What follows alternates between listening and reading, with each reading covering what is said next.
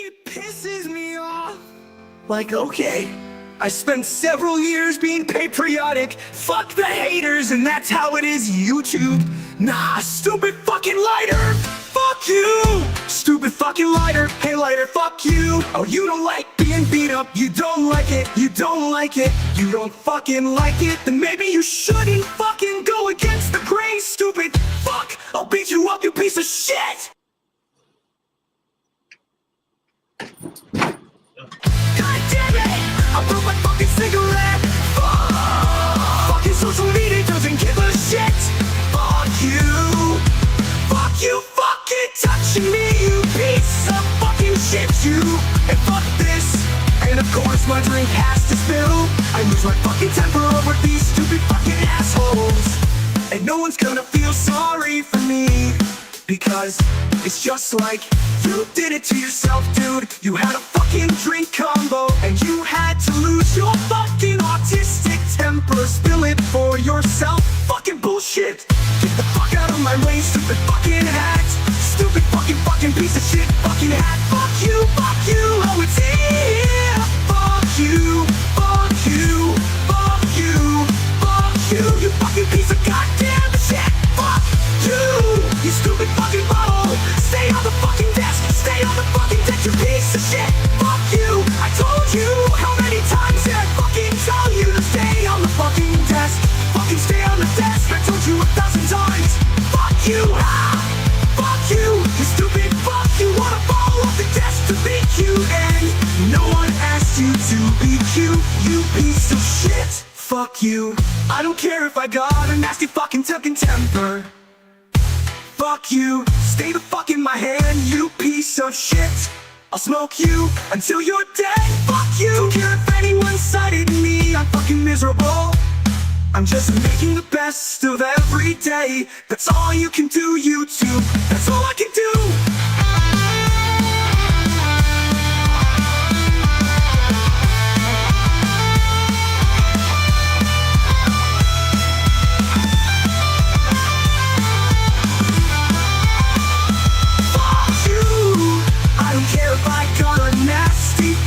Temper, fuck you. Stay the fuck in my hand, you piece of shit. I'll smoke you until you're dead. Fuck you. Don't care if anyone cited me, I'm fucking miserable. I'm just making the best of every day. That's all you can do, YouTube. That's all I can do.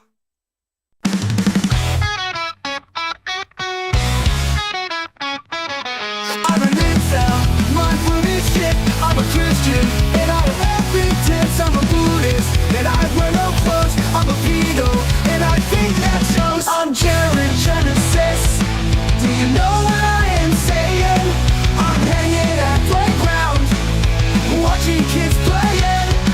I'm an alpha, I live with my dad. You're a sim pro, and I'm just a Chad. I'm a black belt, you know what it is. And my carpet is all covered in jizz. I'm Jared Genesis.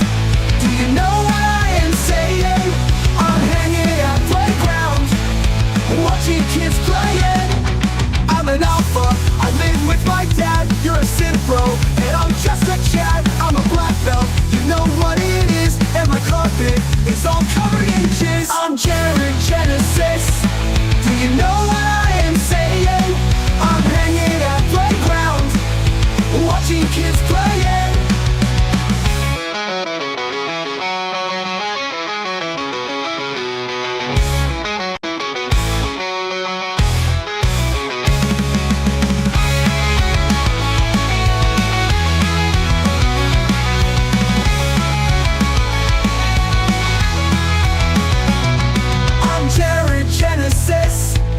You know what I am saying?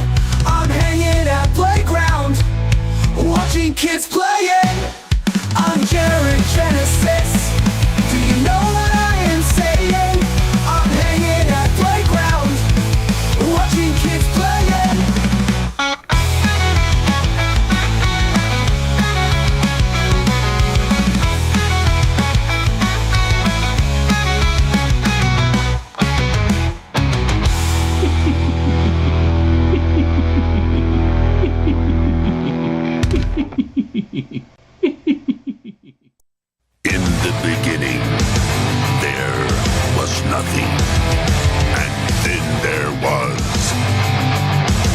Drunken Peasants Podcast.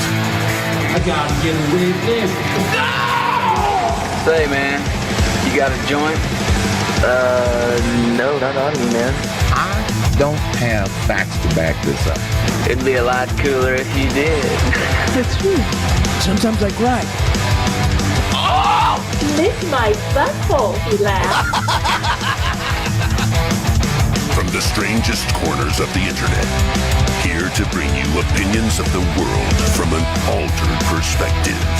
Here are your hosts, the Drunken Peasants. Hello, everybody. Welcome to the Drunken Peasants Podcast, episode 1437. I'm back. It's Ben flying solo after an epic spin till you spew. And people already spoiled it in the chat, but who cares? I mean, I'm guessing most people who really wanted to see it saw it. Shabisky had to throw in the towel, or someone had to throw in the towel for Shabisky last night. Because he could not function anymore. After a certain period, he could no longer function. So for his own safety and well-being, we had to call it. Because he knocked over a whole bunch of glass bottles and was like... Like he stopped speaking coherently and was just kind of like grunting and going...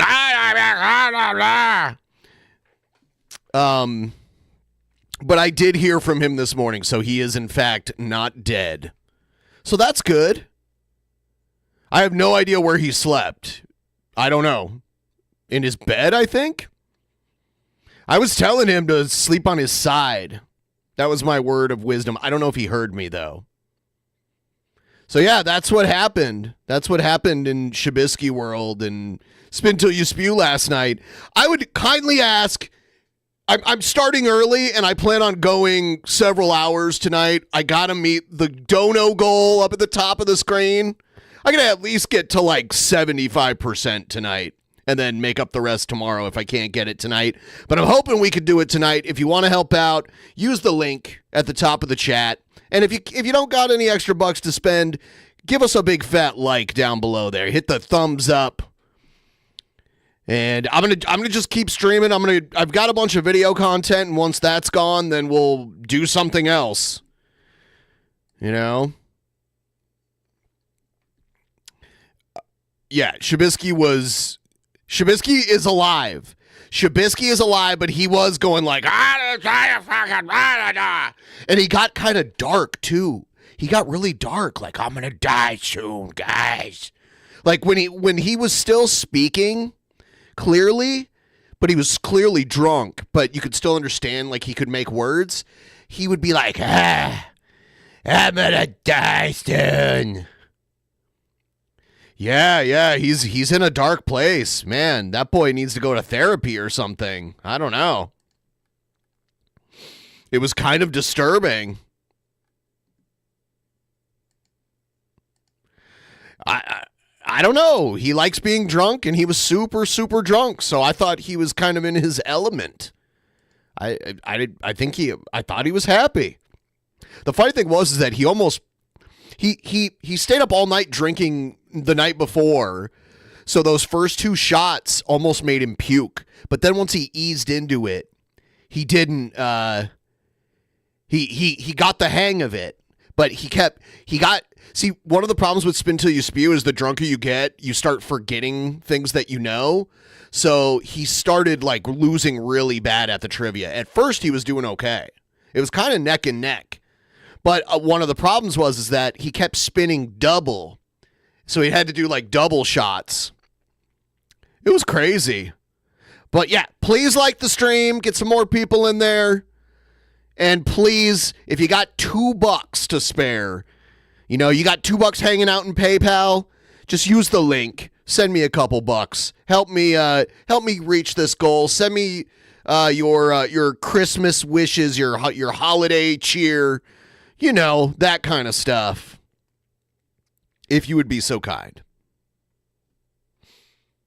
And we're going to check out the Nick Fuentes body cam footage The body cam footage is from when the cops came the first time, when the lady came and he pepper sprayed her. But then I also have some other stuff from pertaining to the attempt on his life as well. So we're going to look into that right now. We're going to check out some antagonism. Let's go!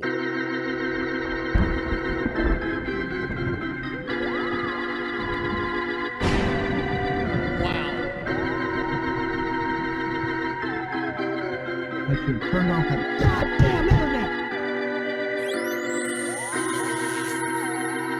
Oh, don't touch me. Don't touch me. TP, are they going to touch me?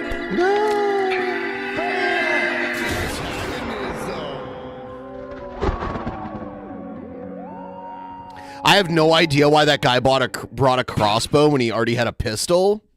That was very strange. I don't understand the need for the crossbow, but it is what it is. All right, let's check this out. Nick Fuentes, police body cam details. Let's see. Apparently, well, what I'm getting is this guy over here is made a bad joke online, and now people are targeting his house. This lady, as you know, she came over here, rang the doorbell. Apparently, he sprayed her with mace in the eyes and pushed her down the stairs. So she just wants to report. So, like, for now, I'm just gonna get his side of the story. I guess he fell into the concrete. I make sure she's okay, and then her eyes, apparently, she has pepper spray. So these two people are outside my house, filming my house. Oh, I love the 911 call. I called the police earlier. They drove by. They saw it going on. They drove right past. They're marching around on my sidewalk. They came up to the door. I pushed her down the steps because she's banging on my door, filming my house. People are saying they're going to come and kill me. So someone needs to come out here. Okay, I'll have him on the way. What's your name? It's Nick Fuentes. Okay. And then is it a male and a female or two males? It's two females. Two females? Are they black, white, or Hispanic? They're both are. Do you know what they're wearing? Mm-hmm. Why was that redacted? Does anyone know? Why was the race? Because, like, when the 911 operator gave the possibilities of what race they were, they didn't bleep that, but they bleeped. He didn't say the N-word, right? He didn't say the N-word to the 911 operator, right? I don't think so. No, I didn't get a good look. Okay. All right, I'll have him on the way, okay? All right. All right, bye-bye. I'm getting a couple things about. Can we do it here, man? I don't want to go all the way to the back. She's gonna. Well, I'm telling you, let's do it here. Let's do it here. Come on, man. I don't want. Why? Huh? I don't want to argue with you. I want to go in the backyard where she can't have a line of sight from. Well, she's not even filming. No, but she could. So Nick, I don't want. I'm trying to just go to the backyard. Nick, is your Nick? Is he trying to lure that cop into the backyard so he can kiss him? Name Nick? Yes. Okay, Nick. I'm trying to get your side of the story, and by you acting like this, it's not helping, man. I got two sides, two stories, and I'm trying to just kind of find the middle ground. Well, let me take your card, because I'm not doing an interview. Huh? What I'm going to tell you is this. Well, I heard you. Is he about to pull the, like, I'm famous on the internet? Targeting your house. Yes. I've been about harassed social for the past media. 4 days. Okay, and what is that about? I posted a joke on the internet. I'm a live streamer. You're like a YouTube channel? Or something? Yeah. You're saying you're a white supremacist? I'm not a white supremacist. I'm Mexican. I'm not a white supremacist. I'm Mexican. That is so funny. When he's being interviewed by the cops, because it's not illegal to be a white supremacist in America. So he could have just been honest, but when it comes down to it, he won't even admit it. That's funny. That is funny when actually, like, asked straight up. There wouldn't have been any consequences. He should have just said yes. Obviously, he is. I know. I saw that. Okay, but I mean, you know. He said, "I'm Mexican." This 2024, man. You make one bad joke, and this happens. Especially right now after Trump won, man. Right. Okay. Yeah, but it's a very political thing to say. We also live in a free country where you can speak without people showing up. Yeah. and trying to hurt you. Oh, I came by here. God, it's a nice house, though. It's a very nice house. 3 floors, maybe even like a basement. It's a very nice house. Because I live in Berwyn. I Okay. live on the south side. Okay. And I came to do a little video because my friends keep saying, he lives near town. Yeah. So I went outside and did a little video. front of his And a friend, what's that? In front of his house? Like Yes. videotape his house? On the sidewalk. Uh-huh. Yeah. Okay. Um, And what was the reason for that, for videotaping his because house? I wanted to show people that there was no, there were no people are Hey, I mean, if Louis C.K. can be Mexican, anybody can, right? making claims that they're going to send deliveries to him of like dog poo and stuff. And I was showing there are no boxes of that there.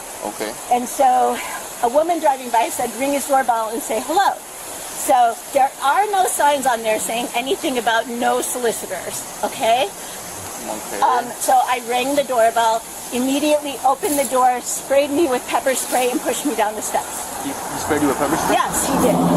And it got in your eyes? Yes. I'm gonna call All an of my ambulance. face. Okay.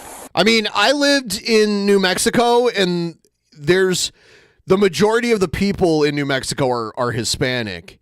And I met some red-haired Hispanic people that had like the last name like Garcia, but they had red hair. They were like ginger. So, like you can be Hispanic isn't like a race. There are black Hispanic people, there are brown Hispanic people, there are white Hispanic people. Before we go any further, I'm going to call an ambulance to make sure you're... No, but I want you to get checked out. Whatever it is. I knew Jewish Hispanic Louis people. CK is Mexican. He was raised a little bit of time in Mexico. Yeah. Yes, I know. Yeah. Yeah, like, yes, and I met, like, Jewish Hispanic people. Their, like, last name was Martinez, but they were Jewish. Like, ethnically Jewish. Thank you, young RJ. Thank you so much. Thank you. And I appreciate the super chats. For whatever reason, super chats don't move the actual like Streamlabs goal.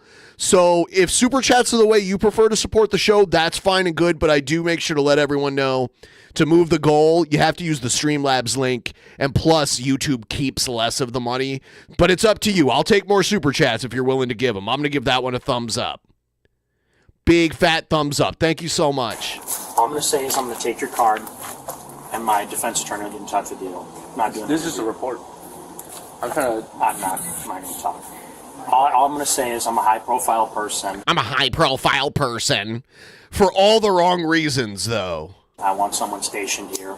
20 people came by last night. I had paid security. They documented all of it. Where's security? I called. They're coming tonight at 7 o'clock. Okay. I can't afford to have it 24 hours. I called earlier because somebody else was in front taking pictures of my house. Cops drove by, saw the car that I reported with the license plate, make and model, and they didn't even stop. Okay. And the lady stood there filming my house, pointing at my house, gesturing to it. This has been going on for the past 3 days. I've been calling the police. Hope Santa Clearly no comes one's down taking your it seriously. chimney this Christmas. Oh, thank you. Thank you so much. I appreciate it. I forgot about Shabisky saying the N-word a bunch of times last night. He did. He blacked out and said the N-word. I'm like, dude, stop. I was like, dude, seriously, you should not be doing that. Ugh. God, it's like Shabisky was trying to get a job with Nick Fuentes. You're not hurt or anything, are you? No, I'm okay. All right. I'll go check. Yeah, thank you. Look, man, like, to be honest, I'm trying to talk to you, get your side of the story I know. for the whole thing. I'm not... You're not here to help me. I know. Well, I'm not here to help you? No. I just got here. How do you know I'm here to help you? I know my rights. I'm not trying to fight with you, but I'm also not going to be telling you. I want your card. My defense attorney will call you. You mind if I just say something right quick? Go ahead, sure. First of all, I might have to get your information. Sure. You have to provide that Yeah, because of there was a course. crime committed. Yes. All right? So, second of all, from what I... Are they going to put him in cuffs and make him do the perp walk?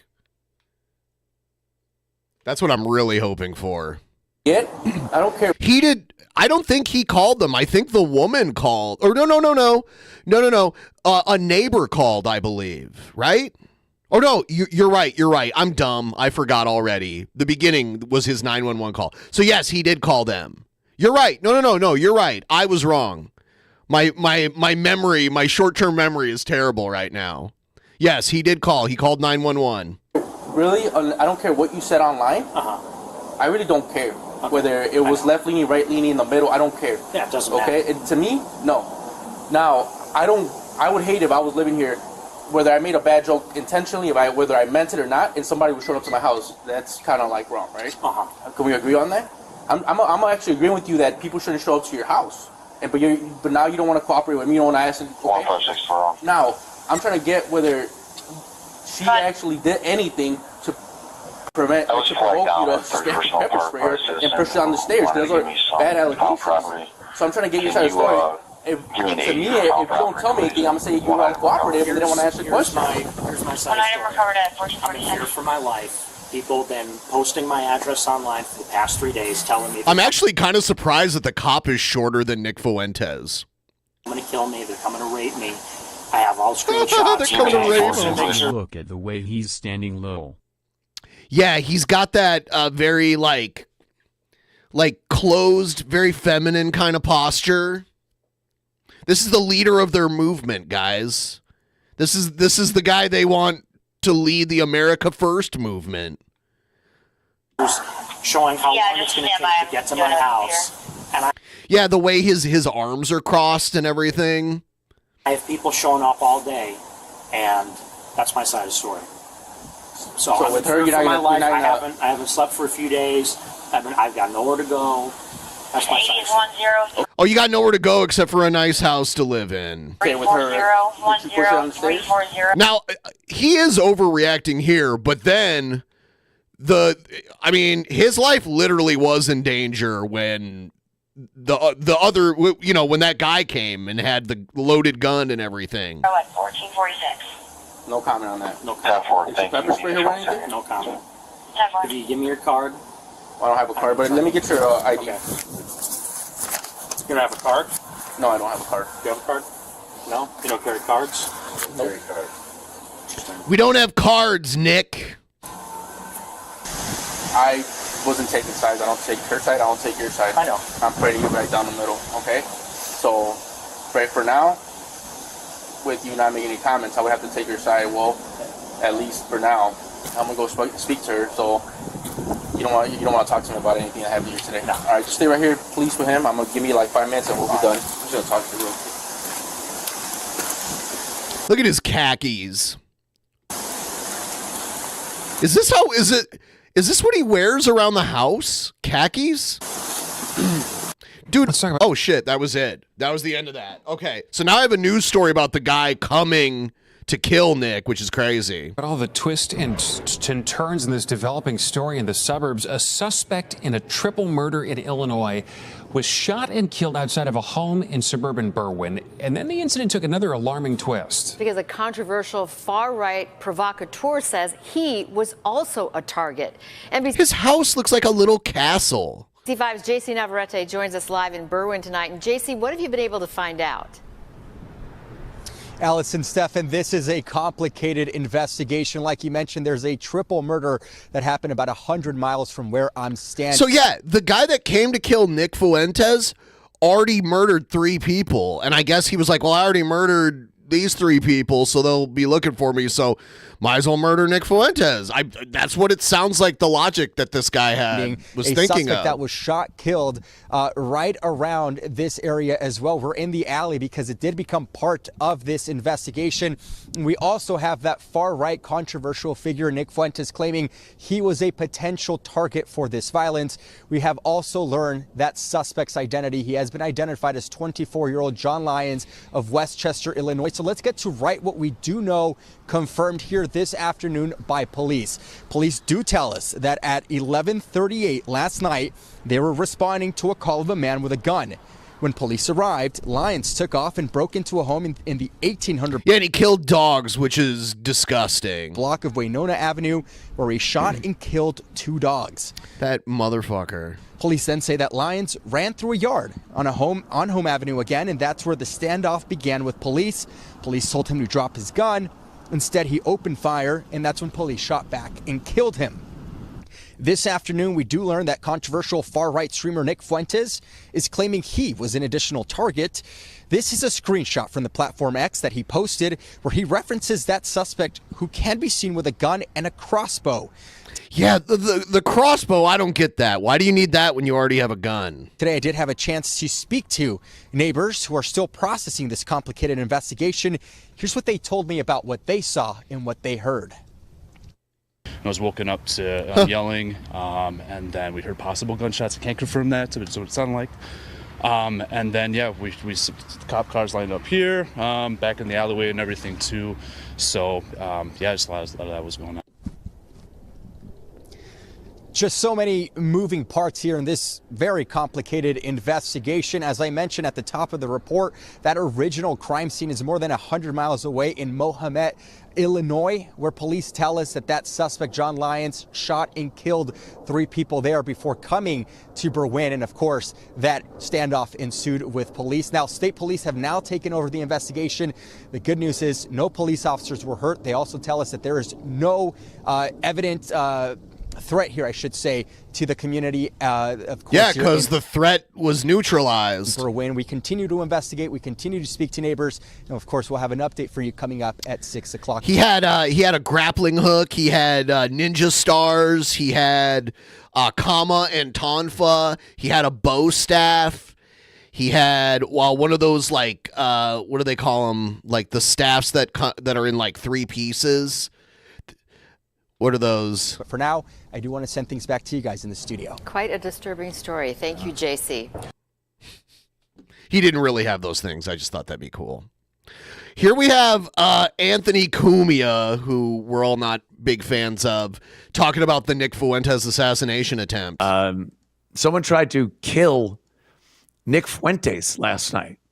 Someone tried to assassinate Nick Fuentes. If you don't know who Nick is, I can't imagine you watch this and don't know who Nick is. Of course not. You're a racist too. So yeah, you guys run in the same circle. He's one of the most canceled. Only you're like 60 years old. People in the world. He has been removed from the ability to do banking, like anywhere. He can't take credit card payments for any of the merchandise he wants to sell. He was for a time on the no-fly list. Yeah, but that was because he caused a ruckus on an airplane over wearing a mask. That's why he was on the no-fly list. It wasn't because they were like, oh, he's a Nazi, don't let him fly. It was because he got in trouble on an airplane during COVID regarding masks. He's not allowed on any platform aside from X now, but YouTube, things like that. He's not allowed on any mainstream kind of streaming services. And all he does is talk. That's all he does. I mean, there's types of speech that are more harmful than others. Tell people what's going on, his opinion. Not all talking is the same. His take on things, how he sees the world and this country and Jews. Oh, my God. Yeah, that's part of it. And people dox him, and they put all of his information out there. And other accounts on X have fantasy AI videos of him being killed. So, there's a real vibe being put out there that, and especially in this day and age where... 20 plus years ago, I went and saw a movie where George W. Bush got assassinated. It's not illegal to do that, as long as they're not actually threatening to do it or telling people they should do it. People are nuts. There's a shitload of very, very crazy people walking around out there. Yeah, you're one of them. Most of them lefties. Lefties are just fucked. Yeah. Did you survey all of them? Were you like, I'm going to find crazy people and ask them their political views? No. You're just talking bullshit. You don't know what the fuck you're talking about. Fucking batshit crazy. So he's had a woman go up to his door. Yeah, I believe that Anthony and Nick have one of those like pederasty type relationships that used to exist in ancient Rome, where like an old man would take in a younger boy, and they'd have like a romantic relationship with each other, but also like a father-son kind of like a mentorship. Everyone's like, "Yep, one hundo P." Or he opened the door and pepper sprayed her in the face. She fell down the stairs. I don't know if he pushed her or she couldn't see. I can't see. And she fell down the stairs. Whatever it is, I believe she deserved it 100%. She took doxed information, went to Nick's house for what? Harass him? Assault him? He opened the door and pepper sprayed her. Good. I like that. I know that is battery. You can't do that. You can't, just because someone knocks on your door doesn't mean you can assault or batter them. They have to like try to get in, or they have to be like holding a weapon, like the guy with the gun and the crossbow. You know what I mean? Like there has to be like a clear threat going on. You can't just like if a bunch of Jehovah's Witnesses knock on my front door, I can't just open the door and pepper spray them. You know? That's not how it works. And then, by the way, please like the stream. Please like the stream. The algorithms got fucked up. We need more likes to get more peoples in here. Thank you so much. Last night, some guy... Trubisky did not die. He is still alive. Go watch it on Patreon. Sign up for Patreon and watch the replay. You will not be disappointed, okay? You will not be disappointed. Who apparently killed three people, I think, maybe. And a dog, 2 dogs.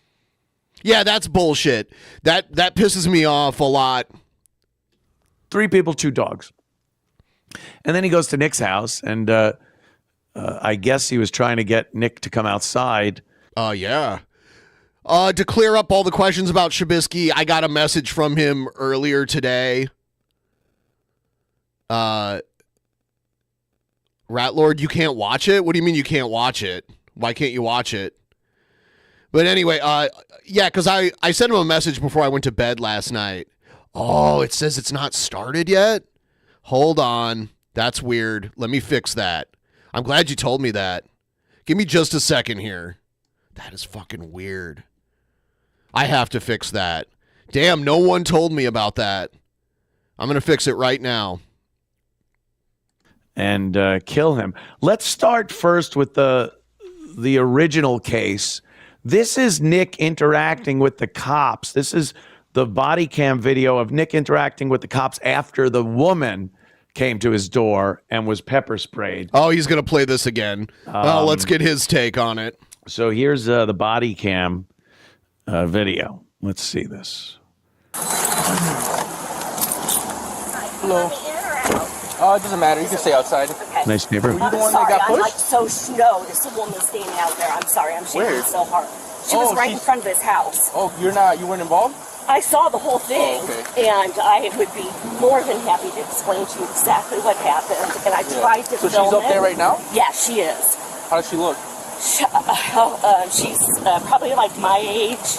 I think she has curly brown with gray hair. She's got some Hispanic, gloves.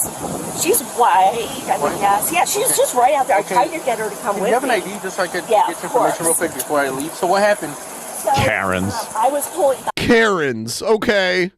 I don't think this is a Karen situation. I don't agree with them knocking on his door. I don't think they should have done that, but that doesn't mean he was justified in pepper spraying her. I'll just be completely honest with you. He's the white supremacist that coined the phrase, your body, my choice. So he is evil against women. And so as I pulled up... Great witness. Great witness testimony. You know him? It's all over the internet, and I'm just... Oh. I drove by because I'm ridiculous. It's a post that he made? No, everybody's outing him because he's a white supremacist. And what's your phone number? Can you even... Yeah, and they block out her phone number. You believe this nonsense? She's just telling the cops. Why exactly were you here? I drove by, wanted to see where the jerk lived.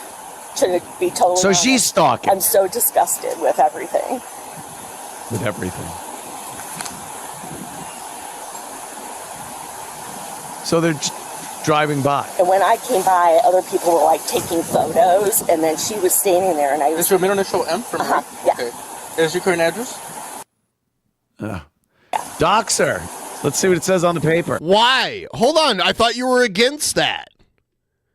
Oh, okay. You're okay with it happening when it happens to people you don't like. That's it. Fucking bitch. God, I hate Anthony Cumia. And that's the right apartment. Which is funny because I enjoyed Opie and Anthony. And he was funny on that show. But he's such a bigoted piece of shit. Still using that little Columbo You weren't involved. Do notepad. you know the lady? No, not at all. I don't know either. No, I'm just here fucking Just stay here. I'm putting gonna my try to nose in make everything. Sure, and I'll tell you exactly what happened. I saw the whole thing. So, okay, And when- can you just tell me really quick so I can go see if she's okay? She went and pushed the doorbell. He opened the door, which was surprising. She didn't say a word. He came out with his full body, both arms, pushed her back. She fell off. There's 3 steps. She fell off. Wow, she's a real onto the ground. believable witness She's after trying she to just get up, and as lambasted she's him getting up, that she's she holding hates her him and hand. he's a white grabs his supremacist. way And back up. He is. He lied about that too. That's the thing. Like, if you're going to be a white supremacist, you should at least not be afraid to admit it. Like, in every circumstance. Because that's primarily what his brand is. You know what I am saying, bro? Stairs to his front door. He slams the phone down, and the phone went in the house. Okay, and then he went inside? And then he went inside. Okay. I tried to get her to cut the paper. She's like, I'm Get off my property. Get away from my door. Please. You're a threat. Give me like, to be honest, give me like 10 Yeah, if someone's on your property, you could like put up a sign and say like private property, no trespassing. And if someone trespasses, you can call the police and have them like criminally trespassed, but you can't attack them unless there's a clear threat, like an imminent threat to you.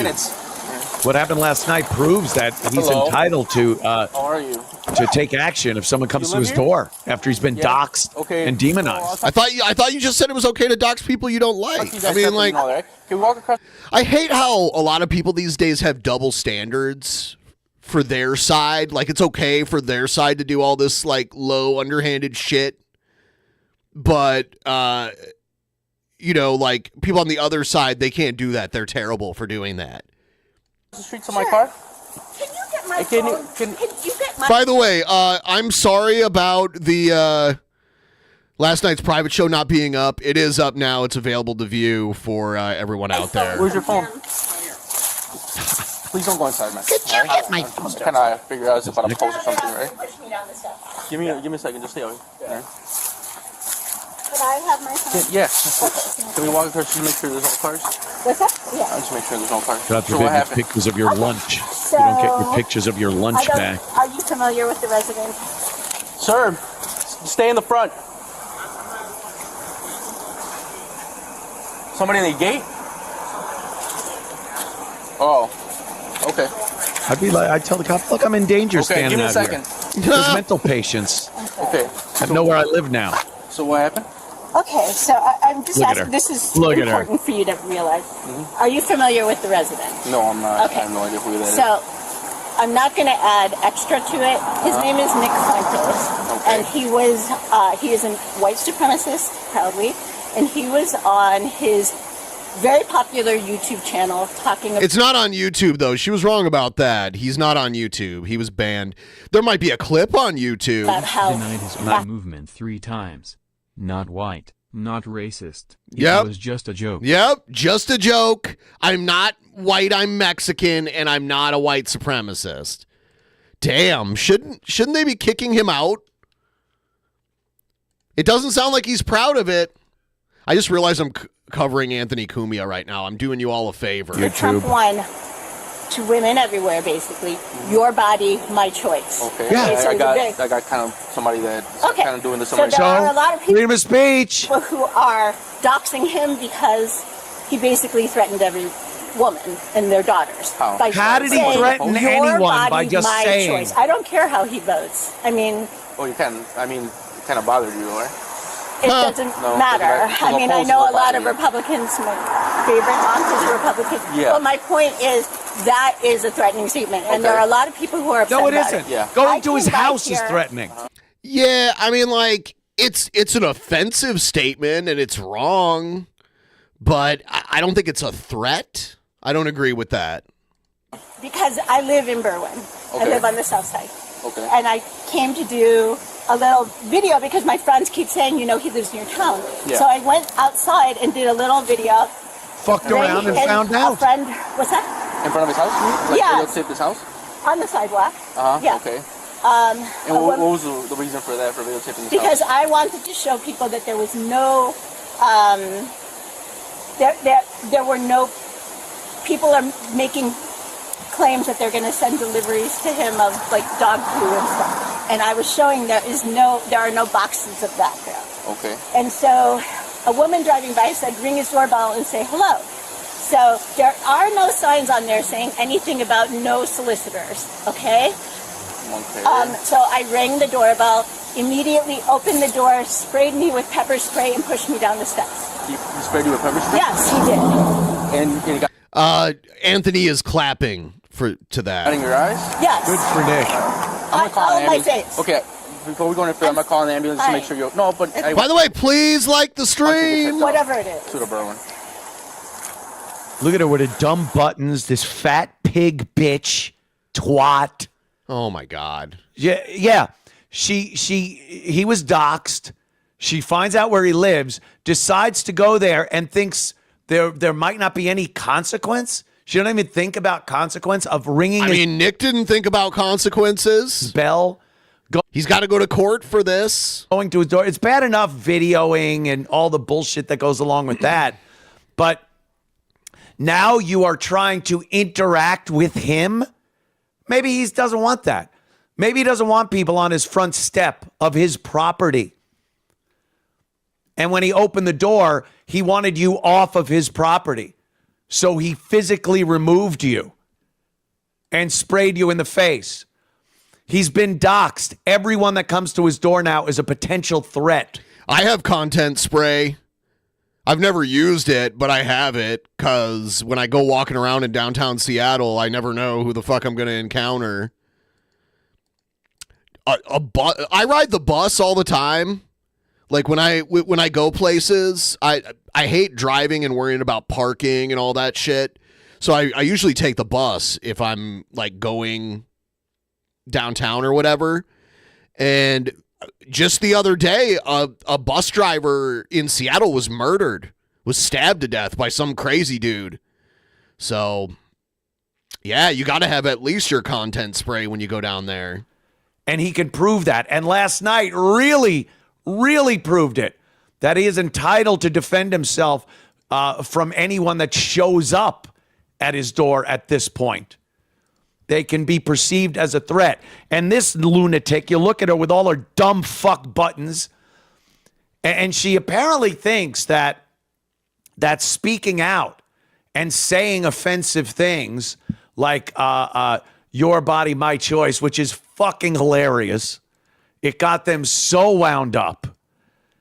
But it's speech. It's freedom of speech. It's satirical. It's parody. It's funny. Satirical. See, that's the thing. Like, I hate it when people could just be like, oh, this is a joke, actually. It's not what it actually seems to be. People do that to like skirt responsibility for actually saying stupid shit. It's like, that's not your get out of jail free card for every dumb fucking thing that you say. Like, yeah, sometimes it is a joke, but it should be like structured like a joke. And it's not when Nick Fuentes does it. He means what he says, but then he does the, oh, just a joke, whenever he's being held accountable. Offensive. Some people will find it unbelievably offensive. But the second this cunt decide, yeah, see, like, it's a joke when it's like offensive yet still funny, and that can happen. Like, I've heard jokes that were offensive but also funny because of the way that they were spoken. They were spoken in a way that kind of hit you with the humor part of it, even though it was offensive. Not everything that's offensive is just automatically funny because it's offensive. It has to be positioned in a way to make it funny. She wanted a physical interaction with Nick Fuentes at his front door. Well, then she got it. She got that physical interaction with him. And pushing her down the stairs. I would love to just get a great view.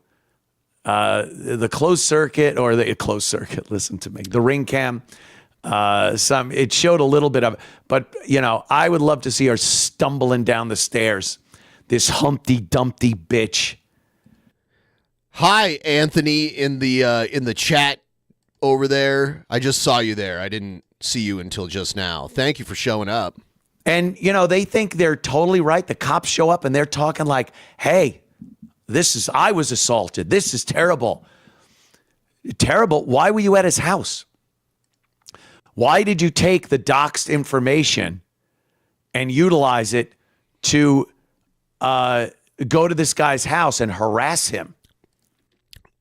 I heard a joke, and some people don't like him because he does do offensive humor, and sometimes it crosses the line for people. But there was a Dave Chappelle joke that I felt gross for laughing at, but it was funny. And it's about Macaulay Culkin, if any of you guys have heard it. I'm not going to tell the joke because I'll tell it in a non-funny way, and people will clip it. But if anyone ever heard the Dave Chappelle joke about Macaulay Culkin, you'll know what I'm talking about. If you know what I'm talking about. Do you know? Have you heard it? He's just speaking his mind. That's all he does, is speak his mind. You could agree with it. You could disagree with it. You could be unbelievably offended by it, but he's just speaking his fucking mind. He wasn't taking women and assaulting them or harassing them, or he said something that upset these liberal women, and they took it upon themselves to go to his house. You brought that. If you didn't go to his house, you never would have been fucking pepper sprayed and pushed down the stairs. And that's really the bottom. Yeah, but you can't do that. Line with this whole thing right here. Like, if he would have been like, leave, and she would have been like, no, and then she tried to like break down his door, then he probably could have done it and gotten away with it. I guess we'll see what happens in court, but he might get an assault charge. God. Can you roll an ambulance this way? She's stating that she got ambulance. Fuck her. I mean, cops have to do that. If there's any type of perceived injury, they have to call the paramedics. Any type of injury. Even if, like, they tase someone or whatever. God forbid. God forbid somebody. He opened the door in the same movement. He sprayed me. Yeah, pause and pushed me a down. second here, because this happens all the time, too. God forbid somebody is in a real medical emergency. Heart attack, a stroke, a devastating accident. There's plenty of bad shit that happens to people on a daily basis where they need emergency help, and seconds count for an ambulance to get there. And this is also something that a lot of... it's a requirement, dude. If there's any type of injury, they have to call and come and take a look at it. Because if they are severely injured and it doesn't get treated, then they can be held responsible for it. They have to do it. This isn't that hard to understand. People do, especially black women. Oh, my God. When they get pulled over by the cops and they have to be removed from their vehicle because they're being so belligerent and uncooperative. Okay, there's all sorts of police body cam videos of people of all races being belligerent when they get pulled over. It's not exclusive to one specific type of people. They demand an ambulance. I want an ambulance. And they're just doing it to stretch the time between now and when they end up in jail. And it's valuable, life-saving resources that they're taking away from someone that might really need it. He is actually still mad about the incident that he ended up getting fired from Sirius XM over. Yes, he is still mad about that. That caused him to go further into the whole racism thing. He was dabbling in it a lot when Obama was running for president. He was very much against Obama running for president. And you can go back and listen to a lot of those old Opie and Anthony episodes where he's like debating people about Obama and how they only like him because he's black and what's so special about him just because he's black. And that's when I first kind of started getting a sense that Anthony was kind of racist. And could literally die without getting that medical attention quickly. Because what? This lady was pepper sprayed and pushed down the stairs. She's standing, she's walking, she's talking. She doesn't seem to be in any pain. She's shit talking, Nick. She don't need a fucking ambulance. And the cop is an idiot for saying, no, I'd rather, and I kind of understand that there's lawsuits are so prevalent now that she could go home and go, oh, my eye is burning, and go to the hospital and then sue the entire police department and city for not getting her an ambulance. So everyone's involved in this. Fucked lawyers, corporations, the police departments, and twats like this. She should have demanded she doesn't need an ambulance and say, hey, maybe someone else really needs that ambulance that's going to come here now and put some fucking water in my eye. Just fuck it. Everything this woman is just a fucking disgusting piece of shit. Roll them a little more. On the steps. And you fell onto backwards. What? I fell onto the sidewalk and No one laughing needs an ambulance. he grabbed That's my not phone true. and went Fuck back you, inside. dude. You grabbed the phone and went inside his house? Yes. Nobody laughing needs an ambulance. If you laugh, cancel the ambulance. And we've been waiting for the police ever since. So. Oh, okay. But you didn't call for the police, right? It was A woman Yeah. who was here called. Yeah, a busybody, another cunt called the cops. Yeah. She didn't even call the cops. She didn't have a phone. Come here. Nick called the cops, right? Begin with? Well, I mean, to me, I know about the social post now. I mean, she told me about it. The lady that shot. It doesn't seem like a good idea to come to somebody's house and just, based on I get the post might upset you, and it might be something that you don't agree with, but to go into somebody's house is kind of over the top. I understand Show up that. to the front of the house. I don't know if you understand that, but No, At you the don't. same time, right. I hate agreeing with Anthony, but sometimes you'll agree. You'll find that your views align with disgusting people. if somebody comes to my door who's upset with me and I don't know anything about them being violent or anything like that, I don't open the door, pepper spray them, and push them down. I just wouldn't open the door. I would just ignore it. And if they kept knocking on my door, I'd call the cops. I don't think that's that hard to do. Now, if they're trying to break in, then all bets are off at that point. If you're trying to break into my house, then I'm going to use force. But just knocking on the door and being annoying, I'm not going to assault someone for that. The steps. What's your phone number? No one doxed you. No one called you, literally Hitler and wished death upon. I mean, Nick could never accomplish what Hitler did, because Nick is just like a lame little boy cosplaying as a Nazi. So he would never become like this powerful leader, you know, that like took over like half of Europe. He would never reach that. Yeah, he's at his peak. He's already past his peak at this point, you know?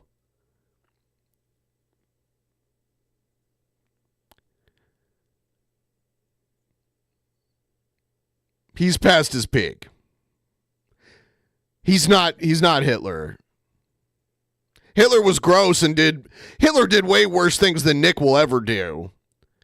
But if his aspiration is to be Hitler, he will never be. You.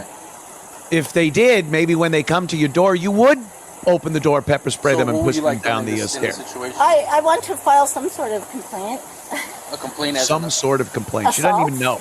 Well, hold on. Okay. So you trying to get a report, or you trying to get them arrested? I don't really care. What do you advise? No, I can't advise you on Okay, that. I don't The know. only way that if I had to still speak with them, I'm trying to get all your side. Too many people are fucking ignorant of everything. Laws. You're ignorant of the laws. You know, report. But would you want to sign complaints? You have to actually go to court against them and sit in court against them. I don't care. That's fine. So do you want to sign complaints and get them arrested? That's what I'm asking. Do I have to make the decision this second? I mean, by Nick Fuentes' by his standards, Anthony Cumia is gay because he has sex with women. Yeah, Nick is Shitler. Gadolf Shitler. Well, if you're not Phone sure a right friend. now, what we do is I You would talk twat. to him. I would make a report. You would get checked out by the ambulance, and then the detectives would have to get involved, and then you could choose to figure it out. Talk to whoever you need to talk to. I would recommend not talk to social media people because they're gonna tell you completely different things. But talk to whoever you need to talk to. Cop's personally, making like if you somewhat have a spouse or sense whatever, here. and then you can make a decision later. Okay. Is that what you want to do now? I would Yeah, still make. I would still a make the decision. report. Yeah, I'll make a report. Just a report. Yeah. Nick would never reach Nazi prime. He would always be like a lower level Nazi. Okay, well, Susie, just do me a favor. I'm staying regardless of what happens here today, I'm just gonna give you a report. I'm gonna talk to him. I'm gonna get his side of the story. Yeah. It's gonna be a report, but please, just don't show up back at his house. I'm. Okay? Yeah. Trust me. Yeah. Nosy, busybody, no life cunt. And maybe you choose to. If you want I thought she was going to have a big, exciting story to tell people. Well, you got one. Totally up to you. Yeah. But I would suggest you contact us and don't come here. Yeah, again, that's you know, fine. I don't want to engage with that subject. Oh, now. Again, you Good, see? What Nick did worked. As soon as you opened the door, he sprayed you with a Sprayed me, and pushed me, grabbed took your my phone, phone, went inside, and then came back out. When and then I came. Shortly after you arrived. With both hands? How do you push it with both hands? I believe so. Yeah. It was kind of And like, you were right in front of the door? Yeah, I just rang the doorbell. Yeah. So you were right by where the doorbell is in the door? Yeah. And So then you what were on happened? his. By the way, it's Saturday. Trying to reach this goal. Incremental goal is 50%. Happy holidays, everyone. Help me have some happy holidays by helping me reach this goal. Link is pinned in the top of the chat. Thank you so much. Property. Send me your thoughts on all of this. backwards. To where? To in front of the ADT sign, sidewalk. Okay, area. on the floor. Yes. And then you got back up. Yes. You wouldn't give me a And phone, he had then- taken my phone. Okay. Yeah. All right, kind of got your story. Please, just do me a favor. Just stand over here. I am. I'm going to get his side and then... Do me a favor and I'll stand in give the you a middle of the phone road. number As soon as the ambulance is going to pull up now. Okay. You can hear them. They're going to check your eyes. You could sign a medical refusal, and then you don't have to go with them, but I do want them to check your eyes out, okay? Give me a second. Okay, so I'm Like getting... now, Nick. I'm getting a couple things about... Can we do it here, man? I don't want to go all the way to the back. she's gonna- Well, I'm telling you, let's do it here. Let's do it here. Come on, man. I don't want to... Not why? Huh? I don't want to argue with you. I I'm want to trying go in the backyard where she can't have a line of sight from. Well, she's not even building this but she medical. could. So Oh, she can have a line of sight from the street. Nick, I don't want... I'm trying let's to... just go to the backyard. Nick, Why does what she wanna is go your to the Nick? backyard? Is your name Nick? Yes. Okay, Nick. I'm trying to get your side of the story, and by you acting like this is not helping, man. I got two sides, two stories, and I'm trying to just kind of find the middle ground here. I see his point. This fucking pause for a sec. I see his point though. This twat woman who now has her phone is going to be taking video of Nick talking to the cops. Nick doesn't know what's going to happen here. He doesn't know if he's getting arrested right here and now, and doesn't want this busybody nosy cunt to get video of him being cuffed to put on her Instagram and use it. He just wants to be out of her line of sight, which isn't a crazy request. That's not a crazy request. I'd like to go to the backyard right here, and we could discuss it there out of her line of sight. She's already proven to be a nosy twat, busybody. So he keeps saying busybody. Nick capitulates, I guess, here and talks to the cop. Yeah, he has to. What I'm going to tell you is this. He's being detained. He's not free to go. I've been About harassed social for the past media. 4 days. Okay, and what is that about? I posted a joke on the internet. I'm a It's live just a streamer. You're like a YouTube channel or something? Yeah. You're saying you're a white supremacist? I'm not a white supremacist. I'm Mexican. I'm Mexican now. I saw that. Okay, but I'm Mexican. You know, it's 2024, man. Yeah, what do you have to say about that, Anthony? This happens, especially right now after Trump won, man. Right. Okay. Yeah, but it's a very political thing to say. we also live in a free country where you can speak without people showing up. Yeah.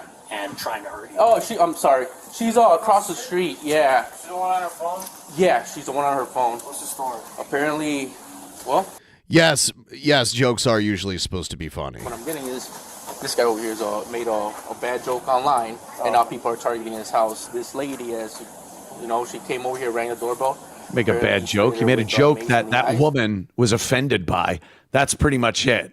He made a joke. And even if it wasn't a joke. I like how he's fill up Ben's goal to reach the hole. Yes, please, please, please. Me hitting the goal today matters. Me hitting the goal today matters. Me hitting the goal today matters. He has every right to say what he wants to say, and the response to speech should never be even if it wasn't a joke. Yeah, because he admits that it's not a joke. It wasn't a joke. He meant it. He meant like, women, it's not, your body, your choice. It's your body, my choice. There's no humor there. There's just him expressing his views. Violence. It should never be harassing somebody physically in physical space. If she wanted to post something back, if she wanted to start her own fucking fat cunt podcast, and hey, you stole the name of my podcast that I wanted to create. Or refute or rebut what Nick is saying, fine. To go to his house when all he's gotten, the Fat Cunt Podcast, I already have the theme song in my head, have been death threats, and they dox him. They let everyone know where he lives, and people are showing up. I defy anybody in those circumstances to not be on the defensive. And that's what he was, defensive. When that woman, that mental patient, and you could just look at her and see with the buttons and the fat fucking gut and her dumb... What kind of shape are you in, Anthony? Take your shirt off. Let's see how ripped you are. Face. You could just see that she's a liberal who does not like this guy and wants some type of interaction with him. And like I said, she got it. Good. Let her rip. And push her down the stairs. So she just wants to report. So like for now, I'm just gonna get his side of the story. I guess she fell into the concrete. Make sure she's okay. And then her eyes, apparently she has pepper spray. Huh? No, that's what she's claiming. So I'm gonna speak to the other party here and see what happened. Yeah. Hey man, did you spray her with pepper spray? I'm not doing an interview right now. I'm not going to answer the question. Good. All I'm going to say is I'm going to take your card, and my defense attorney will get in touch with you. I'm not doing This is just a report. I'm not going to talk. All I'm going to say is I'm a high-profile person. I want someone stationed here. 20 people came by last night. I had paid security. They documented all of it. Where's security? I called. They're coming tonight at 7 o'clock. Okay. I can't afford to have it 24 hours. I called earlier because somebody else was in front taking pictures of my house. Cops drove by, saw the car that I reported with the license plate, make and model, and they didn't even stop.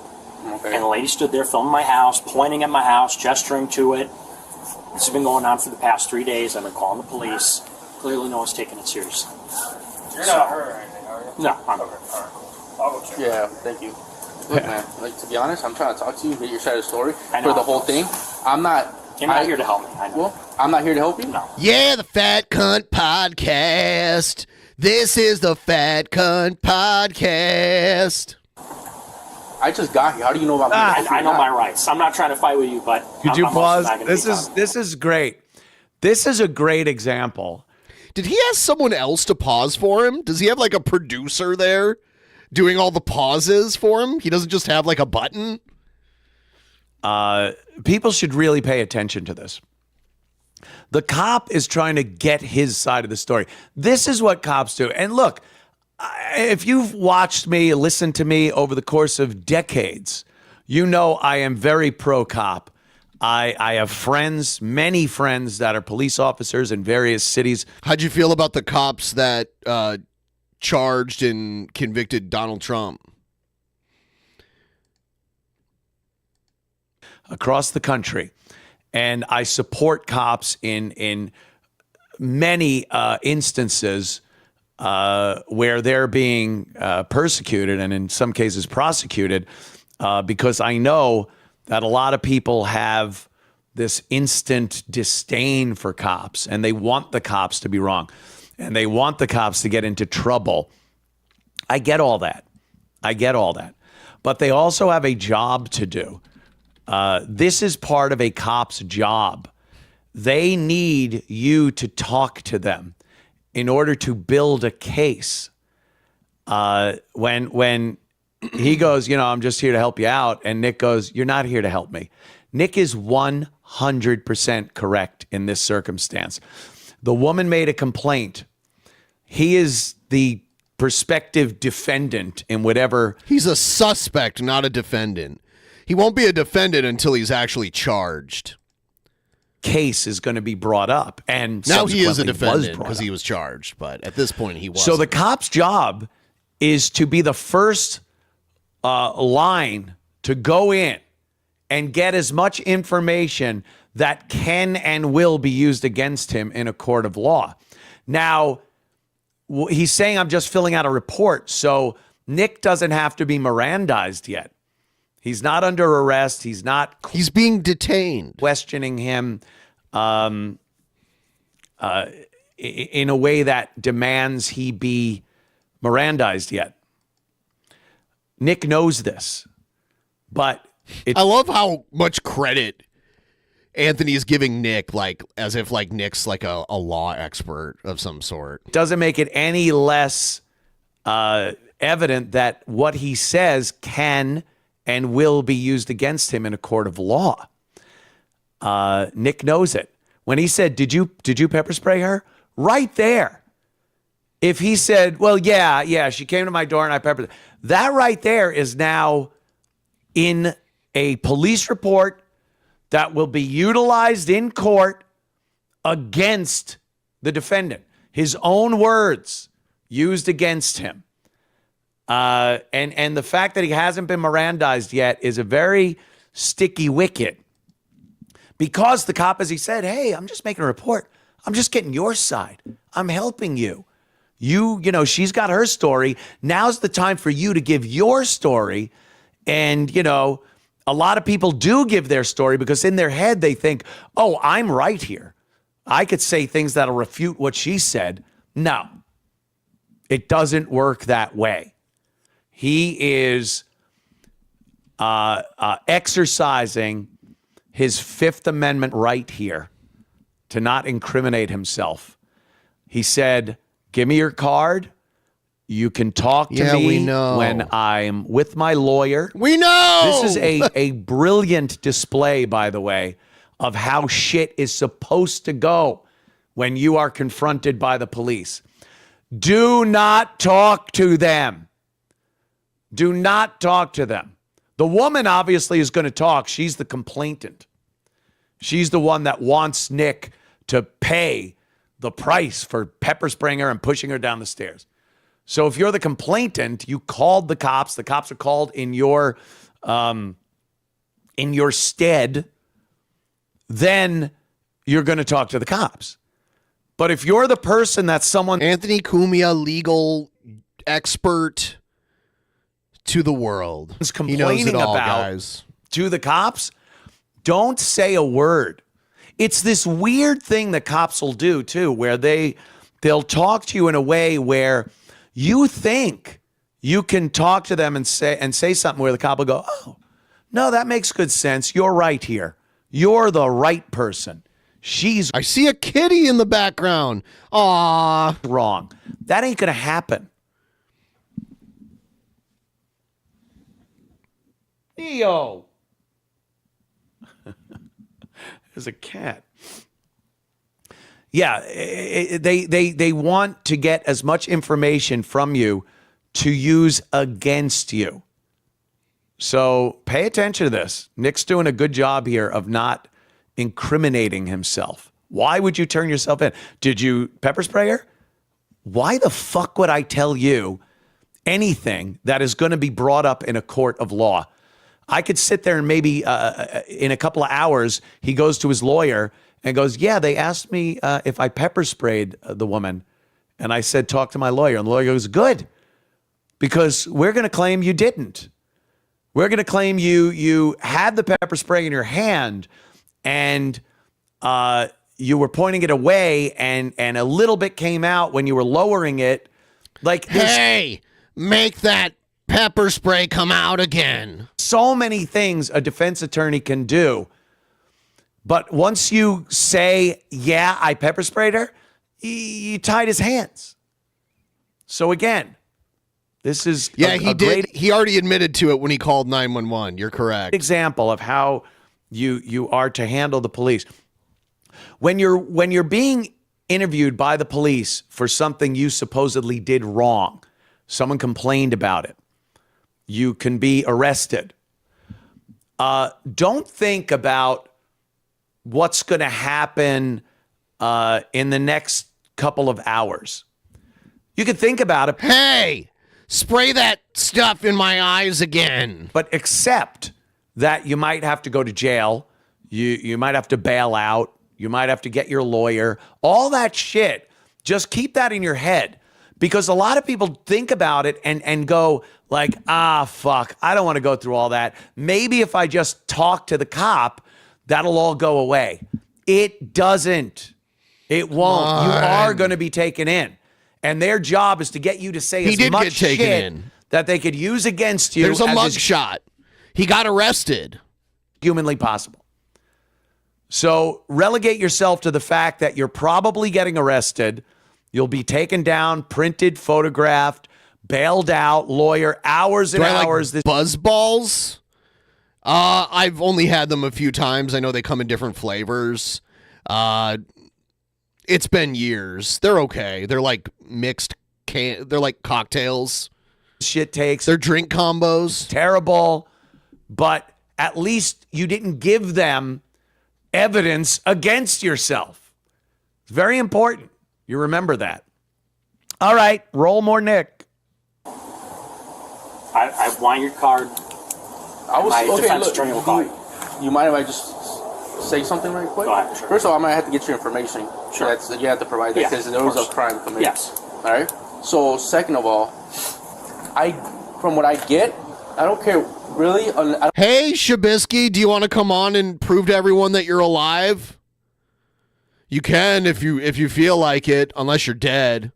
I don't care what you said online. Uh-huh. I really don't care. Whether it was left leaning, right leaning, in the middle, I don't care. Yeah, it doesn't matter. Okay, to me, no. Now, I would hate if I was living here, whether I made a bad joke intentionally, whether I meant it or not, and somebody was showing up to my house. That's because if I don't actually see you alive, then I'm just gonna assume that someone just hacked Shabisky's account. kind of like wrong, right? Can we agree on that?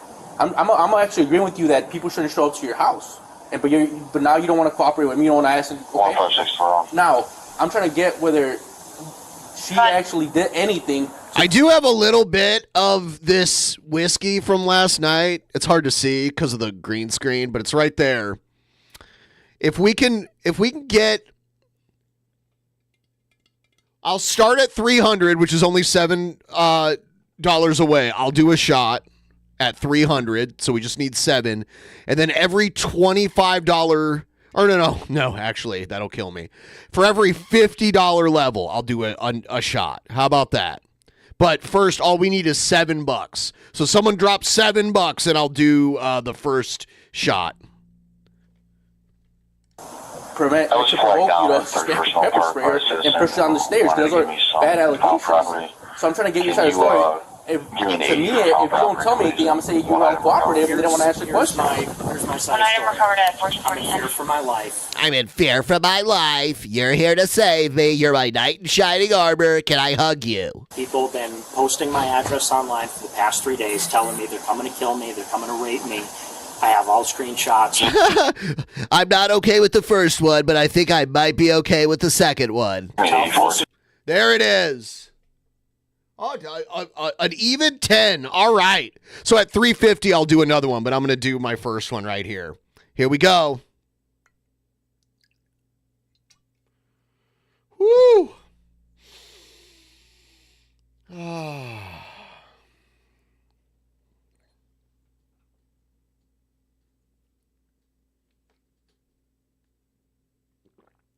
Oh. Oh, it's so cheap. Oh, fuck. Yeah, Shabisky, you never ended the call last night, and I didn't realize it for a while, and I was in a Discord call with a bunch of people, like, talking to them for hours, and then I came back and looked at Skype, and the call was still live, and I ended it, like, around, 1 a.m. or so. So it's pretty funny. Yeah, you were totally blacked out. You have no idea how many times you said the N-word last night. It was bad. It was very bad. I kept telling you to stop, and you just kept saying it. And that's not a joke. I'm not joking. I was very uncomfortable. Pictures showing how long it's going to take to get to my house, and I have people showing up all day, and that's my side of the story. So with her, I haven't slept for a few days. I've got nowhere to go. That's my side. 10 Okay, with her, did you push her on the stage? at 1446. No comment on that. No comment. Did you pepper spray her or anything? No comment. Could you give me your card? I don't have a card, but let me get your ID. Okay.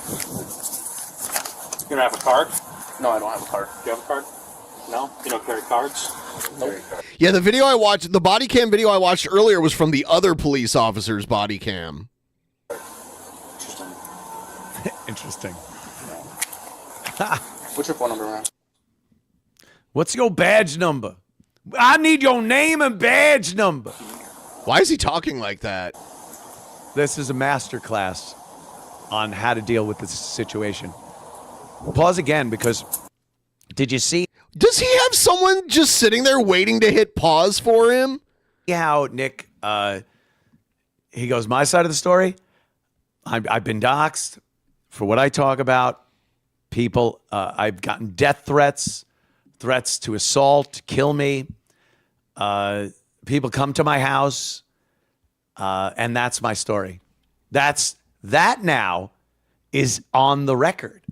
Now, he is a defendant. They did wind up arresting him at some point. Yes. And that now is his statement that will be in court And now when you read that statement, well, what did he say in the police report when the cops questioned him after this episode?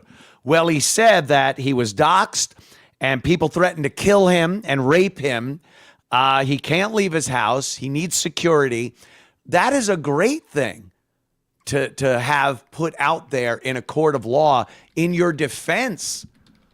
You know, most people, when they're questioned by the cops, they give answers that can and will be used against them.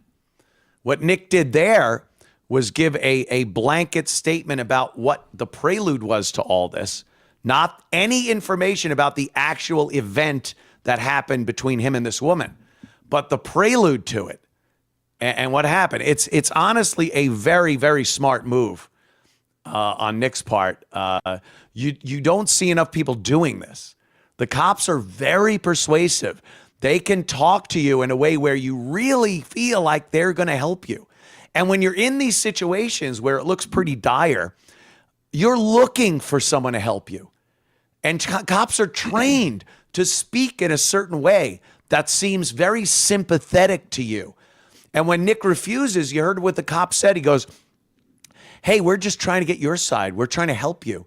Look, we're here doing our job and stuff, and you're now not cooperating. They make it seem like you not incriminating yourself is harmful. Hey, why are you being so combative with us? Why don't you be cooperative with us?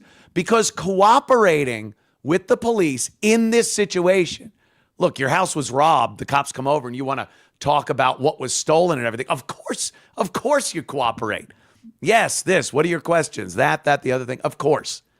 But in this particular situation where you are deemed the bad guy, cooperating isn't helping you.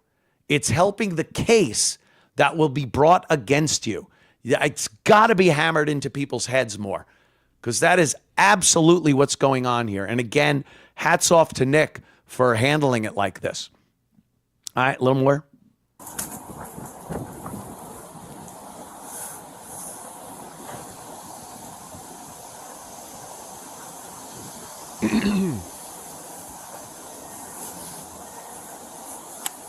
Blur out his number. Everyone has it.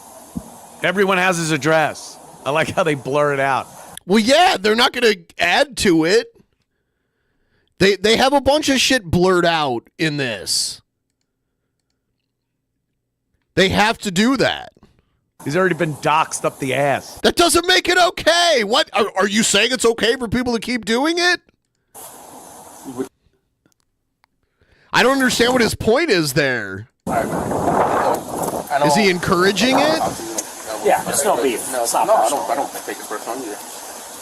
But all I was trying to say is, I wasn't taking sides. I don't take her side. I don't take your side. I know. I'm pretty right down the middle. Okay. So, right for now, with you not making any comments, I would have to take your side. Well, at least for now, I'm gonna go speak to her. So, you don't want to talk to me about anything that happened here today. No. All right, just stay right here, please, with him. I'm gonna give me like 5 minutes and we'll be done. I'm just gonna talk to her real quick. It's not somebody you know, just a random person? Random person. People come in here all weekend. So what did she say?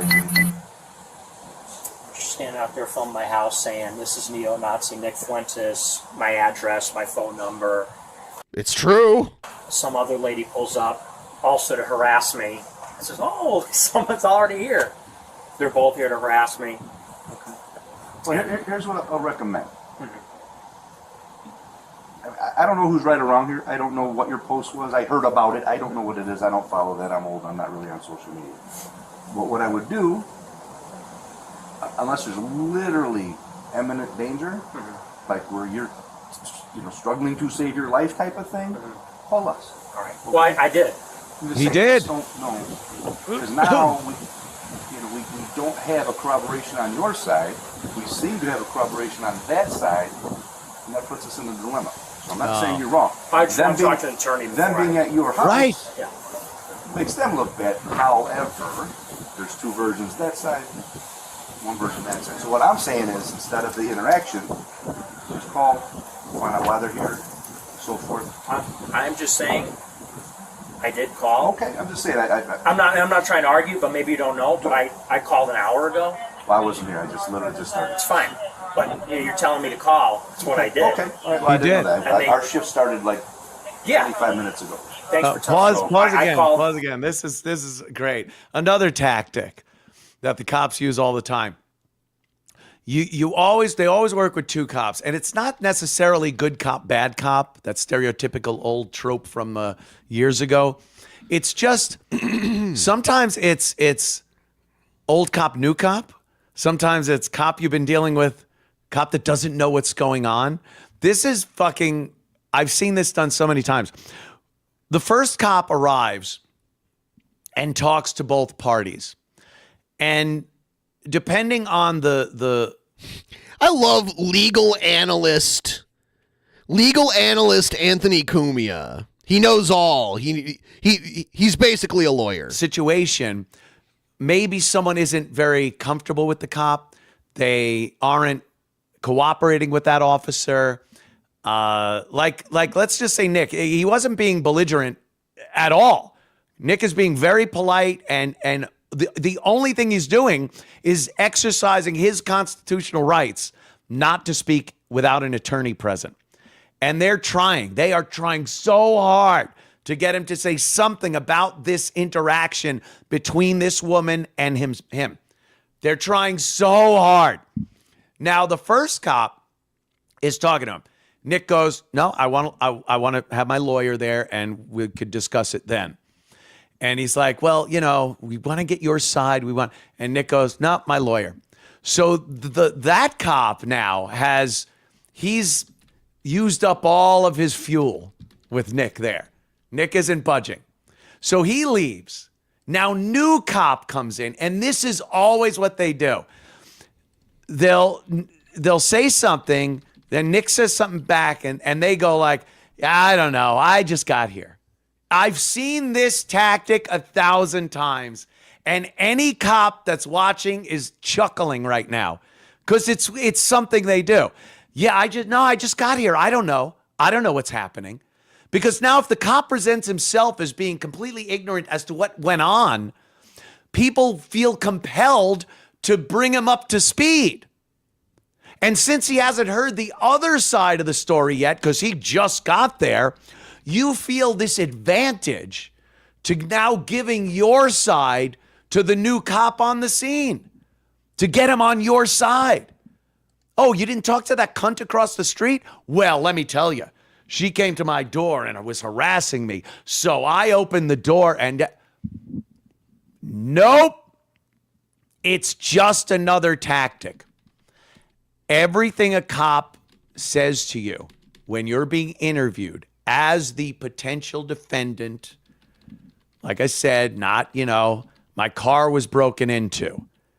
Oh, really? Was anything taken? I'm not talking to you. Where's my lawyer? That's silly. That's silly.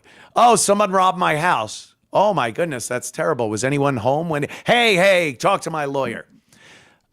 When you're in a situation where you are a potential defendant in a case, everything the cops say to you is potentially damning to you. That is just to bring evidence against you in a court of law. So this is just another tactic. And Nick is speaking to this guy. But again, all Nick is doing here is reiterating the threat against him, the bigger picture. He's not talking about the confrontation between him and the woman, which will be the base of this case.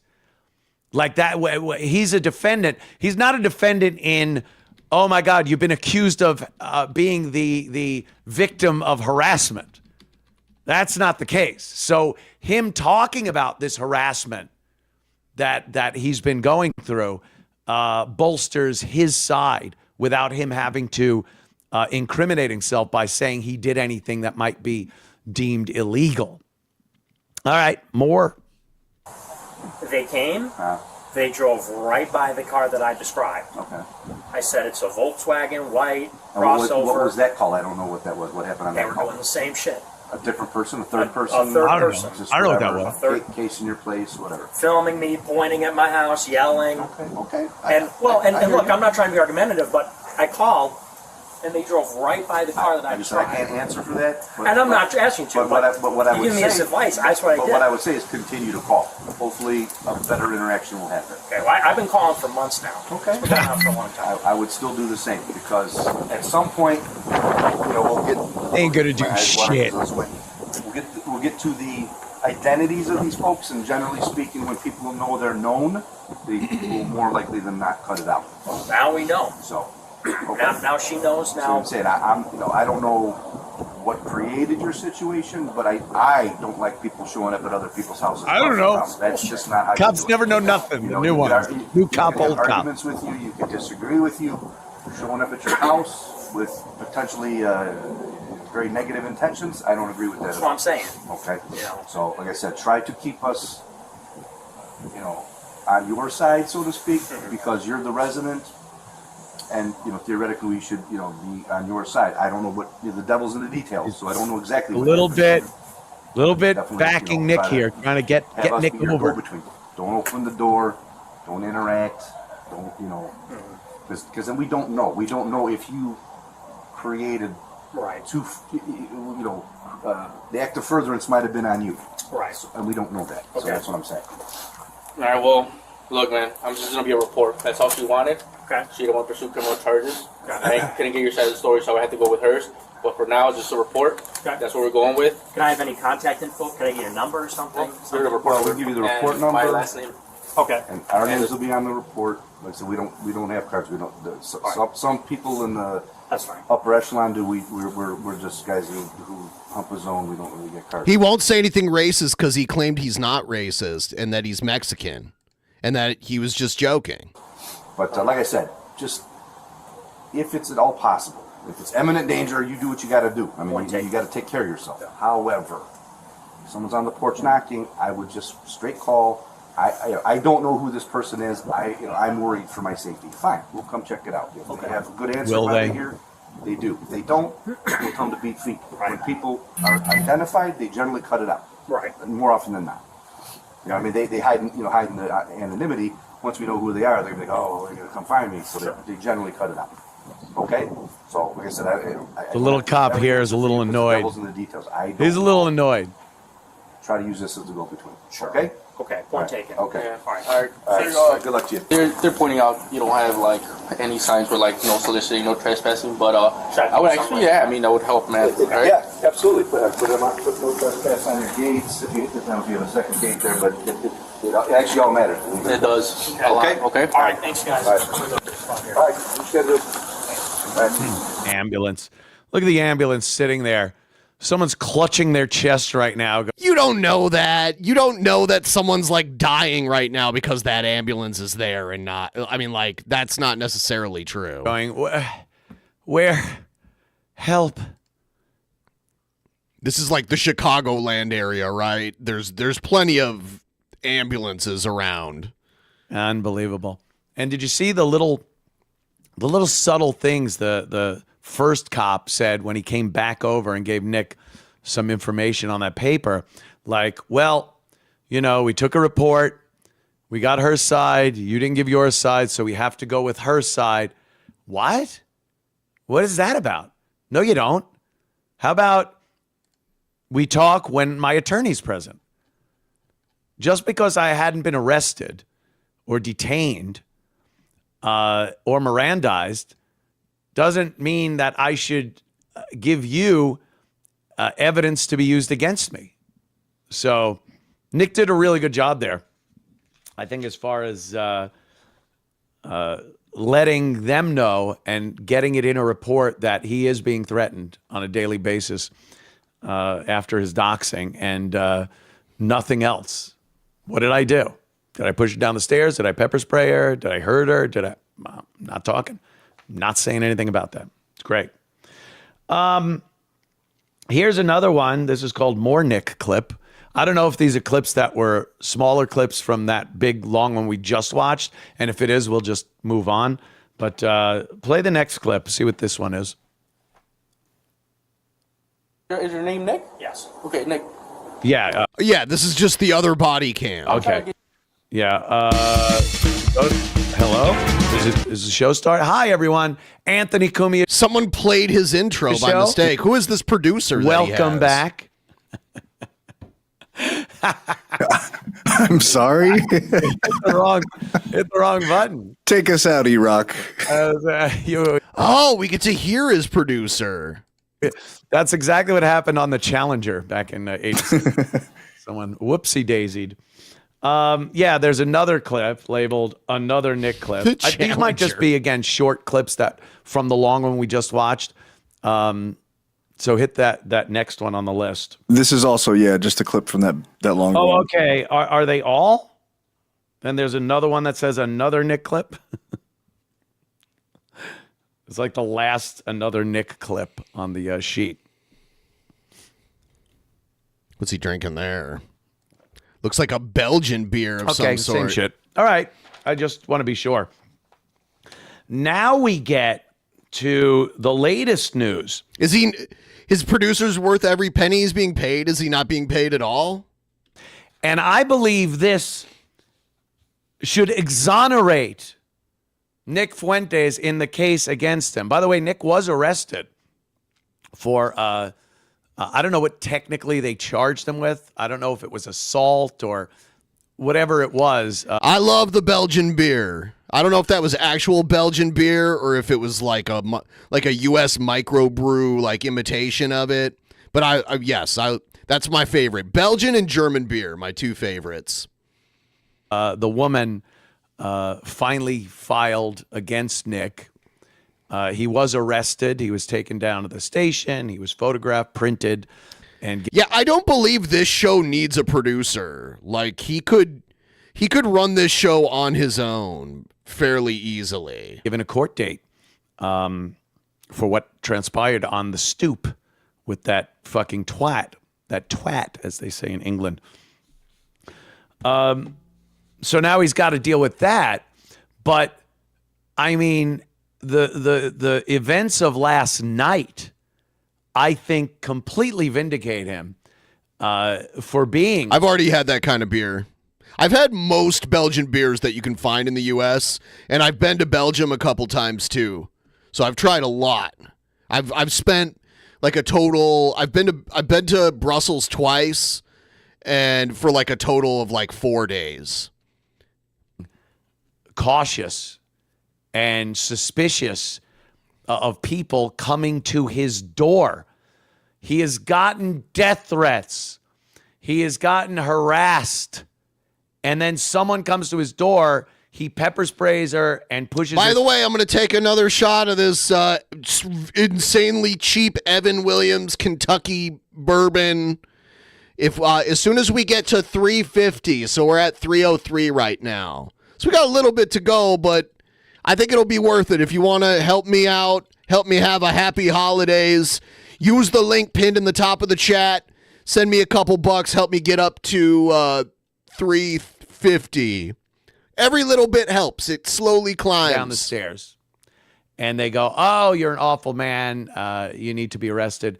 And then last night, someone came to kill him with a gun and a crossbow. Here's Nick's post from earlier. Last night, an armed killer made an attempt on my life at my home, which was recently doxed on this platform. The gunman carried a pistol, crossbow, and incendiary devices.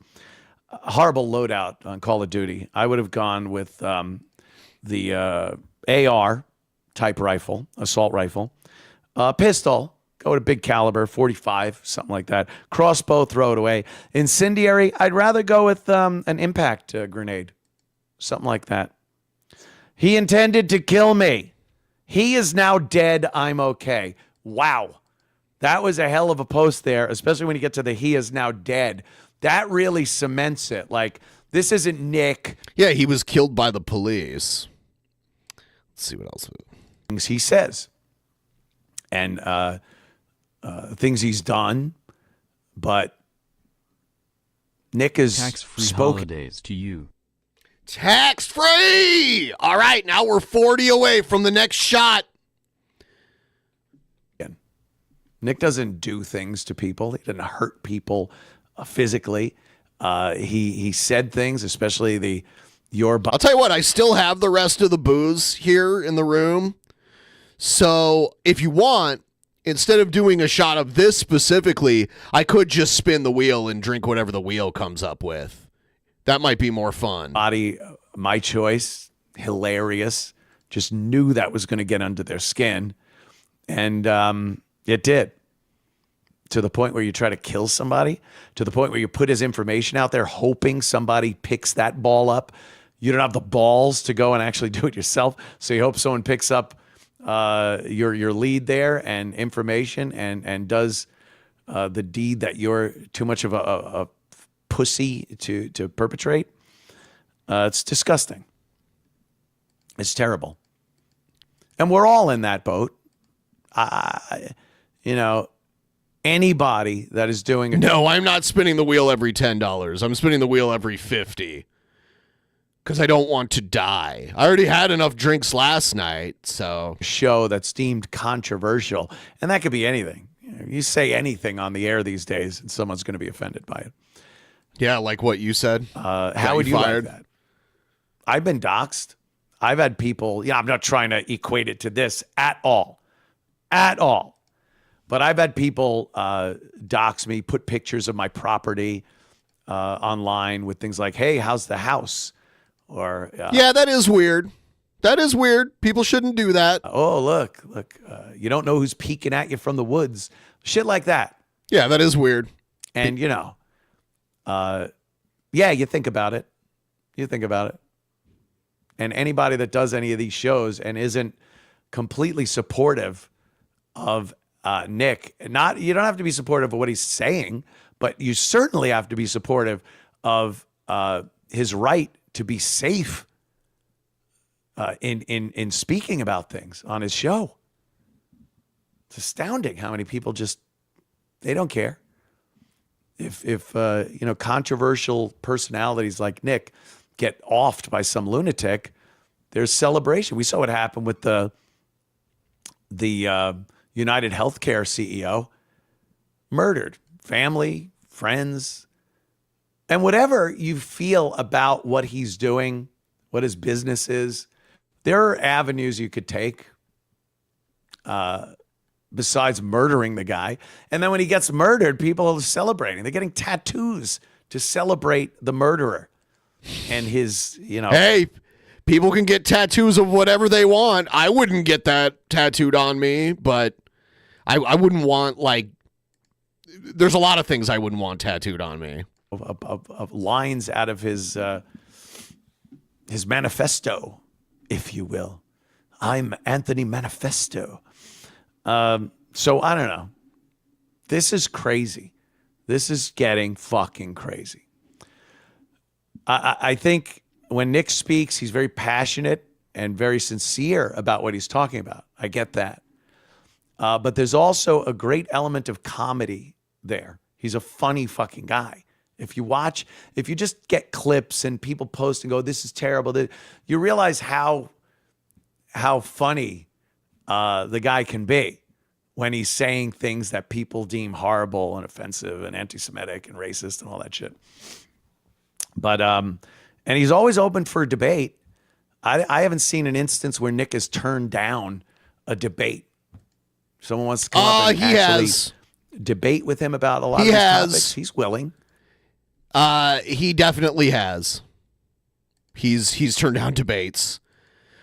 That's why we're blocked. I wanted to have him on and talk to him about the cat boy back in the day, and till this day I'm still blocked on Twitter, X, whatever the fuck you want to call it. He doesn't hide away, and he's not behind a fake name and a fake account, and he won't face people. He's right there.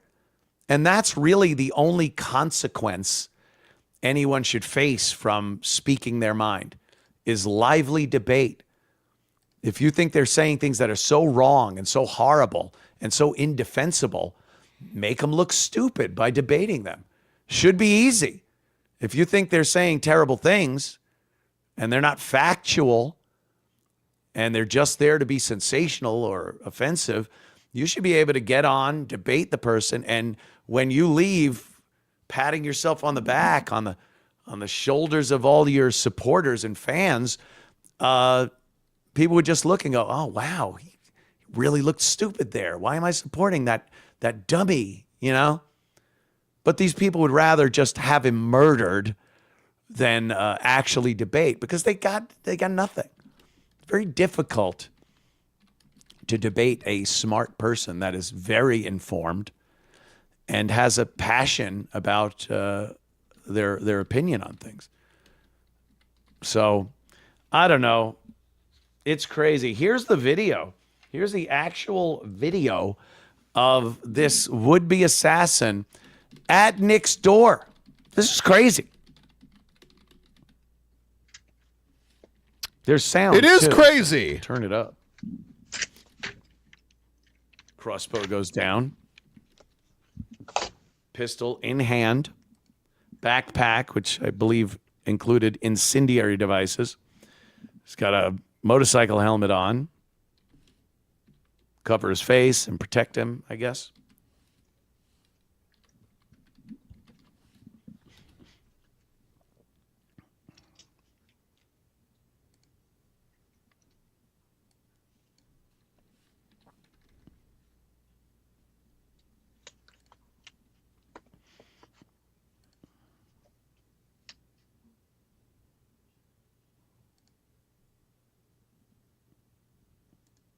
Yo, Nick.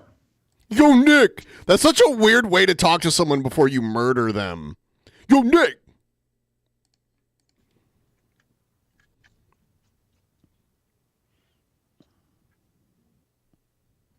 That's frightening. The Yo Nick thing. Like, imagine looking at your camera and someone goes, yo, your name, with a gun in their hand and a crossbow and a backpack and a motorcycle helmet on. After you've been getting threats to your life, can you put yourself in that situation? Well, I would never say anything that Nick said. Shut up. Yes, you would. You don't have to be so outrageous to have a mental patient want to kill you in 2024, especially. You really don't have to. Some very basic standard ideology that has been accepted and discussed and debated over the course of history. In 2024, it's a potential death sentence now. Traditional family, the problem you might have with children having various organs cut off because they've been brainwashed to think they're another gender. Oh, my God. They always find a way to fit that part in. You ever notice that? They always find a way to shoehorn that in, the whole trans thing. Basic ideology like that. They're obsessed with it. Talking about that might get somebody to the point where they want to kill you, especially if you gain some popularity. Look, Nick's biggest crime is what he talks about is popular. And people appreciate what he says, how he says it. And, you know, that's part of the bad that goes with the good. Look, you got an audience. When you start doing a show, a podcast, a radio show, whatever it is, your goal is to get as many people possible to watch and listen to that program. All right. I did download this just to show you guys. This is years and years ago. This was when Obama got reelected. So it was what, like 2013? Whenever that election was. I mean, Romney was campaigning hard in Pennsylvania. They're supposedly... This is before he went total mask off with the racism. You know, all the coal workers and you know, your blue-collar guys and stuff.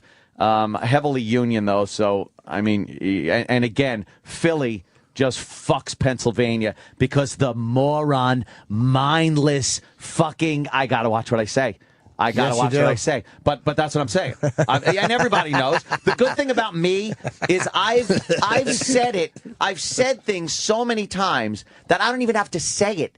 Everyone knows. Oh, yeah. You keep saying what it. I mean. And if you have an inkling that you might think you know what I'm saying, yes, that's what I'm saying. There's a certain element of people that...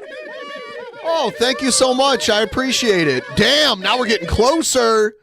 We're at 322. I will spin the wheel, the drink wheel, once we get to 350. Help me get to 350. Have been ravaged economically in the past 4 years, worse than anybody else. And they're the ones celebrating the most. They're so stupid. They're so fucking stupid that they'd rather look at this man, but with an emotional attachment, instead of any fucking reasonable thought with the shitty situation they're in economically. He was like one of the most compelling political figures of my lifetime. Like, there was a reason why he won so convincingly both times. And think that perhaps the president should have a business mentality. Perhaps the president should be somebody that we bring in now when we're economically fucked, that has run businesses and knows perhaps how to put in we were economically fucked after 8 years of George W. Bush, and he came and turned it around.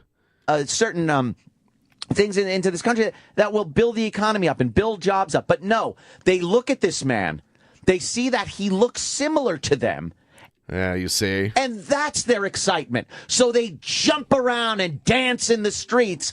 Well, all the while, their unemployment is twice that of fucking the national level. The poverty level is out of fucking control.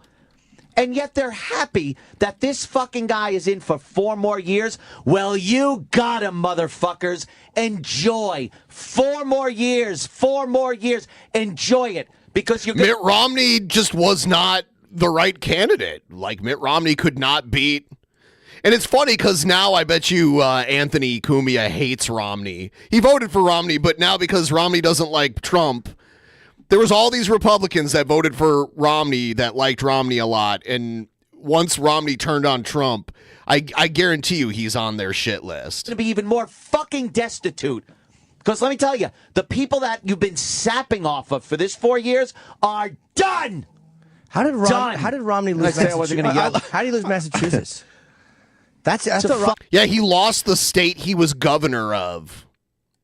That's a Democratic fucking state. No, but he, Shabisky said he might show up, but he left. So I don't know. Maybe he's doing a few things, and maybe he'll come back. He won the being a governor there. It's like it's different with the presidential. Democratic state. He lost Michigan too. Democratic fucking state. Why was he supposed to win Michigan? He had roots in Michigan. Well, Detroit, motherfucker. Detroit. It's a sprinkling. Let me tell you what happens to these states. You can have a state where there's a fuckload of fucking red in there, and just a couple of little patches of blue. But then right, but those little patches of blue are very densely populated. The whole state goes for the fucking yeah. Thanks for becoming a member. Yeah.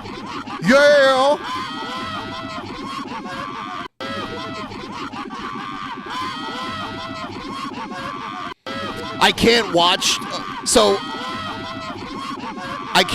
the Ohio State game because I got to do this. I got to work, but I'm going to be keeping an eye on the score. If Ohio State wins, I'm talking about college football, guys. I know a lot of you don't give a shit. But if Ohio State wins, they get another crack at Oregon. So my team will play Jeff's team again if they can beat Tennessee tonight, which I hope happens. And then, you know, who knows what might happen. Blue side, because it's the urban areas, the high populated areas. Yeah, they're densely populated. So you look at a little blue dot. You look at a little blue dot on a map, but there's like 1 million people that live there. And then you look at like all the red and there's like, 50,000 people at most. Is in these important states. So you could have a state in the middle of America where the entire state goes red. Right. But they got 3 electoral votes. Right. But then you get a highly populated state because of the urban areas. And now you get this small minority of people, which is growing leaps and bounds every year, mind you. And they get to choose the election because they have the urban areas and the high populated areas in these states that have a lot of seats because of these populated area. It's amazing. We've turned. I remember hearing over the years that the white majority is we're losing the white majority, and Hispanics and blacks are coming up, and the whites will be the minority over time. And you always thought, like, well, what's that going to do? What's that going to be like when the shift does happen? Right. Well, we're looking at it right now. We're getting people that are voting for people in office based purely on the color of their skin. That is not on emotion. No, that is not true. See, I hate it because a lot of people did this. They're like, "Oh, they just voted for him because he's black." It's like, then how come we never had a black president before or since then? If it was so easy for someone to just get elected just because they're black, why hasn't every president since black people could run for president won? Like, why? Like, why hasn't that been the case? I mean, Jesse Jackson Jr. won his election from a mental institution.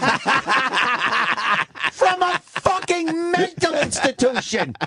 And he won because his stupid constituency looks at his skin. You know, if people want to think you're crazy, you just fucking brought it Holy around. mother of fuck. You just brought it around. Jesus Christ. Yes, Obama had some insane charisma. I remember at the time, I used to listen to. No, seriously, you rock.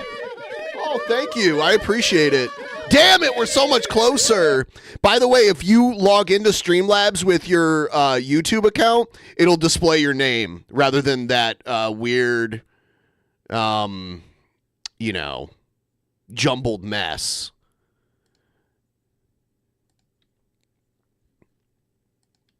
Big damn. Oh, here's Anthony. Here's Anthony the first time Obama won. But yeah, Obama was really charismatic. I used to listen to like right-wing radio a lot just to like, it was kind of entertaining to hear the propaganda. And I remember there was a local right-wing radio host in Toledo where I was living at the time. And he was like, Obama's going to win. Obama will be the next president. Because even I was hanging on every word.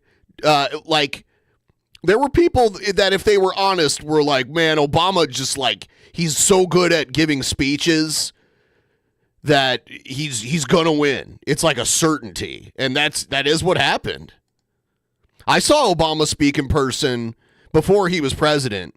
Back before anyone thought, it was right after he announced his candidacy, but nobody thought he could beat Hillary. Like, think about that. You're like a political nobody. You're really young in comparison. And you beat Hillary Clinton, the establishment Democrat, who's been in politics forever.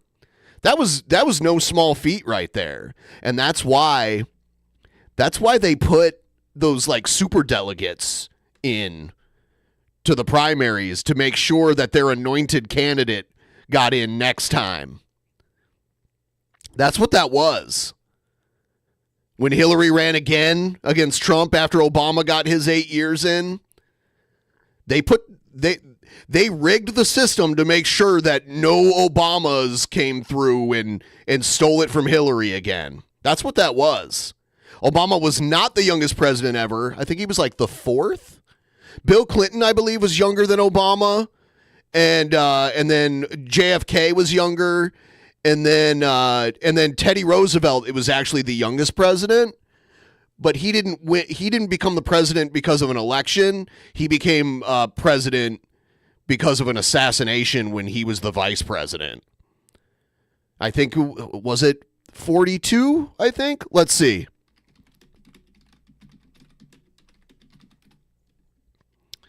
Let's see. U.S. presidents by age. Let's see. So, yep, Teddy Roosevelt at 42. He was almost 43. 42 years and 322 days. And then JFK at 43 years old and almost 44. Then Bill Clinton. Then Ulysses S. Grant. I forgot about that. Then Obama. So Obama is the fifth youngest president ever.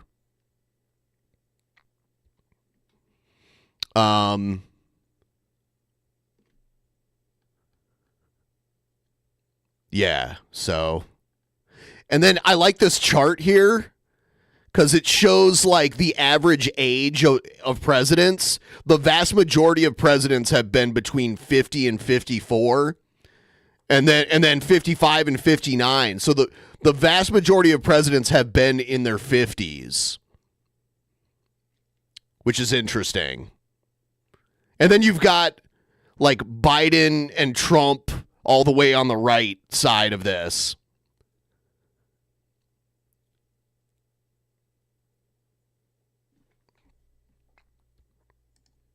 Tomorrow, Ed, big day. Yep. It becomes official tomorrow. The first black president. Oh, God. I love the... I want to, like the music because they're on the radio, so they get to play copyrighted music. Actually, trying to get to 350 to spin the wheel and take a shot. If you guys want to help out, the link is pinned right there in the chat. Thank you so much. Delusional. I'm sorry, but it's... He's so mad. Like, leading up to this election, every day on the radio, he was talking trash about Obama. And you know the reason he didn't... So, they're telling on themselves. When they say, oh, the only reason people vote for him because he's black, they're telling the reason why they don't like him. It's just... Everyone's like, well, it could come out different if the people come out and vote, and they've been lying to the pollsters and this, that. I'm already conceding defeat. Sure, would I like to see a miracle and see McCain wanted him to open the door, he should have dressed up like a cat boy. Ratio, more meow. He needed to have a 6-pack because that cat boy was ripped. Get in? Yes. Do I think it's going to happen? No. I think we're going to have President Obama. President Obama. President. Here's a guy Barack who doesn't even know his I don't even know how this woman was related to him. What, half aunt? What half aunt? His half aunt. If you have a half aunt, you shouldn't be president. What? What? Shut up.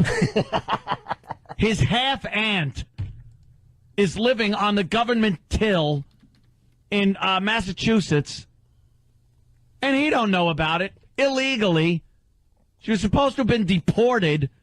Get the F out for 4 years. And he is separating himself from this story like you can't believe. And then apparently there's a half uncle. What is wrong with that? What's wrong with having? I mean, like, what is wrong with that? I don't understand. You should see these people and know that they're who they are. Who are they? People. What do you mean by these people? His relatives. They're half aunts and half uncles. Put one together, you have a whole relative. Yeah. Well, she's living in the slums up there in Massachusetts. What's her name? I don't know. Stuntbrain, could you please tell me your name? I can't pronounce it. My mouth won't move that way. I think there are clicks in it. There are. Oh, my God. He was just saying, I can't pronounce her name. I think there are clicks in it. Yeah, his African relatives. And she came over here Yeah. and decided to stay. I would, too, if they're lopping people's heads off with machetes and putting tires around their neck filled with gasoline and lighting them up. I guess you come here. Well, it's a good country. It's a lot nicer. It's a good country. He has relatives all over the place that he don't know about. They're all clowns. Remember we made fun of Billy Carter's brother, or Jimmy Carter's brother Billy, because he liked tipping a few beers back. Where do you see what crawls out of the woodwork with this guy? Holy moly. If I may be so bold. He's kind of catastrophizing. Her name is Aunt Zaituni. Zaituni! The president has an Aunt Zaituni. I used to play the Zaituni in high school. I gave it up. It was too big to cart around. What's a Zaituni? What's wrong with having an Aunt Zaituni? I don't have an Aunt Zaituni. What? It's just like when Reagan was president. I'm sure he had an Aunt Zaituni. Want to introduce my Aunt Zaituni. Aunt Zaituni? That's when you're against the Zaitunis. I'm Aunt Zaituni. And What is the Zaituni? Uncle Omar is the missing uncle. Omar. Hey, we like Right. Omar. You're a Wire Well, fan. If Omar's like that, Omar. Yeah, right on, huh? Jesus. He has a beard. Look, it can't be all bad. I mean, the front Why page of can't it? one of the rags here in New York has Obama and Bruce Springsteen on the cover. And Bruce Springsteen's a blue collar guy. Another one of my favorite He's people. a working man's hero. So there you go. It can't be bad. Well, Look, they're together. here's something gonna have to figure. You know what? We probably shouldn't sing. Yeah, I'm not going to sing anything. You can't handle this, huh? I can't handle the truth. You really can't handle this, can It's driving me crazy. The second he's elected, all bets are off. I don't want to hear one more gripe, and I don't want any black. Oh yeah, I like how people pretended like that meant racism was over. Like, because you have a black president, racism done. I mean, like, this is proof that it wasn't over. Usually it was the racist who claimed racism was over so that no one could call them racist anymore. People calling me up telling me that this is something different and there's still this and I still got to deal with this. Go screw. I don't want to hear one complaint ever again. A black guy attains the presidency of the United States means anything's possible if you educate yourself, stay out of effing prison, and maybe have a family and stay with them, and things like that. Just basic things like that. I don't want to hear any more griping. I want to see the crime rate in the black community drop to something that's equivalent to that of other races in this country. Because it's proven that if you assimilate to this country, you're good, you go to school, educate yourself, you can become the president. No more racism left in the country, I guess. If there was, it wouldn't be a chance that this guy's going to be elected. So why should I sit there and have to listen to complaints and have to walk on eggshells around black people with what I say, the language I use, things I do? Why? Why? Enter here. Welcome. You're now welcome to the United States of America, where you too can now be made fun of without the person making fun of you getting crucified. But you don't interact with black people. But you don't interact with black people. I like how they're calling him out. And now these days, Opie and Anthony are not pals anymore. They had one of the most successful radio shows ever, and they are just not buddies. So what's the big deal? Earl and Patrice Patrice. O'Neill. That's it.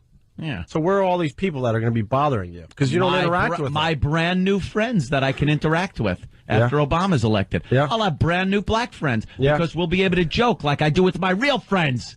Right? There were a lot of jokes about black people, though, when you look at the old cartoons that aren't allowed anymore. And yeah. Kind of rough. But what does that mean? I said things were bad. I understand. They've gotten so much better that a black guy's going to be president. So all bets are off. We got an Obama supporter. Is this what you're talking about?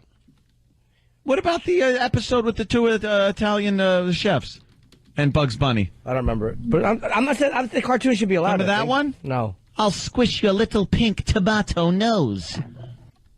Because a lot of white people are voting for Obama. He's got him what I call bamboozled. You want to see this Obama supporter? This is what I call bamboozled. You're talking about, I guess? This one bothers you?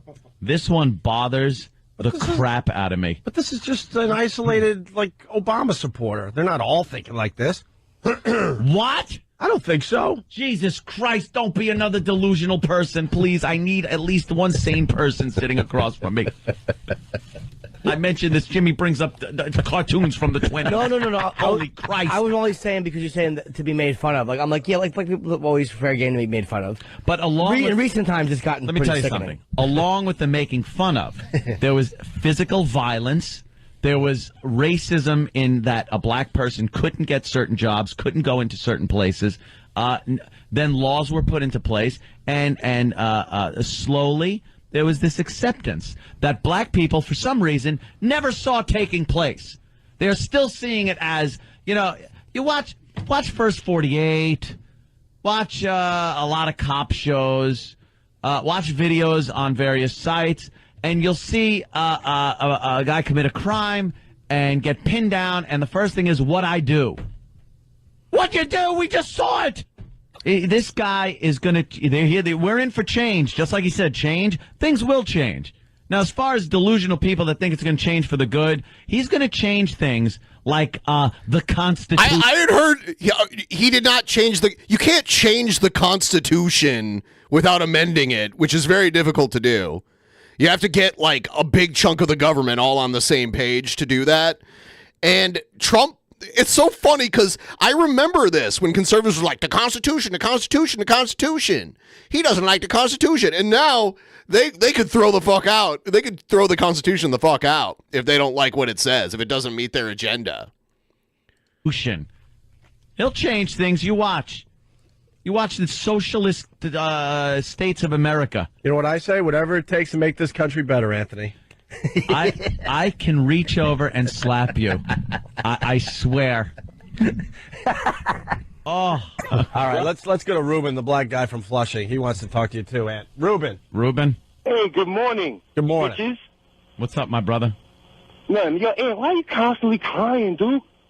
It's What? disgusting, man. Sorry, Y'all got it's time for- everything. You guys own sports teams, all right? Oh, sorry. It's time for white people to cry now after 200 some odd years of listening to you cry, all right?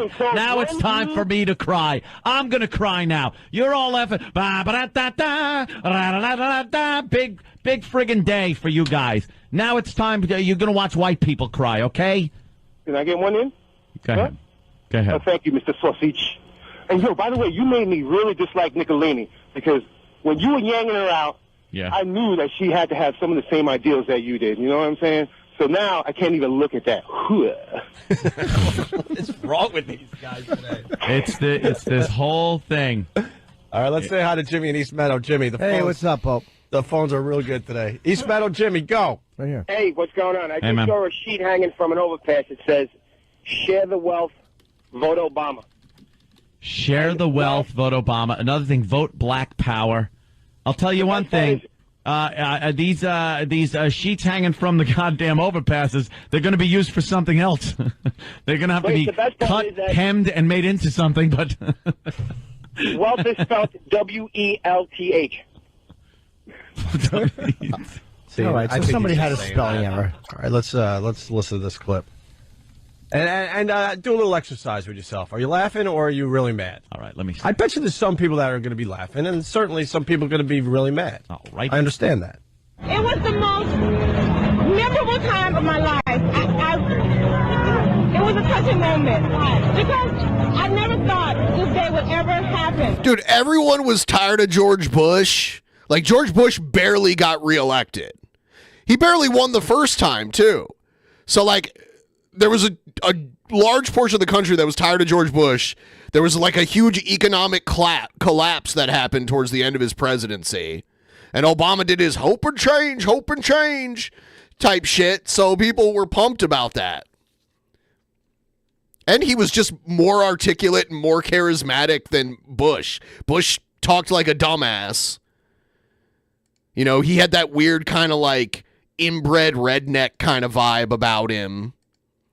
The idiot son of an asshole.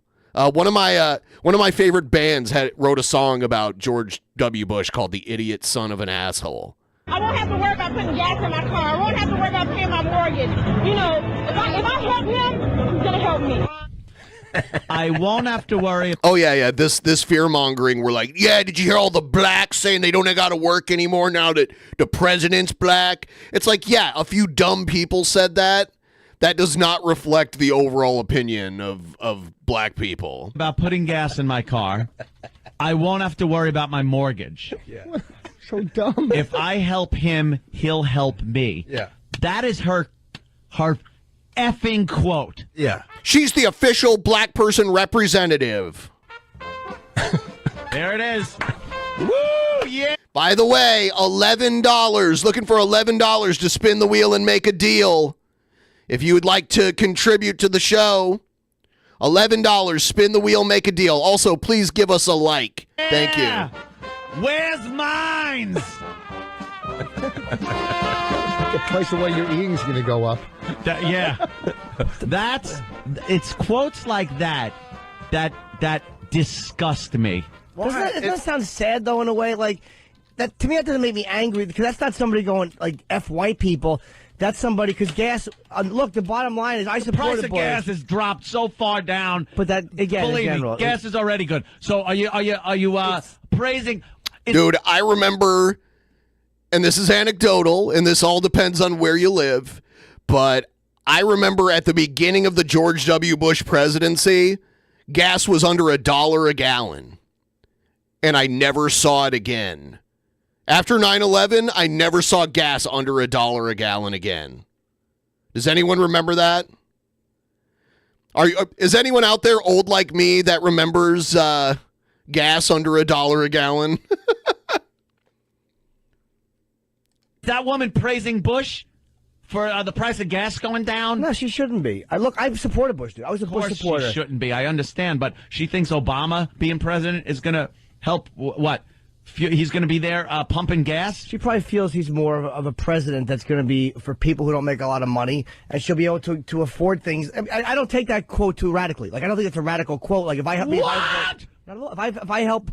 She didn't say anything about race. She just said about getting gas in her car and paying her mortgage, right? She said, I don't have to pay. Because she... Oh, my God, because she thinks she's the savior, like he's going to give all. What did she say? I won't have to worry about my mortgage. She doesn't mean... I don't think she means... she's not going to have to pay mortgage. I think she means I'm not going to have to worry about it, like what just happened with this mortgage collapse and stuff. Hold on. I don't, unless I misheard it. Since when she worries pay for about mortgage in a shelter. That's what I want to know. She says, for some reason, I get from her quote that now she's worried about her mortgage. After Obama's in, she won't have to worry about her mortgage. So what is he going to do that is going to keep her from worrying about it like she's worrying? Wasn't there like this mortgage crisis, like... I've never had a mortgage, unfortunately. I probably should have bought a house back in the day. Yeah, there was like a huge crisis. There was like a housing crisis. A lot of people are losing their homes. A lot of those, I don't know all about the scandal. Because people with crappy credit ratings, big part of it, went to the banks like WAMU and got loans, even though they shouldn't have been given loans. And that was because of liberals. So now she's Stop with the liberals. It was because of as liberals. much as the liberals are. I know that, but the whole country. And look, I've been trashing liberals for years, but this one is not on them. No, it's on both of them. No, it's on the Republicans. No, you're 100%. Jesus Christ! But yelling doesn't make you right. Liberals push. I know yelling doesn't make me right, but I'm listening. You're throwing out a fucking F-bomb drop. Dude, I've been trashing liberals. They're the worst, but they're not responsible for this mess that we're in. I'm not saying that they didn't take a part in these bad mortgages. They weren't pressured to give out these mortgages. The government said, yeah, we'll take care of it. I understand all that. But this mess, these scumbags on Wall Street, a lot of these people are going to be indicted. A lot of these people have been dirty for a long time. And look, I don't hate McCain, but he didn't do a lot to change that. And neither did Bush. So come on, stop it. None of them did. None of them, because they were all making money from it. And it's private business. It's private. Somehow, sector. even if Barack wins, the white supremacists are going to blame the Jews. They're going to find a way to blame the Jews on this. Well, if we could all get together.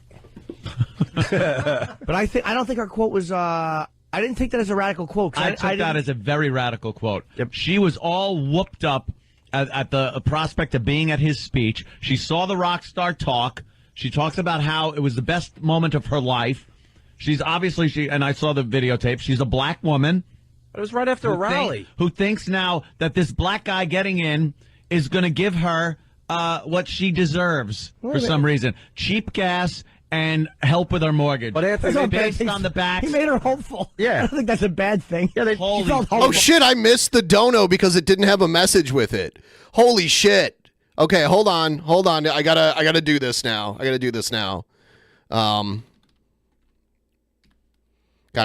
White boys fart in my face matters. Matters. Well, hey, I mean, if we meet the goal and everything. Anyway, all right, I'm gonna spin the wheel for this last. Let's see what we get here. And if it says double, I'll do it. If it says pass, there's nobody else drinking, so I'll just drink anyway.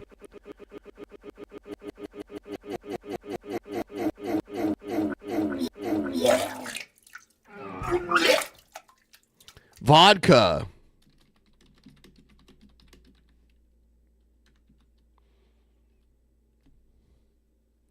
Vodka.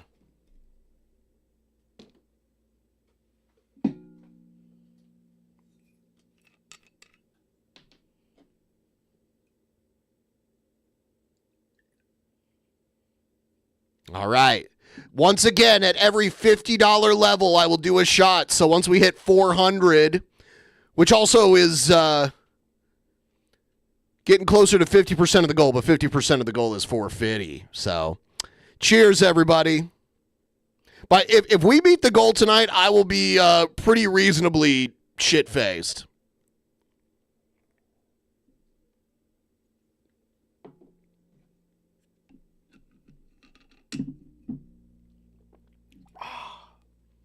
Oh.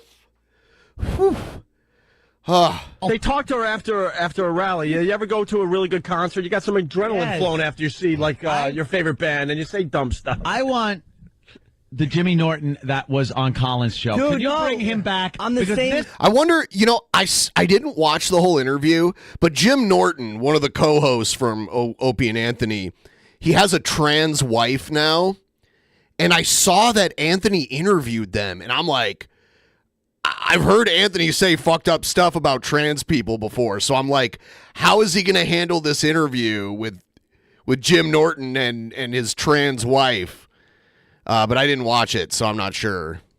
Jimmy Norton that is now sitting in this studio is a liberal pantywaist. No, I'm not. I'm the same guy. But No, you're not. Dude, the Republicans have douched everybody for the last 8 years, and I hate political correctness. I hate a lot of the things Obama will do, but I don't feel McCain. And I think that the dumb Republicans, the out-of-touch Republicans, picking that stupid... God, I would, kill for McCain over Trump. I would much, much rather have McCain over... I know McCain's not around anymore, but I don't know. And back then I'm like, McCain's a psycho. He's a crazy old man. He's going to take us into war and everything. Which he may have. You never know. But it's just crazy to think, I definitely have more respect. I have more respect for John McCain than Trump. Broad. To run with him, to deserve nothing. How much of your mortgage is paid off? 75%. 75% of your god-effing mortgage is paid off. So the last 8 years have really effed you over, haven't they? No, but what I'm saying is, as a whole, it's not just about me, it's the whole country. No, it is about you. I'll tell you where it has effed me over a little bit. Where? Is the fact that we're in financial trouble right now. Yes, tickets because aren't the selling. economy is cyclical. Yeah, it's a it's true. cyclical economy that I know. capitalism is. And it's all over the world. The world economy is sucking. It's the world Yeah, I know. economy. We are in a recession. People are saying we are. It's a cyclical thing, the economy. The economy going down screwed George Bush Sr. from a second term. Because Bush's awful campaign that he ran. He ran a terrible campaign. I will not be partying all week. I cannot do that. I will not be partying all week. But tonight I am.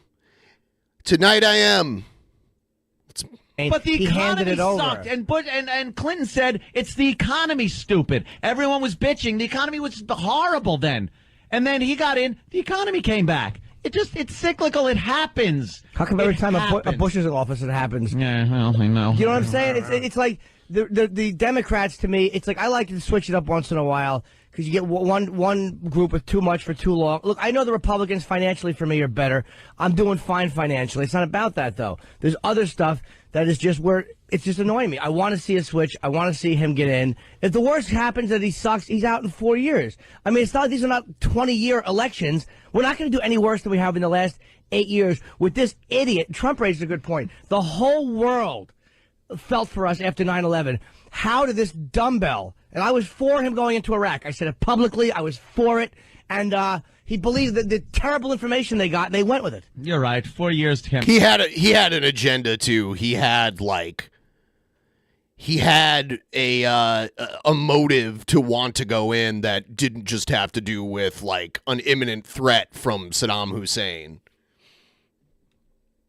Make much of a difference. 41 till 45. Well, yeah, it can, but I don't see that happening. That wasn't that big. Why is the government being blamed? Because people are stupid and buy stuff they can't afford, buy stocks that have nothing behind them because they're... See, this is before he went full mask off racist. And now that's his bread and butter. That's who's paying him at this point. Because he's been canceled to a level where he can never have a regular job in entertainment again. he knows that the people that are supporting him now are the people that liked what he said when he got canceled for saying it. Landscaper made some money off of it. Everyone got into the pyramid scheme that is Wall Street. Well, people blame the government because they're the ones who are bailing. Oh, this is how. Trump got into politics by being a birther conspiracy theorist because people didn't want to believe that we had a black president. So they were like, oh, well, he wasn't actually born here, so therefore he shouldn't be president. Get rid of him. It's a conspiracy. It's like, well, he's the first and only president that's ever felt compelled to show his birth certificate. Banks out, which I know they might have to. At this point, they're put in a position where you have to, or else, you're looking at Bread the lines. grapes of wrath. Yeah. I mean, it's one of those situations where they had to be bailed out. They screwed up. They gave too much credit to people that could not afford it. But I sure as hell wasn't going to the bank looking to get a house loan when I didn't have a pot to whiz in or a window to throw it out of, literally. Well, I wasn't going to try to find a loan. And now, congratulations if you're low income. Good luck getting a loan. They ain't giving them out to anybody. You better have a credit rating of 1,000. It's got to be above 800. You better have a credit rating of white. You got to have an 800. A credit rating of white. 10-point lead for Obama. You're so done at. What poll? Yeah. Every poll I've looked at is fucking different. On the big map, Obama's got 286 to McCain's 157. We'll see. What are points? I think 10 you're points, right. Does that mean This must be while the election's going 10 on. million, a point's a million? Oh my God. What? No, well, I actually don't know how the points work. I'm just staring at it. Do you know how the points work? Back at me. Do you know how the points work? Ooh. We're talking Challenging observation, Randall.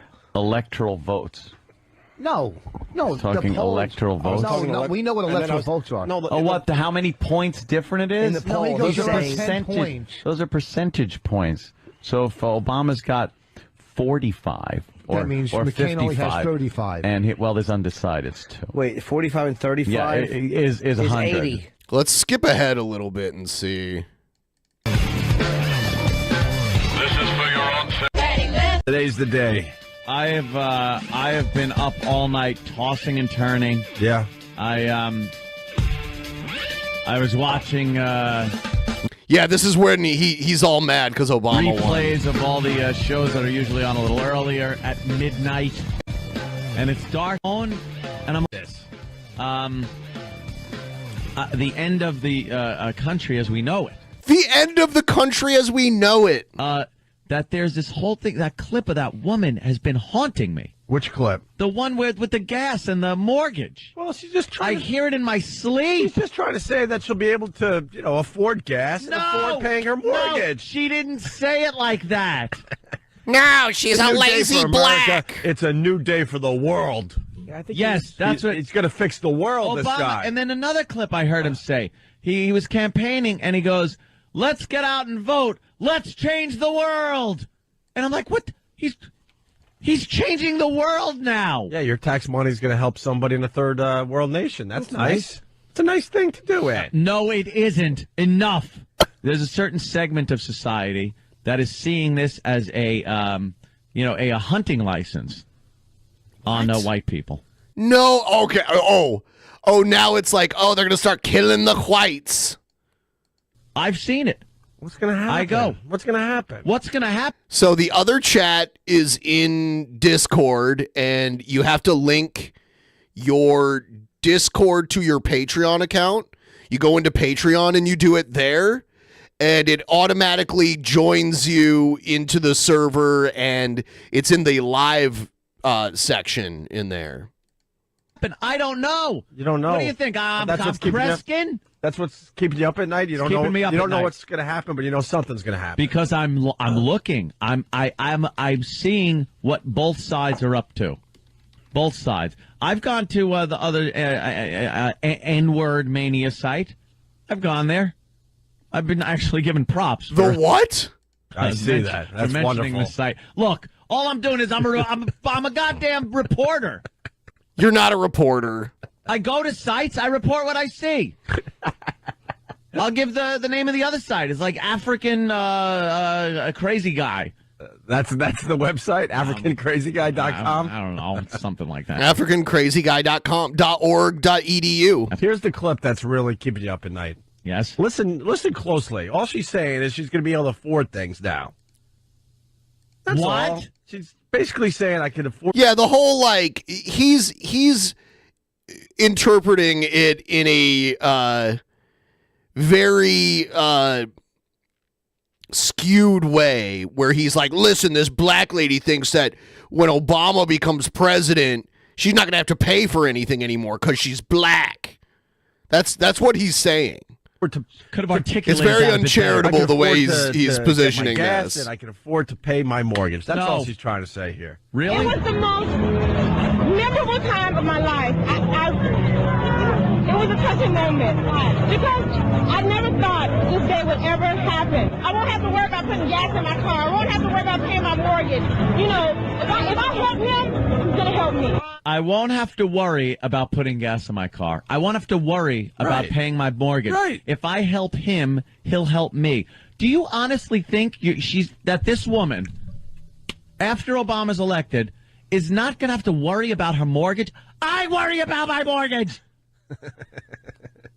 It's not this. There's this all of a sudden. It's the Obama scratch-off ticket. That's what everyone is seeing. The Obama scratch-off ticket, new from New York State Lotto. There's just gonna be a lot more people out there that are going to be able to fill their gas tanks and not worry about it. Like, okay, We already can. The price is down. True. Who did that? Obama. Go shut up. Stop it. Obama is responsible for everything positive that is happening in this country. I am Everything. smelling the sarcasm. Everything. And it's wonderful. Even my Islanders won last night. I am not watching Ohio State versus Tennessee right now because I want to like actually be engaged with the stream. But every now and then I do have like a live score update open, and every now and then I'll click on it. It's a browser tab, but I'm not watching the actual game now. So as much as I want to watch it, I need to meet the goal very badly. So yeah, just trying to get a little closer to this goal here. I'll do another. I'll spin the wheel again and do another shot at 400 once we hit 400, which we're close to. Night. I'm Obama. I'm thanking Obama. Obama, as far as changing the world, he has plans to donate $100 million to Africa. Enough about Africa. Can we say this already? Enough about God-forsaken Africa and that continent. It's a mess. It's a wreck. And by the way, that black guy that was advocating killing Whitey is blaming Whitey for the mess Africa's in. I don't think Shabisky's puking. I think he just I think he maybe, I mean, he doesn't normally stream with me early anyway. I started a few hours earlier than usual.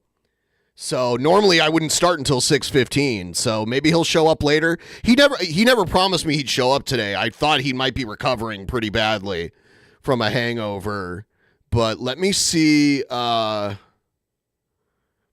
send him a DM here and just see how he's doing. He doesn't have to come on, but it'd be cool.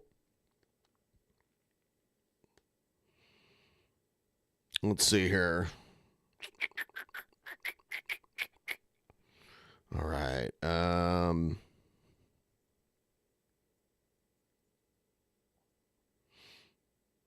Let's see if you want to come on, just let me know. How about that? There we go. He says he doesn't remember like half of last night. As they lop each other apart with machetes and put tires around their necks and fill them with gasoline and light them up on fire in nice civilized execution fashion. And that's why we need to help those people. No, we don't. Yeah, we need to help those people in Africa. Holy mother of Jesus. He said, one of his quotes was that he said that with a white man, the Europeans came over. We were cave dwellers. And we came over and took them from their thrones. Yes. And removed them from their continent. their throne. I mean, that happened in North America. Like, there were, like, indigenous kings and queens. I mean, Hawaii is a more recent example of that. You know, Hawaii was a kingdom before it was a territory and then a state. We're cave dwellers. We come over there all savage, and we take them away. They're princes and kings. We take them, and then we ravage their country because of their minerals. Yes. And he says Africa is the only continent that is completely self-sustaining. Every other continent needs something from another continent, yet Africa has it all. Has it all. Then why is it a piece of crap? But that's what we learned in school. That's exactly how it went down. Yeah. Even the Arabs figured out how to make resources out of sand. You dig. You dig till you hit some oil. Oh, it's that easy, isn't it? It's that easy. But they can't. Nothing gets along. They fight amongst themselves like crazy in Africa. That's the problem with Africa. Is civil wars going on between nations that can't keep a name for more than a week. Is it Zimbabwe this week? Is it the Congo? Is it, well, what is it? Zimbabwe. Is it? I don't know. Are you all right? No! I'm upset. He's mad because he doesn't want a black president. It's crystal clear. Why are you upset? We survived 8 years of Bush. We'll be fine. Survived 8 years of Bush, yes. What did Bush do? He was awful. Hold it. He was awful as a president. I understand Let's that. see what Obama can do before you get all freaked out. No, it's not so much. Yeah, he wrote him off from the get-go. Dude, I got a couple of clips that I want you to play of Obama. What's wrong, booby? What's wrong? All right. And we will get to that. Yeah. But first I want to play that goddamn, what was that, Jay-Z? Oh, the Jay-Z one's terrific. This is my biggest concern. He makes a great point in this clip. Shut it. He doesn't. The guy is indicative of what is happening in this country, in the not everybody, but in a majority of the black mindset. It is not the majority, you asshole. By the way, only $38 to go until the next shot. Don't let me sober up. Hit me again. Hit me again with another shot. What's wrong with that? To this. What's wrong with a little hope? Jay-Z all of a sudden becomes ludicrous. Get it? Listen to what he's saying. He's out of his mind. More out of his mind than you are? Yes. All right. You guys all go out and vote. Get your parents, get your friends, get your auntie. You're going to be able to vote one day. Right, this young lady right here is a perfect example of why we have to vote, right? Why? Because she's black? She's going to grow up with the belief that she could be anything and it means something. Like, for too long, we were excluded from the American dream. What? And now we have a chance to be a part of yeah, it's called slavery and then segregation. the American dream, and we have to make history happen so that Jim young lady Crow. right there, maybe she could be president one day. You understand? Obama's running so we all can fly. Holy peace and love. Yeah. Peace and love. Peace and love. Shut up! Shut up! What? I like that song. Yeah. The American Dream? Why'd you turn that You mean off? like I going like that. from a crack dealer to a multi-gazillionaire musician? Wow, Ohio State is spanking Tennessee right now. I don't like to declare victory until it's over, but they are beating Tennessee pretty convincingly right now towards the end of the first quarter. So, Rap mogul, whatever the frig he is. He's a triple threat. That son of a bitch is a hypocritical ass. Why is Because he's achieved the American dream. There you go. Enjoy your taxes, dummy. The guy is an example of what he just said isn't available. The American dream. Right. He went from rags to riches, my friend, and that's the American dream. And by the way, somebody could become president. He's going to become president. The black guy becomes president. Where's the problem now? But barely. Everything's fine, isn't it? But barely black. His grandma died. Stop. You see how white his grandmother was? It's crap. his mom was completely white. And then his dad was from Africa. His grandmother was whiter than my grandmother was. Look at his relatives.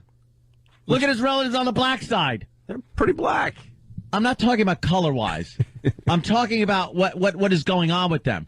One half of auntie is living illegally in the country. In Boston. The other one's over in Africa, and they interviewed him in front of one of those shacks that the guy with the beard comes out and asks me for 29 cents for the kids. Well, that's why we need to help those people. No one should be living like that in the year 2008. Right, Jimmy? Attaboy, Ope. Thank you. I swear I'm smacking both of you in the head. I think you're wrong. I think we're not going to fall apart. I'm telling you, we're not. You're so delusional. No, I'm not. I'm really not. I see it the same way you do. And then it's going to be a supermajority of Democrats. You're going to have this with that. Pelosi does a good job. Shut up. Pelosi? I'm losing my mind. You're a buzzkill, man. Buzzkill. We're all feeling this excitement in the air today. Excitement? It's an exciting thing for this country. Yeah. Oh, it's exciting, all right. Oh, it's going to be exciting. Why are you wrecking our buzz? I saw people just kind of light on their feet out there in Manhattan, just kind of skipping to work. I saw that myself. It's the dawn of a new day. I was listening to Wins on the way in. I heard an interview that's going on uptown, a lot of interviews in Obama land uptown where you see nothing but Obama banners, Obama buttons, Obama shirts, jackets, hats, everything. Hey, I mean, like, now we have all this Trump merch. Yeah, like, merch is normal when you're running for president, especially when you're that popular. And Trump is popular with a segment of the population. So I get why there's all this merch. I remember seeing all these videos of people going to Trump rallies, and there's just like people that travel around the country and follow Trump to all of his rallies and set up these huge merch stands. Interviewed a few people up there, and wow. Yeah. Wow. I have a whole nother galaxy. I have a prediction. I think the white vote is going to be way, way down today because there's so many black people at the voting booth. It's going to scare Whitey away. You think he'll be scared? Oh, my God. It's kind of like malls. I don't go to certain malls anymore because there's too many black people walking around. Oh, my God. You got to get out and vote for McCain. They're too scared. That's all I'm saying. I don't want McCain. You got to go out and vote. I don't want McCain. It's crazy how this was on the radio. Me neither. Sarah Palin stinks. I'd rather have Screw Sarah Palin. She's the vice president. Doesn't matter. Dick Cheney was vice president. Yeah, McCain was pretty old. For 8 years, all he wound up doing was shooting one guy in the face. He was the real president, my friend. No, he wasn't. I still think you're wrong with that lady. What she said about being hopeful that she meant she was going to be able to afford gas prices. And then Jay-Z was saying, the she American can't dream. afford gas right now. There was a time, and Howard Stern did this a lot, where it was more acceptable to say the N-word on the radio, like not on Sirius XM. I'm talking like the regular radio, terrestrial radio. It was more acceptable to say the N-word than it was to say like shit on the radio.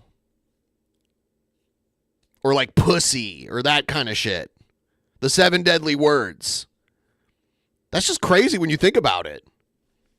What? Yeah, huh? She means her mortgage. You know what she means. No, I don't. But look. I don't. She's seeing this as a lotto.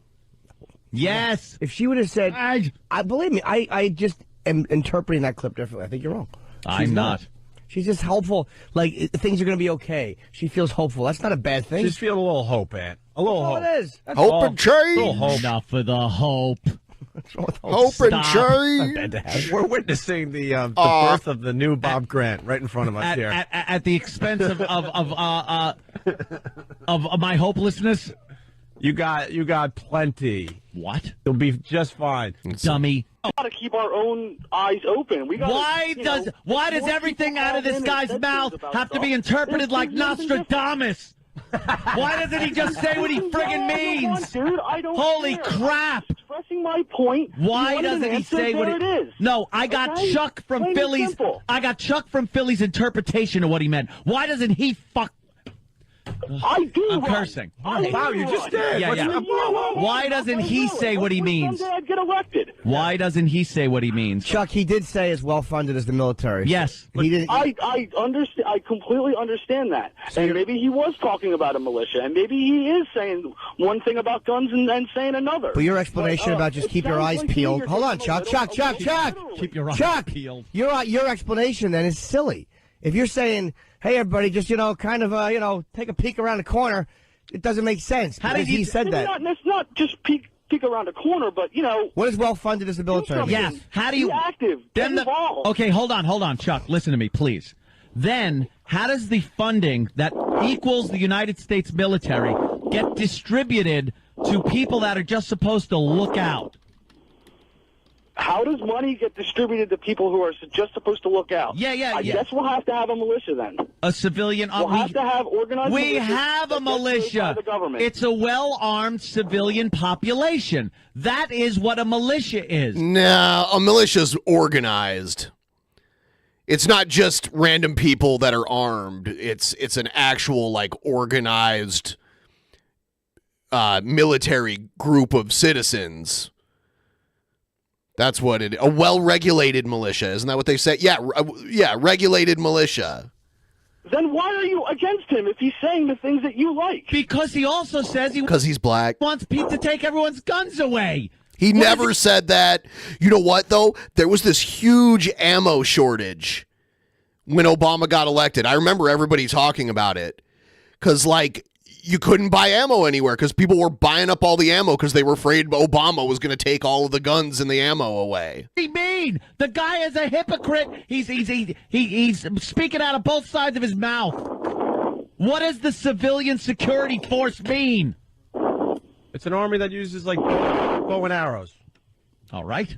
Even that. Give me an explanation. I don't buy Chucks at all. Keep your eyes peeled. Here's $100 million. All right, for some friggin' binoculars. Well, look at trying, man. The grandma was very influential in his life. Well, sometimes some people don't get to see you make it there, Pally. Sorry.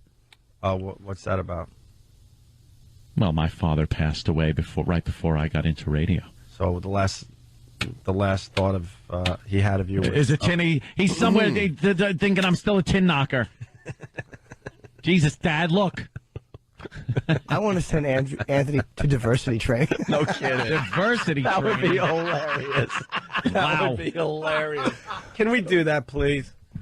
I have diversity. Yeah? Yes. What? I own a 9mm, a 40, a 45. I'm very my God. diverse. Angelo. Yeah. What's up? What are you saying on the radio? Are you kidding me? What? You're kidding me. You're actually serious about voting for McCain. Yes. You're actually serious about voting for this guy. I don't want to. I have to.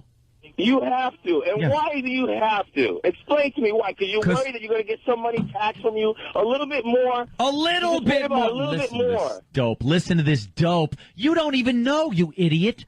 You don't know what I make or what I I've been pay in following this thing taxes. For 2 years now.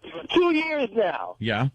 For 2 years now, I've been following this thing. What, And you you've been actually following think my that tax McCain- return? You actually think that McCain is going to do a better job in this country. And when he drops dead a year from now from his stupid cancer, you actually think that that woman, that jackass He did drop dead from cancer eventually. It just wasn't a few years.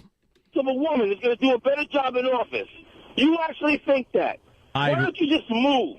Get the fuck out of the United States, you moron. You're cursing on the radio, sir. That's stupid. Here it is. Somewhere else. There it is. All right, just leave. Out of the United States. There you go, Angelo.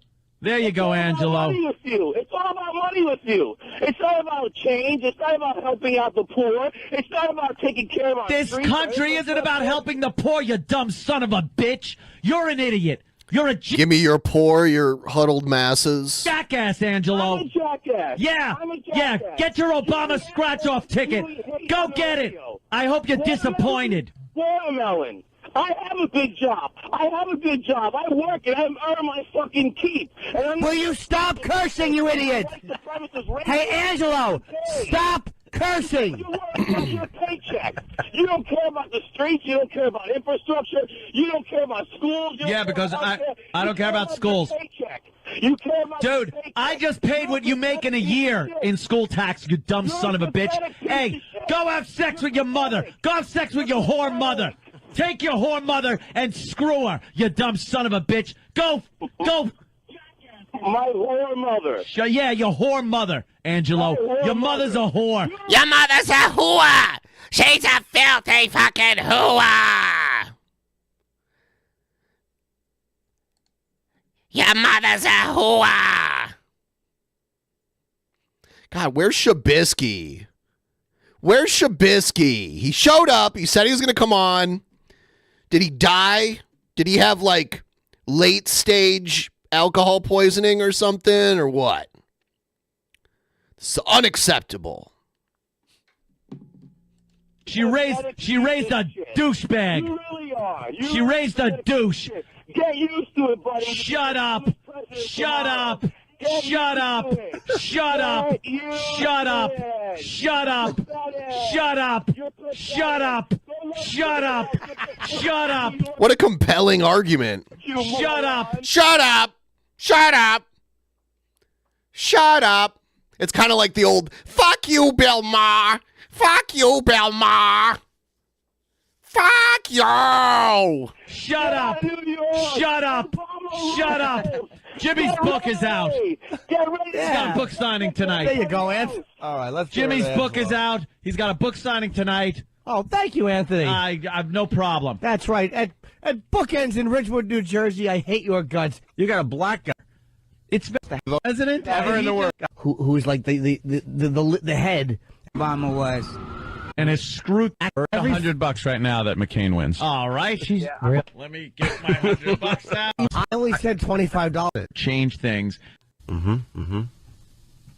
I went from I'm a rags to riches story, and they're crucifying me for it. He's the big rat. You know why? Eventually, everyone. I want to play one more from Opie and Anthony, and then we'll move on to something else. This is Anthony Cumia debating the state of black people, whatever that means. Let's see. And I can't stand. Look at this ugly suit. And that there's still bitching and complaining in the black community. You should all the black this is an example of what I mean by like the word community being overused, how we like lump people together because of this arbitrary shit. Like there are different people who happen to be black that want completely different things. They're not like this monolithic thing where it's like, oh, it's the community. So like because there's like black gang members, that reflects poorly on all black people. This kind of thinking where we just group people together instead of looking at them as individuals. I don't like that. Shut up, because everything's friggin' even right now. I don't want to hear it. You got a guy that's pretty much a shoo-in for president. You got leaders that get away with murder for talking whatever they want to say with impunity, as opposed to Whitey, who's got to walk around on eggshells or else he's going to lose his job. That's the world we live in. So stop your bitching. Pull yourself up by your bootstraps. Wow. Completely right. Completely right. It's ridiculous. 100%. We're even. There you go. Even Steven. The victimization goes out the window. And that's what Malik is saying. He's all mad at me by saying we're even. Malik, hi, my brother from Asbury Park. What's up? What up, fellas? Hey, look, man, any other time I see where you guys are coming from. But for you to sit there and think after 400, and believe me, I'm not one of those brothers that sit there and be like, oh, the white man this, the white man that. Never that. You know what I'm saying? Everybody deals with their own merit. But for you to sit there and say we're even because one black man slid through the crack and he may become president, you're bugging. We're even. I'm not saying just because one black man is right here at the threshold of the White House. I'm saying if you look at history, especially over the past few years, it really has gotten easy for the black man to attain. You're not a black man. You can't say it's been easy. By the way, Trump derangement syndrome means nothing. Like, the real deranged people are the people who overlook all the shit that Trump does that they would have easily called out anybody else, any other politician for doing. That's the real derangement syndrome. Sorry. Look, well, I don't have. It's a cute little phrase you like to use, but it doesn't actually mean anything. Have to be black. Because I'm fine with giving Trump props for anything he does that I like. I don't just objectively think everything he does is wrong. Black, dude, I don't have to be black to look at society with an open mind and see that it has become a lot easier for black people in this day and age. Yeah, I'll tell that to Rosie O'Donnell the next time we hang out, because, I know Rosie O'Donnell. Just the fact that Barack Obama is being considered and the contender for president of the United States, that wouldn't have happened even 10 years ago, come close to happening. And it is now. When I go to the airport, it is just loaded with black employees.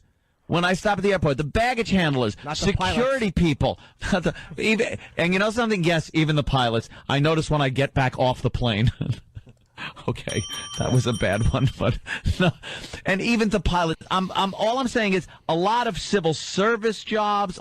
There's a lot of very good jobs. I watched a show called The First 48.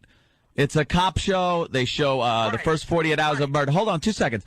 And a lot of the people involved in this, the police officers involved in the homicides, are black people. I was watching this last night going, black people have really made strides in this country. They have good jobs. The only time black people are being put down in this country is when they are on the news for robbing and killing people. There are so many black people that are doing very well in America these days. If they go to school and they educate themselves, they get a good job. There isn't this blatant blanket racism anymore that just because you're black, you're not going to attain the American dream. If you're stupid, if you're talking like a friggin' moron from the inner city, in phonics, if I could use a term that's friggin' 10 years old, then wow, it was only 10 years old at this point. I remember hearing about that. I think when I must have been like in the 9th grade. You're going to have problems, but black people that have assimilated, have educated themselves, have an easier time getting jobs and making money than white people do, and I will stand by that absolutely. Malik? Absolutely disagree. Absolutely disagree, Anthony. Listen. Times have gotten a little better. A little? A little better. I agree with you there. Times have gotten a little better, but there is a whole you gotta lot watch some more. old videos.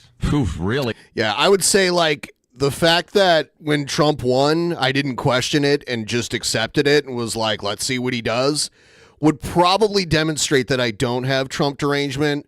Meanwhile, all of the people that believe Trump won in 2020 and refused to believe it, even though it's been investigated to death and been to court several times and even gone before judges that Trump himself appointed, that's some derangement right there.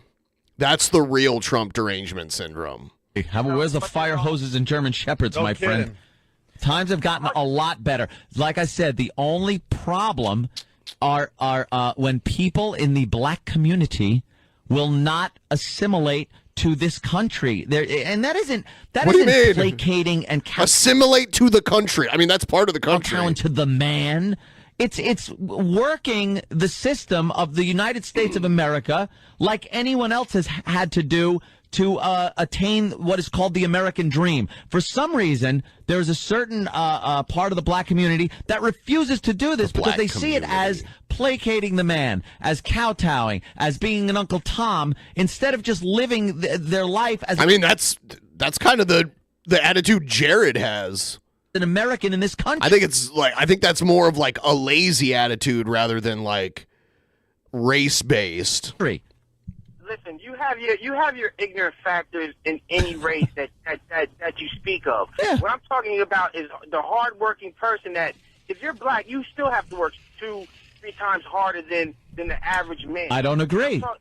Absolutely. I think black people that are educated, that are educated, have a decent job, have an easier time because white people are so goddamn scared crapless of tripping up and being called racist and losing their job. You're not scared of it. That's literally what happened to you. That they will give the benefit of the doubt to the black person. And I'm not talking about a thug. I'm talking about the hardworking family guys that are out there, working and doing a good job. Those black guys have it knocked right now. Listen, Anthony, let me explain something to you. Do you understand? You will never understand how it feels. And let me express. I'm it by the Sicilian. way. I'm college educated. He's Sicilian. Okay, that's basically the same, we right? joke around, I'm in the Sicily, not too far from Africa, just across the Mediterranean Sea. streets and all that. I'm in the streets too. But I'm college educated. When I go into a mall, I go into a store, I go into anything like that, a professional setting, I'm looked at like, oh my God, here he comes. That has to be fixed in your community. Do you understand something, though? That has to be fixed in your community. There is a problem in the black community. It has to be fixed around the board, Anthony. It's not just in our community. Like I said, you have bad factions in every race. Now, just like Jim Norton says, he makes a point that our stereotypical view of a white guy when comedians joke is, hey, I'm this white guy, and we know that's not the typical white guy, but that's how it's viewed. Come on, we don't look at you like that. Malik, so though, you can't look at every black guy as a thug. You know why you get as far as Jesse Jackson goes, who supports Jesse Jackson in the black community? Jesse Jackson is a backbiting coward. It doesn't matter. He's getting away with using a word that he is condemned, that is being condemned in the black community, and he's getting away with using that word when he's talking about Barack Obama. I have a question for Malik. I always liked it when Gail Schuler would call him Bronco Obama. I always thought that was funny. Like, let's say, okay, you disagree with that on that point, fine. But with language, though, because my thing was with the language. You have to admit there is this thing with language where white people are afraid to call black people out on stuff like that for real, as opposed to being comfortable calling other white people out. Mm-hmm. I totally agree with you. But as far as that word, the N word goes, you can't kill a word, you can't bury a word, you can't get rid of that word until the sentiments and the attitude of the word is destroyed. That's why that word will never die. Yeah, but look who's using it with impunity. Black people. You're right. So where's the sentiment? Where's the sentiment there? Where's the hate speech? Is it hate speech when Jesse Jackson uses it? Because it sure as hell is. I don't know if I've ever heard Jesse Jackson use it, but maybe he has. I haven't. Is Jesse Jackson still alive? Damn, he'd be pretty old. I remember when I was a kid in the 80s and Jesse Jackson ran for president.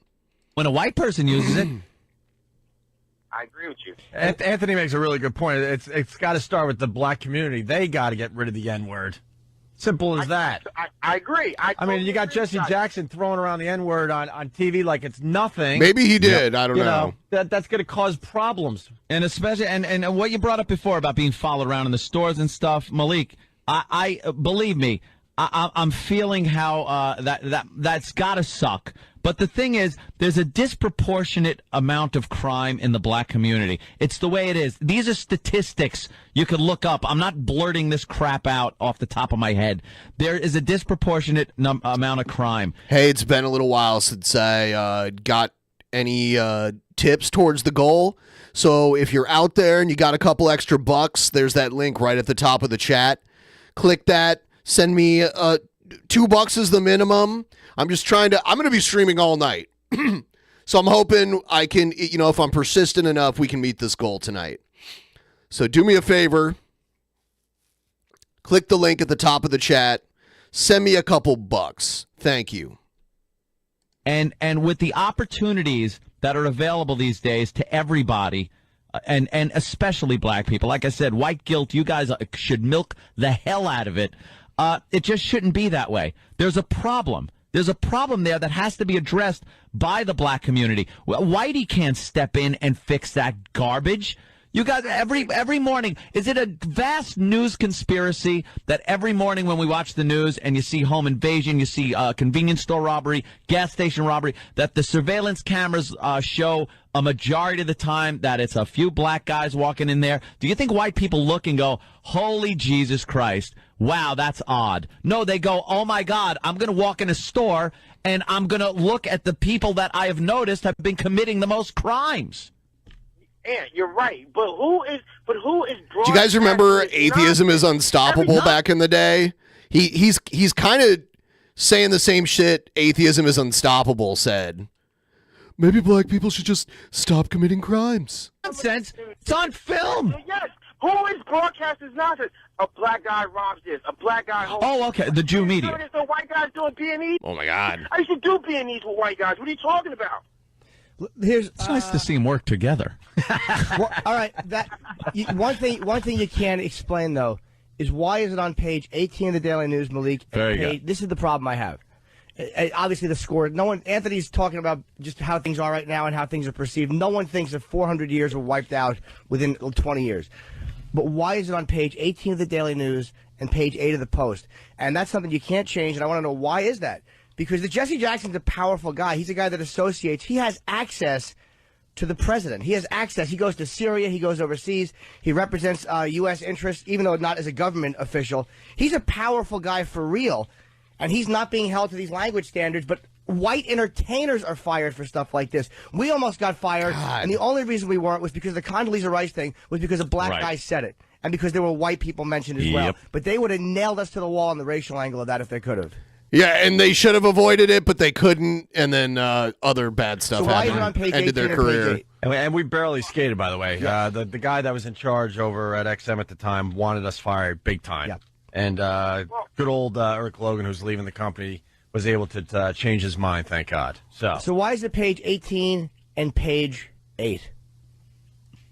That's the problem I have. Carne of Assad? Yeah. All right. I really can't answer that question, but all I know is that when words like the N-word are put into play, look, you're right. We have a lot of homework that we have to do within the black community ourselves. Yes, I'm not disfranchising myself from that issue. You're right. You're completely right.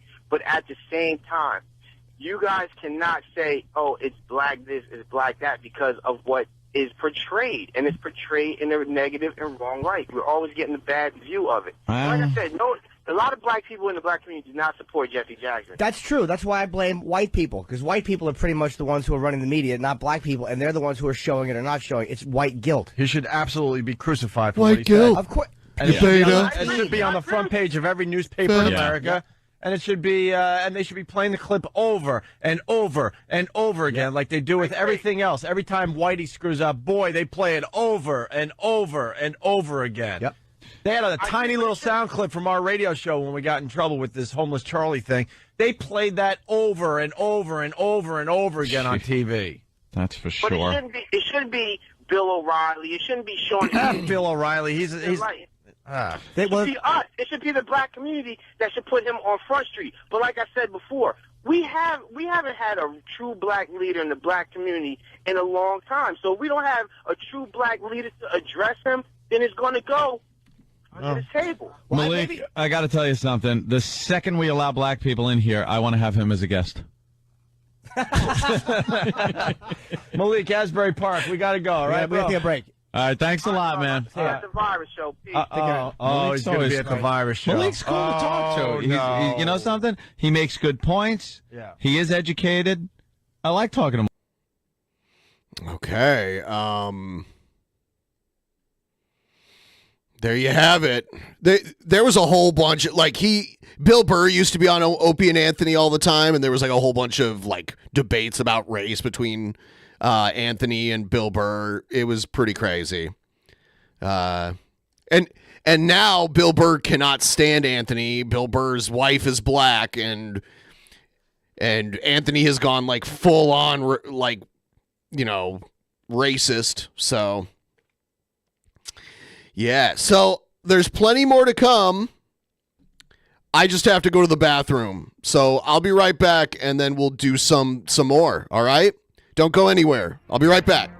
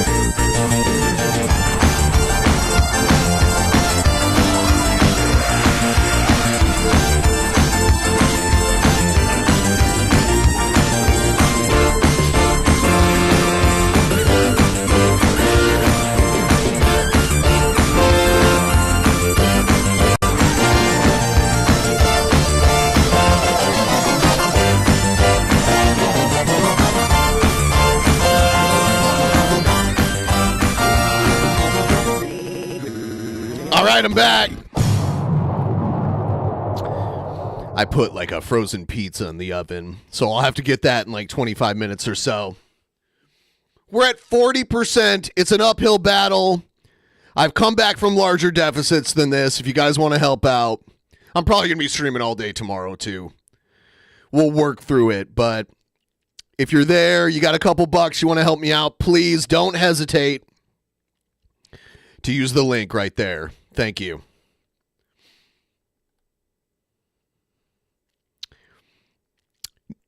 Don't mess with the Sicilian when death is on the line, okay?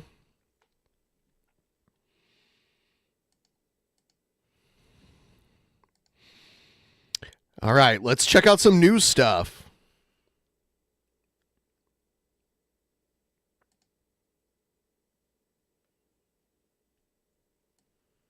Here's Fox News talking about how they temporarily prevented a government shutdown. Let's see what this is all about from Fox News. All right, welcome to a special edition of Jesse Waters Primetime. As you can tell, I am not Jesse Waters. Brian Kilmeade, he's a dumbass. I will be Brian Kilmeade. But we start tonight with a poem. 'Twas 5 days before Christmas, and all through this house, not a lawmaker was resting, not even their spouse. The CR was stalled, the debate. This is so corny. Full of heat, while a shutdown shadow loomed over our streets. Beautiful. That was until about 2 hours ago, when the House finally passed a new spending bill to keep the government from shutting down. And it took them a few tries. The first was 1,500 plus pages, and the bill was filled with a lot of pork. Trump and Elon didn't like it. You may have heard. To no surprise, they both killed it. I like how it's like Trump and Elon, co-presidents Trump and Elon. They slashed the second bill by 1,400 pages. And when it went to the House floor, dead again. Democrats and a few Republicans wiped it out. So tonight, we got a new bill, and it passed 366-234. Surprise, everyone wants to go home for the holidays. That's why it passed, perhaps. Here's Speaker Johnson. We are really grateful that tonight, in bipartisan fashion, with overwhelming majority of votes, we passed the American Relief Act of 2025. This is a very important piece of legislation. It funds the government, of course, until March of 2025. That was a big priority for us. This is America First legislation because it allows us to be set up to deliver for the American people. We encourage swift passage in the Senate now. They need to do their job, as the House just did. We will all go home. Right? Yep, we're not done yet. The bill is only 118 pages, but there's no increase in the debt ceiling. Democrats voted yay. They unanimously are calling this a win. House Democrats have successfully stopped extreme MAGA Republicans from There's someone coughing in the shutting down the government. You may have accidentally uncovered a link between drinking and autism on last night's Spin Till You Spew. I hope RFK doesn't catch wind of it. Yeah, RFK. Thank you so much, Jay Spoon. Like, I'm like, you know how things are going here. So, yeah, that is very helpful. I'm hoping that at least when I decide to go to bed tonight, we're at least like 75% of the way. Then I'll wake up and do some more. But maybe we can just finish it off. Sometimes I've been surprised. Last week we met the goal, and then I did a stream in downtown Seattle, which I will not be doing tomorrow, even if we meet the goal. But maybe I can do like a vertical stream here from home. The weather is terrible right now. This time of year, it rains like every day. So the next like month it's going to rain like almost every day. Better than snow in my opinion though. Crashing the economy and hurting working class Americans all across the land. House Democrats have successfully stopped the Billionaire Boys Club. This is a victory for the Billionaire Boys Club. Yeah, I hate how it's like a fairly normal thing now for the government to shut down as like a political tool. They like allow the government to shut down. It's terrible. If I want to see snow, I can just drive up to the mountains. There's snow up in the mountains. Here in the area where I live and have to drive and have to walk outside, I don't want snow.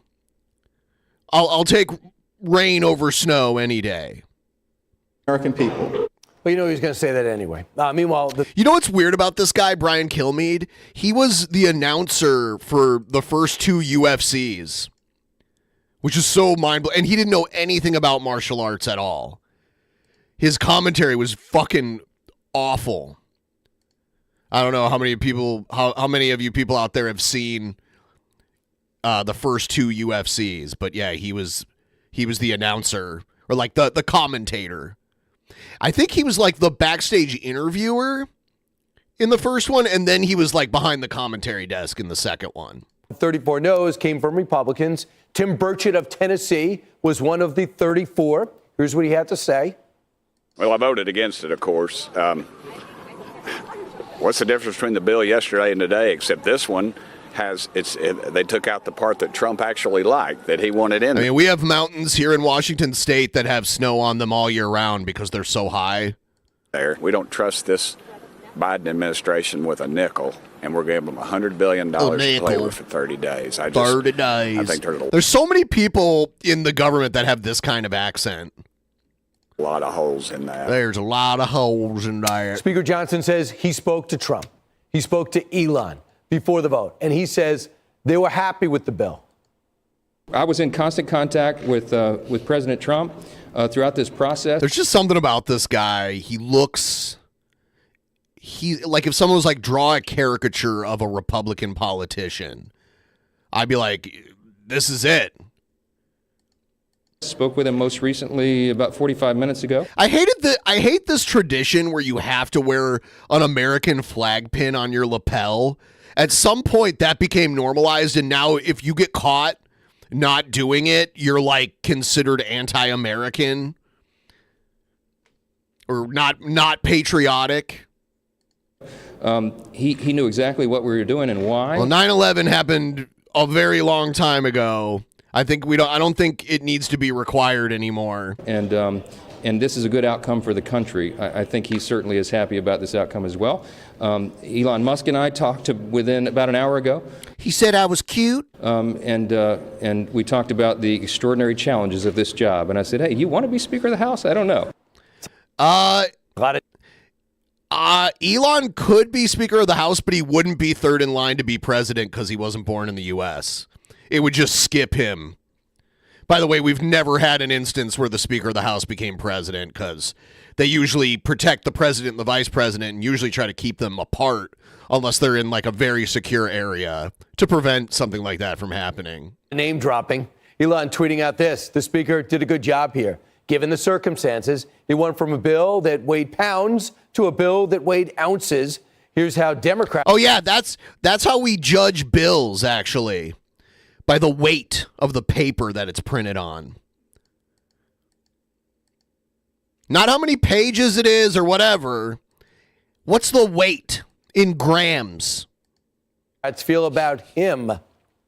What does this say to you about the role Democrats can expect Elon Musk to play in the next few years? Well, Elon Musk amazingly blew up an agreement that had been negotiated arduously over a 4 or 5 week period. What does it mean, arduously? What does it mean? Among House and Senate Democrats, House and Senate Republicans, all by one treat. And that tweet has derailed the Congress for the last 48 hours, essentially. But we've ended up in a pretty good place. But this can never happen again. Oh, by the way, we're $16 away. 16 motherfucking dollars away from the next spin of the wheel to make a deal. So if anyone wants to help out with the $16, use the link in the top of the chat. It's very helpful. Again, Republicans say politics is like making sausage. Sometimes it gets messy. You know, when you make sausage, sometimes it's not pretty, right? And so this is making sausage. And so, why is it called, what? Making sausage? So no, always What had a weird confidence to get it done. analogy. And there would be a formula. There's a way. There was always a way to get it done. And so we just have to get there. All right. A lot of people say, okay, what is it like to make sausage? Everyone's comparing it to making sausage, so let's look. Oh, so, okay, now you're going to show us how sausage is made. It's terrible. What? I don't like it. No wonder people don't want to see sausage being made. The bill heads over to the Senate, and we're expecting a vote any moment now. President Biden won't stay up for it. We've been telling you about President-elect Trump, very involved. What about the actual President of the United States? He still has the job. He's been in Delaware, has been mostly checked out. Politico says AWOL. He just spoke to Jeffries Hakeem for the first time in 12 hours. Earlier in the week, they hadn't heard from him. One person saying, I haven't gotten any message from President Biden or heard anything that he's saying. Does anyone understand what he's saying, even when he's saying something? The White House says that's just how he negotiates. Why haven't we seen or heard from President Biden himself? This is a strategy that we have done many times before, not the first time. And this is for Republicans in Congress, in the House. He's the Seinfeld presidency. Nothing happens. That's his strategy. Joe does nothing. Brilliant. It's almost like the sitting president just quit. Do you think Biden has quietly quit? Like I had said, I thought that Biden, since they were going to run Kamala, I thought Biden should have just stepped down when he announced he wasn't going to run and just made her president, because he could have done that, on a whim. And she could have ran as the incumbent president. I think there would have been at least more faith in the person in office to be of sound mind. I don't think that would have changed how the election turned out, though. No, absolutely not. We'll see. If he don't do nothing over the next 30 days, I'm gonna say he quit. Charlemagne's right. He quit. Biden's gone, and the 47th president, Donald Trump, is already making deals. I think he wrote a book about that, according to reports. Click here to subscribe to the.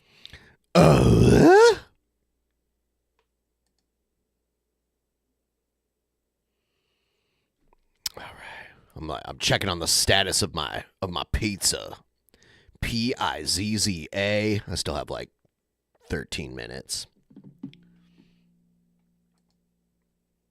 Here is... Oh, dude, this is a terrible story. I ride the bus a lot. I prefer to ride the bus.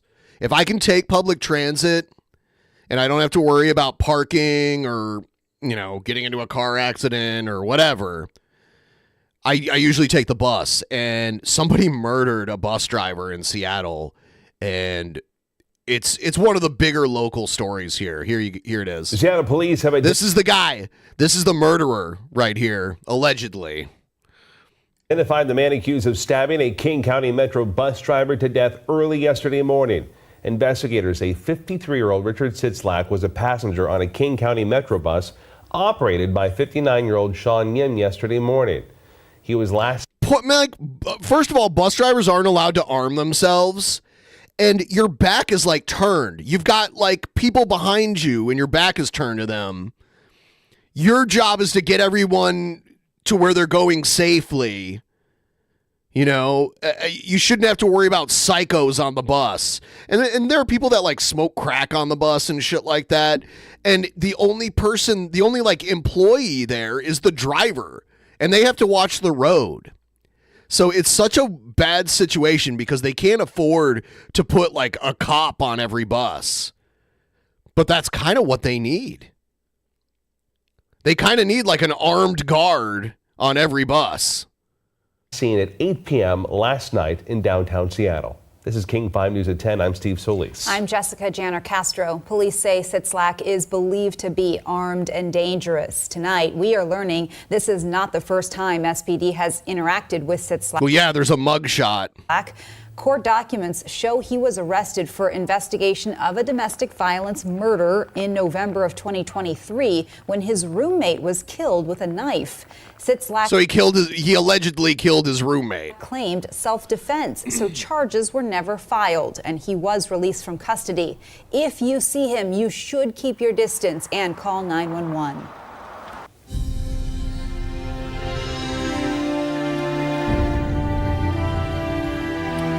Meanwhile, the community is grieving tonight and remembering that bus driver, Sean Yim, as a kind person. King Bad's Maddie White joins us live now. And Maddie, Sean is It's such a thankless job.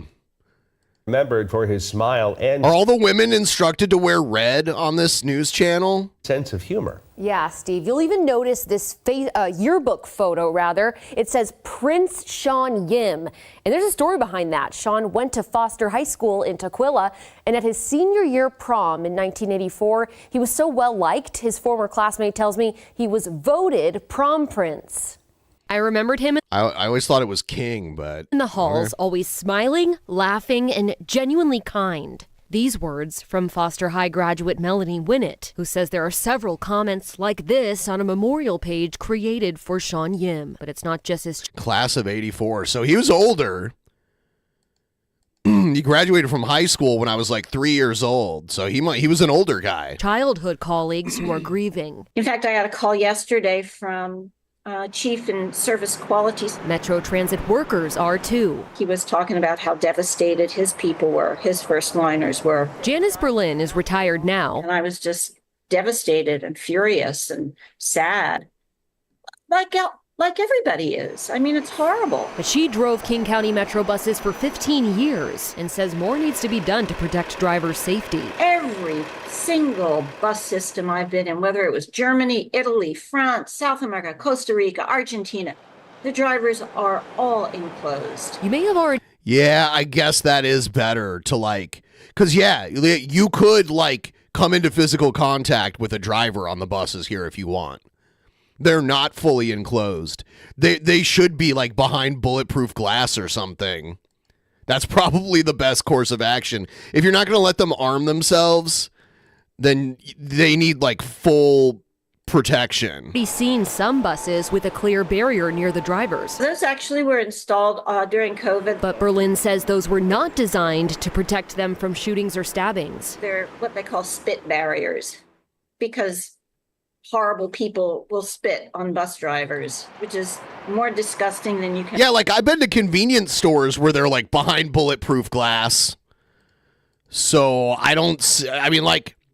they're distracted. They're concentrating on driving and making their stops and all of that. So it just makes sense to give them a protective shield. Imagine. Yes, it happened to me. Tonight, King County Council member Claudia Balducci said she's personally committed to adding protective dividers, similar to those on light rail trains. We have a great system, and people work so hard, and drivers and first-line supervisors and everyone in transit is really very committed. There's so many buses, it'd be difficult to put... the buses on the weekdays come every 15 to 30 minutes. So to put armed guards on all these different buses is going to be really difficult and very expensive. Council member Balducci also said tonight she's committed to adding more police and security guards on their buses. I'm Maddie White. Back to you, Steve.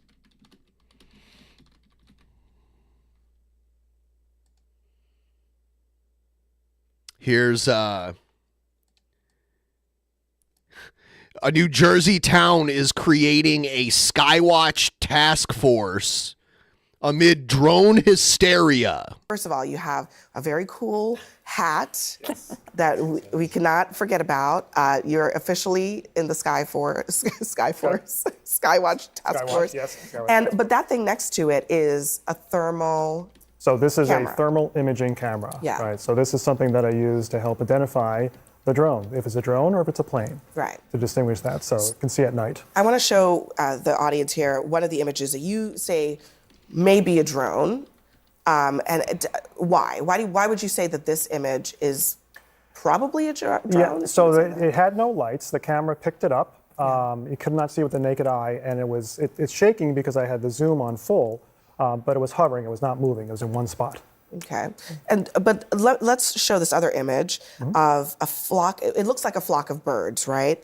A lot of people have been reporting that these drones were clustering, that they were flying together. Yes. What is this? So those are a flock of birds. At first, I thought they might be drones because They're actually a flock of birds. They're actually a flock of birds. I watched them for about 30 to 40 seconds, and they flew off, and I kind of got attracted to them, just see where they would go. But after analyzing the video for some time, they are a flock of birds. They're not drones. Yeah, and there were planes that you saw. I mean, so what's your bottom So line there's a here? lot of like false identifying of drones. It's a night gargle vision. It's the night gargle visions. I wonder if there's a new Jimmy Payne, because I love that shit. I love that shit. Two things. One, clearly, now that everybody is aware of this, everybody's looking up and they're seeing lights. Yes. What do you think writ large is happening here? So I think there is something going on. We don't know what is going on. I think there are drones. I have seen some drones with this. They're small personal drones. I know that people have been reporting large objects, like car size. I haven't seen those yet, not saying they don't exist. But right now, this task force was created basically to get an answer for our community because we're not getting an answer anywhere else.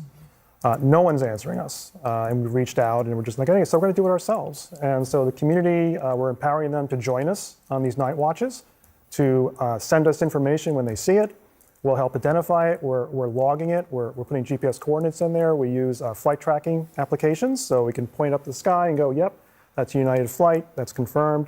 We'll look through the thermal camera as well, because one thing that's really interesting, when you see planes flying in the distance, especially where I live out in Mendham, we have 3 big airports near us. We have small airports like Morristown. It's really hard to see in the night sky that they're planes, because they all look low to the ground, but they're coming in for landing, or they're far away, or they're putting their landing lights on. This, without a doubt, can see through those lights that the planes have blinking, and you can see it's a plane or it's something else. Yeah, we're showing an image of, what is it? Very clearly, a plane. It's a plane. There are some types of drones that are shaped like planes, though, I believe, right? And so there was these planes were over 10 miles away in the beginning, and I actually thought, I have a video here, I actually thought that they were drones. It's like, yeah, I got some. And I watched them, and they did everything that they're supposed to. Once again, we're $11 away from another spin of the wheel and making a deal. So if you would be so kind as to send an $11 tip, if you could, then I'll spin the wheel, and we'll see what type of shot I do. Supposed to do as drones would do. They were hovering. They were just staying side by side. And then I waited, and they started getting closer. And they got close enough for the thermal camera to pick it up, and I could see that they were planes. I think Checking it's so on interesting Trubisky. How, He's There quiet. was all this fervor, and then Is he the story streaming? kind of disappeared from the headlines. And I don't know. I mean, does anyone have any theories? You say about that in a why that might- conspiratorial way. No, I just think that there was a lot of speculation. We know now. There were people talking about Iranian ships off of the East Coast. I mean, that is not happening. There's no evidence of that. And so now that those theories have gone away, people have just stopped talking about it. I think my friends in New Jersey are still talking about it. I mean, we still are wondering what the heck it was, because what they saw, like near the shore especially, they know the plane traffic fairly well in their area, and they could tell these things were massive. The videos I saw were crazy. And by the way, just because they haven't flown over Mendham doesn't mean they haven't flown elsewhere. And you have literally public officials like that mayor in New Jersey saying that we had lost a radioactive device, a potential nuke, and that they think that those were sniffing it out. The government needed Great much stream, better Ben, PR. Keep it going. Where is Trubisky? Get on the I don't stream, know. you Is he bum. streaming on his channel? Can someone go to his channel and see? Now check, because he does like these unmanned type streams. So make sure he's actually live. I don't know, but I'm going to spin the wheel really quick here. Here we go. What we got? What we got?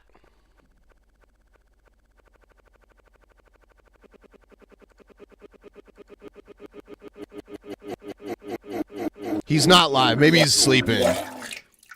Pass. Well, that means I got to spin it again because there's nobody to pass it to. So I'm spinning again. Pass doesn't count this time. There were a few I think there was one pass last night.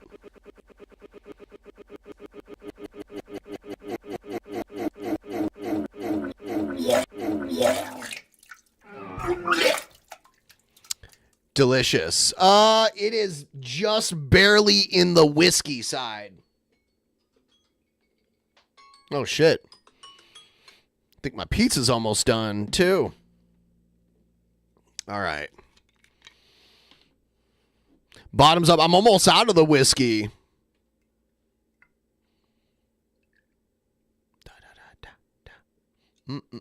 Cheers, everybody. If you don't drink, take a puff of your favorite smoke or drink a coffee or a kombucha or whatever. Cheers.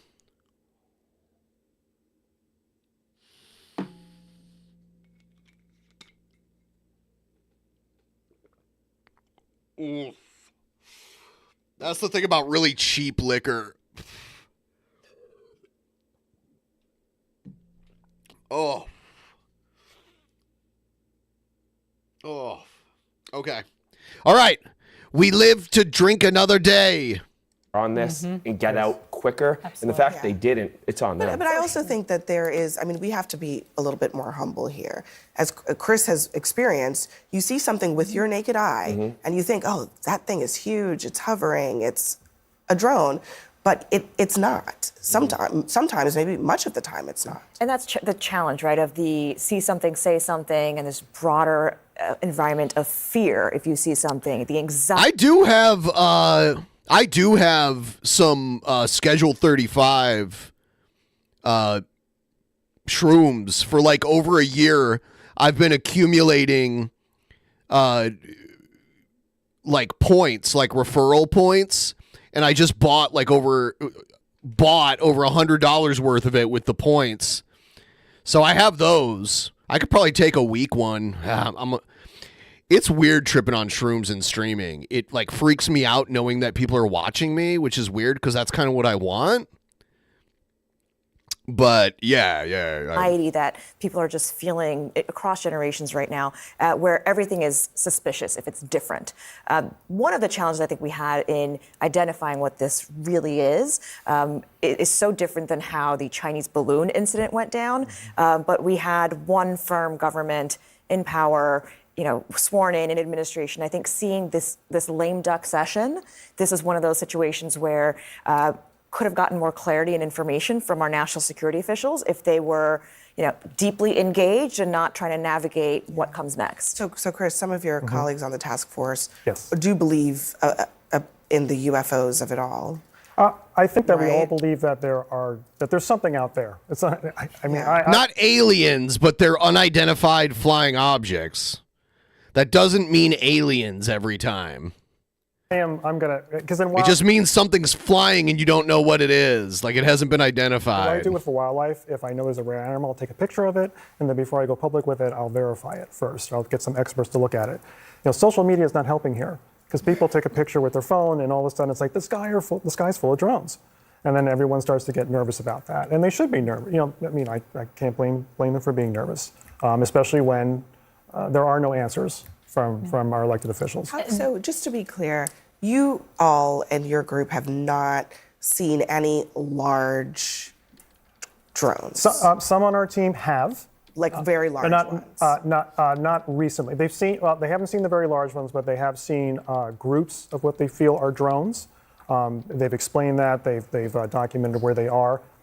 This group started pretty recently. This is really proactive of our mayor. I'm really happy to be part of this group. So I'm just getting out there in the past few days. We just started documenting all of this. So we're hoping to run into these. I am the cold. I really want to see one of these because that'll be really cool. It'll do great for my Instagram. I would like to see the SUV size. Here's what you won't be seeing. There's a brand of drone that was the most common and popular hobbyist drone, DJI, and they're a China-based company. Congress recently banned their use in the U.S. Really? Is that true? And part of that is because Chinese-owned companies have access to the data that travels on these drones. So that is one of the concerns about having unspecified drones in the air, is understanding what information and what's being collected. That's like the drone that I bought that flew away. Absolutely. Yeah, they also admitted some were law enforcement. Well, yes. And so Yeah, we have police departments around here that use drones. I'd like to know what information they are getting. We just really, Katie, last word. yeah, this to me just goes back to a failure by the government on the higher level to give a clear answer to people. I mean, if they could go to Congress and give them the classified briefing, and they said the members of Congress were okay with that, how much of that is so classified and so important that you can't tell the citizens so they don't have a war of the worlds? Everybody thinks there's UFOs, and drone abductions happening. We really should have had clarity for everyone and help put this to rest a long time ago. I think that's All right. So I am going to go grab my food really quick, and then I'll come back and we'll do some more. Thanks for watching, guys. I really appreciate you all being here. And I'll be right back. Oh shit, it's still me. All right, let's try this again.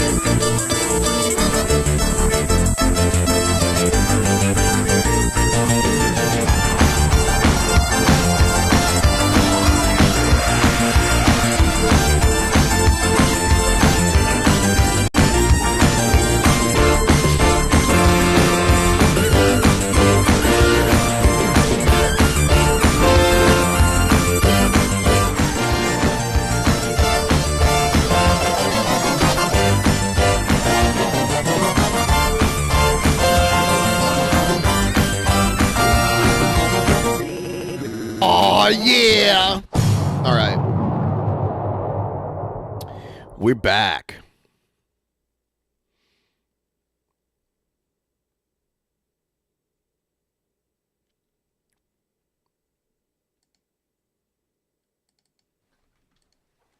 What is this all about? Senate Democrats hold news conference after confirming 235th judge of Biden's presidency. Wow, that's a lot.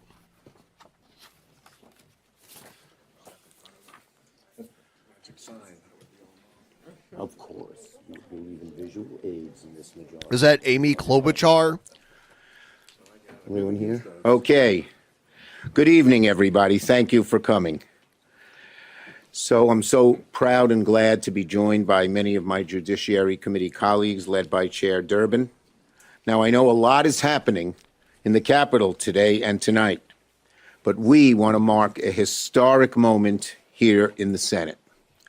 Today, we confirmed the 235th judge, more than any majority has confirmed in decades. This is historic and will have huge and positive implications for the American people for generations to come. Now, with the nation's newest 235th judge, we've confirmed more judges under President Biden than any administration in this century, more judges than any administration going back decades. And listen to this. 1 out of every 4 active judges on the bench has been appointed by this majority. 1 out of every 4. We have some of the most qualified and historic nominees ever confirmed in a 4-year span. 1 out of every 4 judges on the bench is amazing. I want to thank all the senators who worked hard and supported these nominees. It wasn't easy. Their diligence, their stick-to-itiveness, their unity is what led us to this amazing moment here today. Any one of them, when they didn't show up or wanted to dissent or throw a fly in the ointment, could have stopped progress.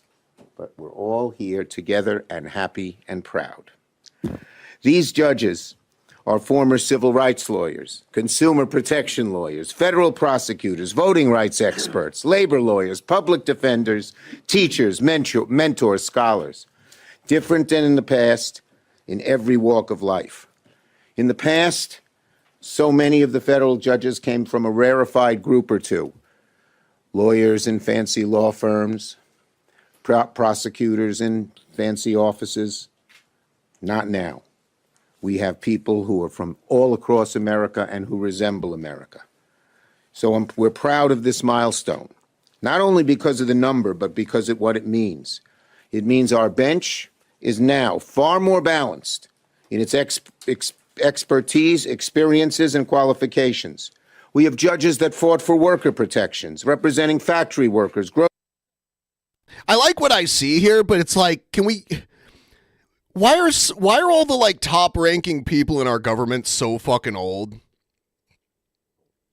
Like, how old is Schumer? He's probably one of the younger ones compared to Pelosi and Biden and Trump coming in. I guess the Speaker of the House is like one of the younger, like, top government officials. We got McConnell, whose brain is melting too. I'd like to see McConnell and Biden sit and have like a conversation. What would that be like? Could you imagine that? I'm just like picturing it in my mind. Grocery store workers, taxi drivers, nurses. We have he did step down. Okay. All right. He probably should have done it sooner, but elevated nominees who represented unions, defended freedom of choice, abuse victims, prosecuted drug trafficking. Some have been teachers, some have been mentors. Our nominees are also groundbreaking for their demographic diversity. 150 of these judges are women, making the bench look a little more like America. That's the most under any president. Or individuals like Dale Ho and Myrna Perez, who I proudly urge President Biden to nominate. These two are among the greatest, both immigration. Yeah, Chuck Schumer's 74, and that's like young compared to a lot of these other people. And voting rights lawyers in the country. They're now on the bench. And of course, we confirm not just the first black woman to the highest court in all the land, but also the first public defender to have the title justice, Ketanji Brown Jackson. Now, all of them were confirmed because they were among the very most qualified individuals for the job. I want to thank President Biden for sending us such an impressive group, Vice President Harris, who helped us confirm nominees, and of course, my friend and colleague, Chairman Dick Durbin. Just about every Tuesday at our lunch, he would get up and remind us how important it was to get these judges done. He would importune colleagues, get those applications in, make sure they're qualified, make sure they're good. He was a pleasant, happy, broken record on this issue. So I also want to thank all of my colleagues here. As I said, it's been a great, great team. Our courts are stronger. Our courts are better. I have a friend who lives in Brooklyn that's Jewish and says that Chuck Schumer goes to the same temple he goes to, which is interesting. They reflect our country. Every American can be proud of what this Judiciary Committee and this Senate has done. Senator Durbin. Thanks, Chuck. Thanks for the kind words, Chuck. I want to thank my committee members. This is a tough assignment. The rules of the Judiciary Committee make it absolutely essential for every member to be present. If one member was absent, we had to postpone consideration of nominees. So the people behind me and some others who couldn't join us at this moment really made... So Senator Dick Durbin is 80. So this dude's 80, okay? ...this happen, and at great personal sacrifice. It was a team effort all the way. And I'll also tell you this, the White House was cooperating with us every step of the way. Joe Biden took a special interest in this. Every time I've seen him in the last 4 years, he's always brought up the Judiciary Committee and the judges first and foremost. It's on his mind because it's part of his life experience as well, and he knows the challenge in filling these vacancies. There's a chain of Chinese restaurants in Toledo, Ohio called Magic Walk. Now, the lead, of course, is the number 235, but I'd like to suggest to you the second paragraph. Over 80% of these judicial nominees were approved on a bipartisan basis, Democrats and Republicans. I agree with everything Chuck has said about the nature of the people who have been appointed to these positions and who will serve on these court. Magic Wok, W-O-K, like the big pan that they cook stir fry in at Chinese restaurants. And what they bring to the experience. But it was our job to not only find the best people, and every single one of them was reviewed and found qualified or well qualified. I just had a pizza. It technically wasn't frozen. It's like a pre-made refrigerated pizza. God, what's the name of the place? It's also like a chain of Italian restaurants in the area. I'm trying to remember the name of it right now. By the American Bar Association. In the previous 4 years under President Trump's first term, that was not the case. But it is the case under President Joe Biden. Their qualifications are beyond any question. It is just what we need on the bench today. I'm going to close by saying that this has been an extraordinary honor to serve in this committee. I think it's one of the busiest committees on Capitol Hill and one of the best. I'm sorry that we're not going to continue in the majority. It's called Tuttabella, Tuttabella, but it's not from the actual pizzeria. It's from the grocery store. They like pre-bake it and then they refrigerate it and then you buy it in the store. Pretty good though. But as Chuck said, 1 out of every 4 Article 3 judges in America has been approved by this committee during the last 4 years. I'm proud of the people who will be representing the ideals of our nation and the values of our Constitution on the bench. Next is my colleague, Sheldon Whitehouse from the state of Rhode Island. Sheldon. Thank you, Dick. Okay, there's not too much more coming out of this, right? Let's check out. Oh, this is interesting. This has to do with people goofing on Trump they're basically saying Elon Musk is the actual president. President. Senator from Oregon. Mr. President, earlier this week, Democrats and Republicans from both the House and the Senate made a deal that struck a blow against the healthcare middlemen that manipulate our healthcare system to enrich themselves. Unfortunately, the very first act of the second Trump administration, or should I say the first Musk administration, was to step in and strip out the bipartisan agreement that stopped the drug middlemen, known as pharmacy benefit managers, from ripping off taxpayers and seniors. We all understand that health care is an unavoidable expense for most American families. That's why I went into public service. Health care is not a Democratic or a Republican issue. It's a family issue. And we know if you or your loved ones don't have their health, everything else in the house goes by the board. Unfortunately, the chaos sown by the president-elect and his billionaire mini-me. Billionaire mini-me. Trump is not going to like this, where they're saying like he's not the real president and he's just like a crony to Elon Musk. Like Trump is like the loophole to Elon Musk being president, but Trump is not getting rid of Elon Musk. That sweet, sweet money that Elon Musk has, Trump loves that. Trump loves that. Having the richest guy in the world, you know, tagging along with him. Though again, it's hard to tell which is which. They've served to protect the middlemen, the pharmacy benefit managers and insurance companies that take money out of the system while our families are stuck with big medical bills and substandard care. Now, Donald Trump has spent the last 2 weeks telling everybody I'm trying to get over the lisp, though, who will listen that he wants to take on the drug middlemen. Let me quote Donald Trump here. He said they're rich as hell. He said we're going to knock them out. Well, at the very first opportunity to do that, he abandoned that pledge in order to follow Elon Musk's lead. You don't choose to do business with pharmacy managers, but I'll tell you, they are dining out on your paycheck nevertheless. These PBMs squat between big pharma and the insurance companies. While they're supposed to negotiate coverage and the price of prescription medicine for your insurance plan, they've ended up favoring higher priced drugs by taking a fee that is linked to the price of the drug.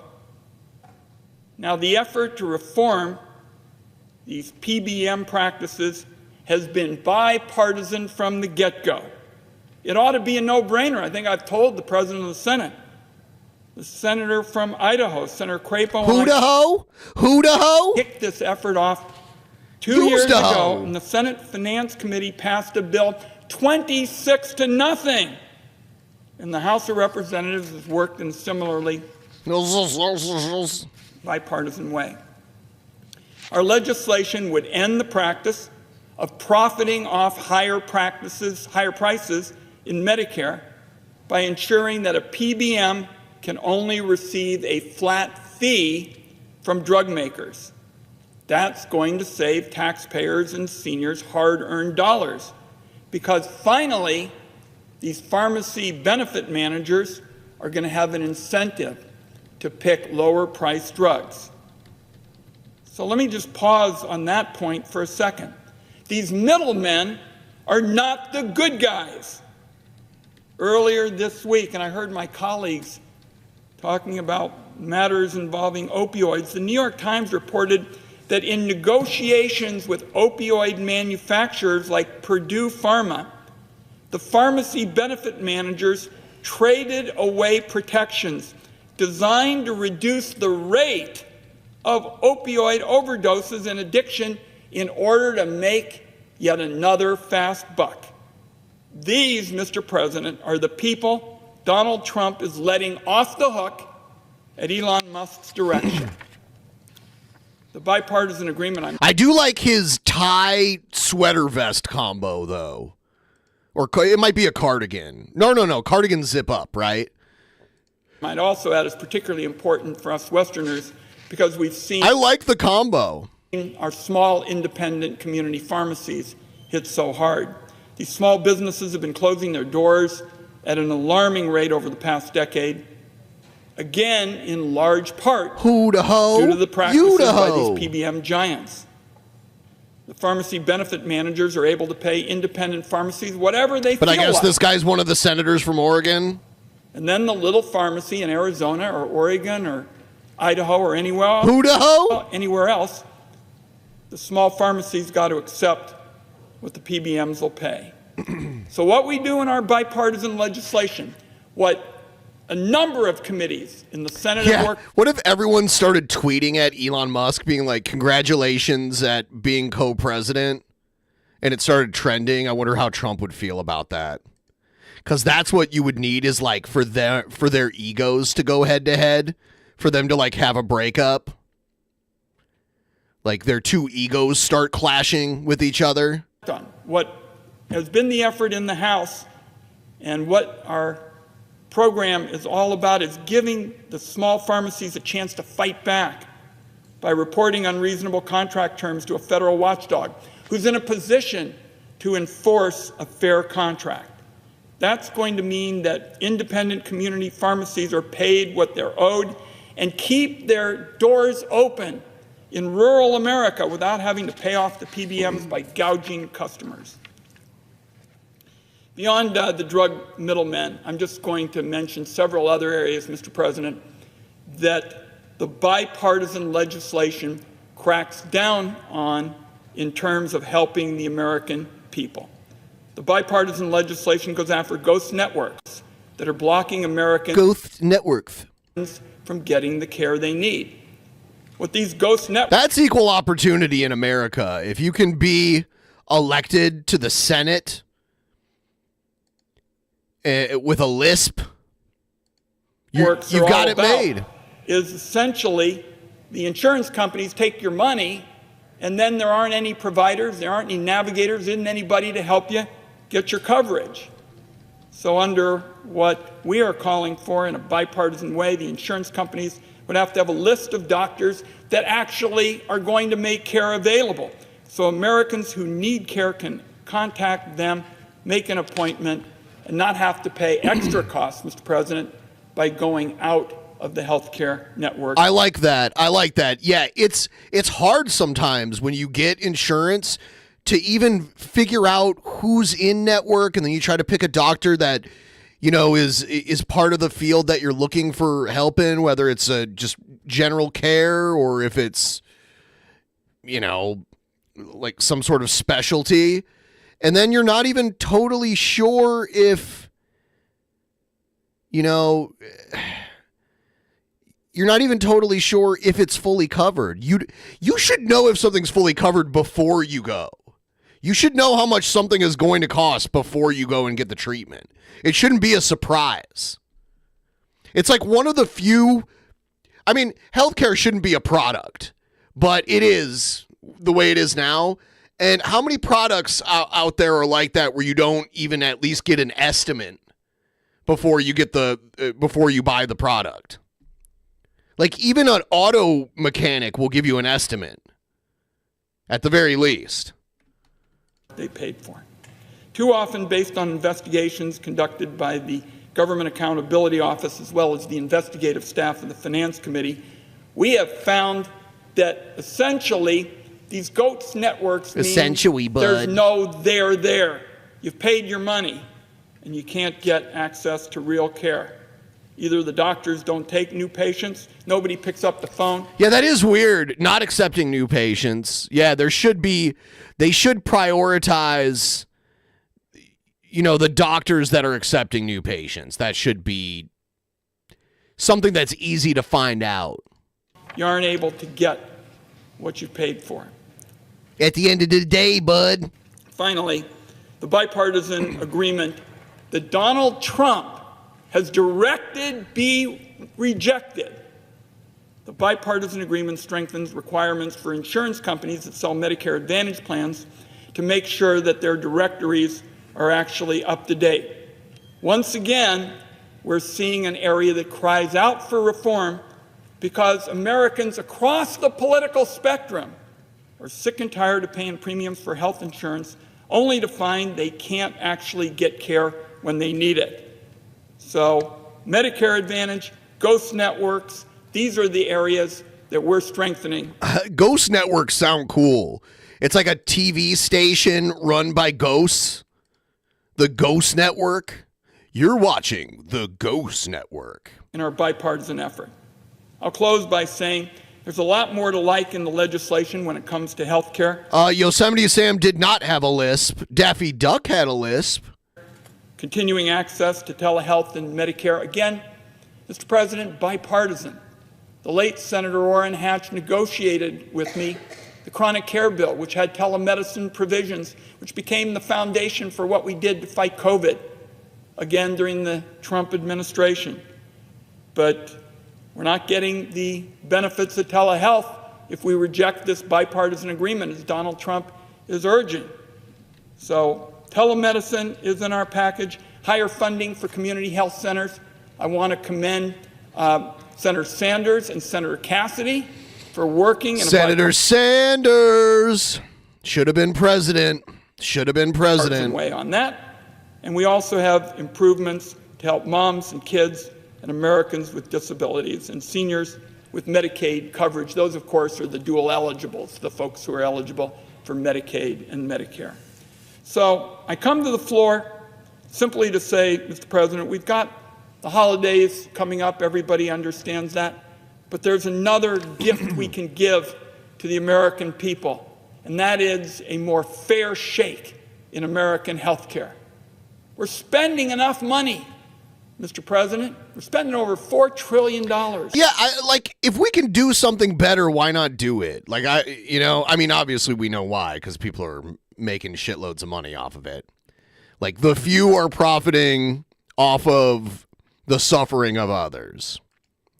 I just wish we could make it more efficient. I wish, if there weren't lobbyists that grease the palms of politicians to keep things the way they are, then we'd probably be moving towards a better healthcare system.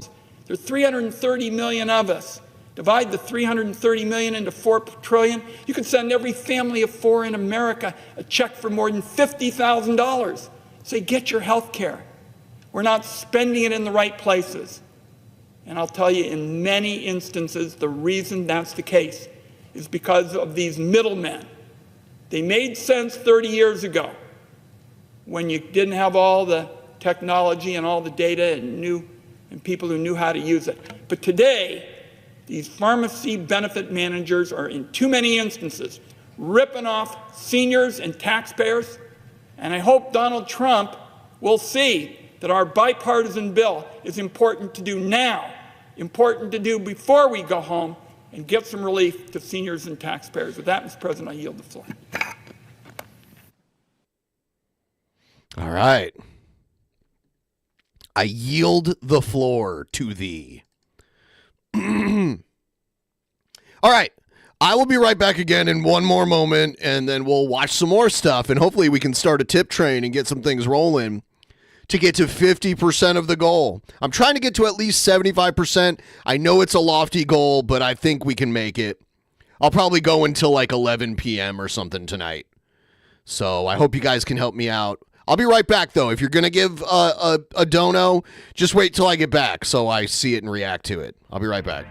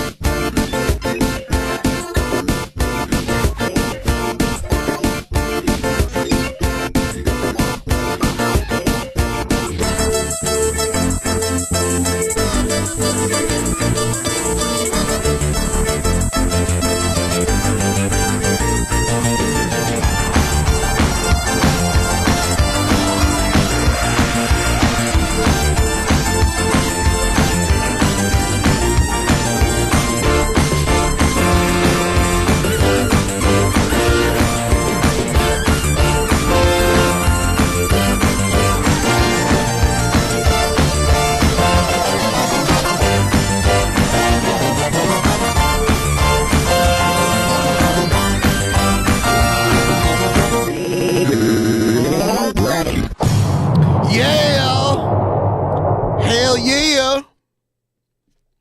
Thank you guys for watching and everything. I really appreciate it. I'm going to keep it rolling here. Got some pizza in my belly to keep the stream rolling. We're on our way to 50% and the next spin. So all we need is $50. So slowly but surely, once we get to 450, I'll spin the wheel again and do another shot. If you want to help out the stream and the channel, it's right there, pinned at the top of the chat.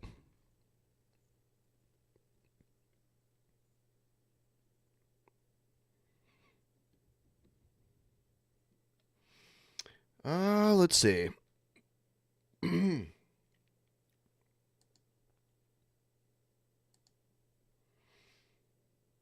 man accused of killing United Healthcare CEO Brian Thompson in New York is now back in that city facing a slew of additional charges. As Laura Geary explains, Luigi Mangione's defense team may claim New York authorities are overreaching on some counts, and one legal expert is saying that may be correct by design.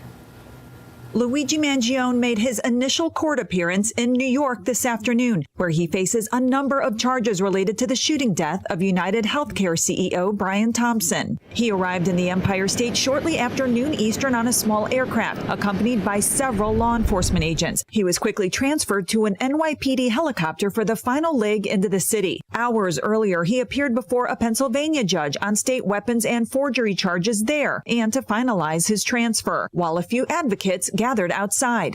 We wanted to use this moment to advocate for healthcare changes and hopefully, make some positive, goals with all of this situation. Now in New York, Mangione faces more state and federal charges, including... Is it Mangione or Mangione? I don't know. Murder through use of a firearm, stalking, and terrorism. That very high charge. Terrorism is insane. I don't see the terrorism part of it. That seems like overreach to me. You guys can let me know. It is murder. Murder is an appropriate charge. But terrorism, I don't get that part. It wasn't like he bombed the conference that CEO was going to. Charge provides a lot of room for the prosecutors to negotiate a plea bargain because it's a charge that they could essentially walk away from in return for his, let's say, guilty plea to second-degree murder or something along those lines. One key piece of evidence noted in the federal filing, Mangione's own written details of the alleged crime. He said, you'll find the planning and the to-do lists and the other elements in the spiral notebook, which they make reference to in this federal complaint. High-profile defense attorney Karen Friedman Agnifilo will represent Mangione as the New York cases move forward. I'm Laura Aguirre reporting. Mangione's attorneys told the judge Mangione they will not seek bail right now, but they reserve the right to do so later. He will be held in the Metropolitan Detention Center in Brooklyn, the only federal prison in New York City, and the same one where another high-profile client, Sean Diddy Combs, who is represented by the... It is weird that Diddy is in the same jail as Luigi. Husband of Mangione's defense attorney also awaits trial. Weird. This is crazy. Someone ran their car through a Christmas market in Germany. People are insane. This is more like a terrorist act than what Luigi did. Just killing random people to instill fear. The death toll rising today in the wake of that attack on a German Christmas market. Investigators scrambling for answers, and police are about to provide an update. Welcome, everyone. I'm Edward Lawrence, and this is Fox News Live. Let's get right to Stephanie Bennett in London with the latest on this attack. Stephanie, what's going on? Hey, Edward, at last check, at least 5 people have been killed and more than 200 others are injured. Authorities say 41 of those are seriously injured. Now, the city's mayor says they will be holding a memorial service later tonight to honor the victims, and a suspect is in custody. Take a look at some of this footage from last night. The attack happened about 100 miles west of Berlin in Magdeburg, just 5 days before Christmas. The market market was obviously packed with people spending their Friday night with family and friends, shopping and eating. Witnesses say around 7 local time, a rented black BMW drove at a high speed, plowing through the crowd. As a precaution, other Christmas markets in Germany shut down last night. And damn it, man, they ruin it for everybody. See, this is terrorism. Like, they closed all of the Christmas markets because of this. many around the world have even upped their security, including in New York City. Over the years, markets have added things like 24/7 security, steel concrete barriers, just as precautions. Well, local reports say the market will not reopen this year. And the Prime Minister said, quote, "We will fly the flags at half-mast to express what a tragedy has taken place here and that we all share in the suffering that has been inflicted." That was the local Prime Minister. Now, German Chancellor Olaf Scholz, he visited the site this morning, saying today will be a day of grieving and mourning. Jetzt ist es wichtig, dass wir It is now important that we clarify the situation and that this is done with the utmost precision and accuracy. Nothing must remain uninvestigated. We must understand the perpetrator, his actions, his motives, so that we can respond with the necessary criminal and other consequences. And we will. A 50-year-old Saudi Arabian doctor who first came to Germany in 2006 is in custody. Oh, it's a Saudi Arabia. So yeah. Huh. I'd like to hear what the motive was. Authorities have not yet released a motive, but say he was acting alone. Today, they're going to be focusing on his background, and we'll be checking things like his internet history and his cell phone. Now, this comes almost 8 years to the day when 12 people were killed in Berlin after a truck rammed through a Christmas market there. So-called Islamic State said one of its soldiers carried out that attack. And earlier this month, police say they foiled a potential terror attack on a Christmas market in Bavaria after a tip-off there. There's a Christmas market in Seattle, but I've never gone to it because there's an entry fee, and I don't agree with the concept of paying money to pay money. It's like I need to pay an admission fee, and then once I'm in, I have to buy stuff. I have to pay for food and pay for like whatever they're selling there. No, thank you. Like if there wasn't an admission fee, I would have gone to it. For now, again, as you mentioned, German police are expected to give an update shortly, and hopefully we'll get some more answers to a lot of questions. Edward.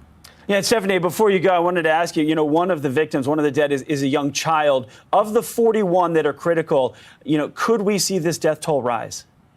Yeah, I think it's definitely certain that the death toll will rise, unfortunately. Last night, we knew of the 2 victims, as you mentioned, one of them being a very young toddler and also another adult. And at 41 serious condition out of 200. It's very serious right now, and you just saw from those images how packed a Christmas market there was. Of course, these Christmas markets loved around the world, but yeah, huge in Europe, especially originating in Germany, and this close to Christmas as well is very disturbing, very upsetting. So we'll see, hopefully, out of this press conference, what those numbers are looking like now. Yeah, and one more clarification, the barricades, a lot of these markets... Help make my Christmas extra magical and get me to 50% of the goal. Thank you guys so much. We have those barricades. Did this one have barricades? I got to do it. And how did he get around them? Yeah, exactly. A lot of markets have started adding kind of... Actually, obviously I'm being sarcastic, I do want to hit the goal, but I don't believe in the magic of Christmas. Concrete or steel barriers, some that are permanent, some that can, be put in when the markets are there, some that pop up from the ground. Well, different reports. We've been hearing that there were some concrete barriers, but some of the footage you can see, it looks like maybe they were spaced out a little bit. Maybe they were moved when paramedics came in. But it definitely, looking at the videos that were on social media that have been circling. Yeah. The car had no issue. Them 102s plowing through there, unfortunately. When you think a concrete barrier should be able to stop that car right in its tracks. So hopefully we get some more information out of this press conference coming up. Yeah, Stephanie, unthinkable. Thank you from London. Hey, everyone. All right.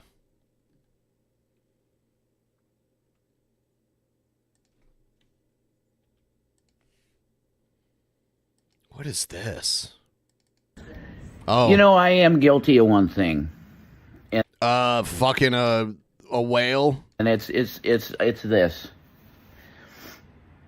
Because of my mental illness, I'm extremely always crying about your mental illness. Always blaming your mental illness. reactionary. I apologize for that. I'm going to make videos as the Lord leads me to make videos. I felt like the Lord was leading me to want to do this radio, or like, it's like running a TV station. He's doing like a 24-hour drone watch. What I was doing. You saw the idea I had. Because you were seeing me fulfill what was in my mind as I was doing it live. To have truth documentaries show you, teach you these things that are in the truth movement from people that could do it way better than me. And then you could take and do with that information what you want. You can reject it and say it's conspiracy theory and bullshit.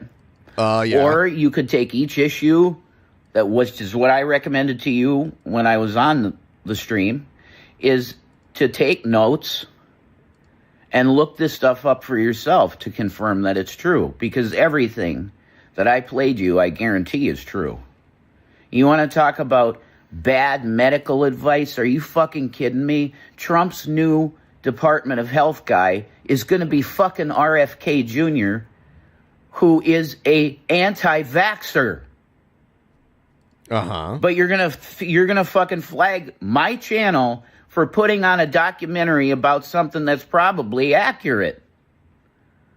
But the conventional medical system doesn't want you to know about it. So that's what you're gonna do. That's how you're gonna treat this channel. Well, that's pretty ridiculous. I was playing stuff that was on YouTube. So why does my video get flagged for putting on my live a thing that's on YouTube legally? Fine, no problem. But if I restream it through my channel like this on a TV station style deal, my TV situation, it gets taken down because you cocksuckers cannot stop leaving me alone. Cannot stop leaving you alone? That means, you mean the other way. You mean they can't leave you alone. Cannot stop leaving you alone. If they couldn't stop leaving you alone, you'd never hear from them.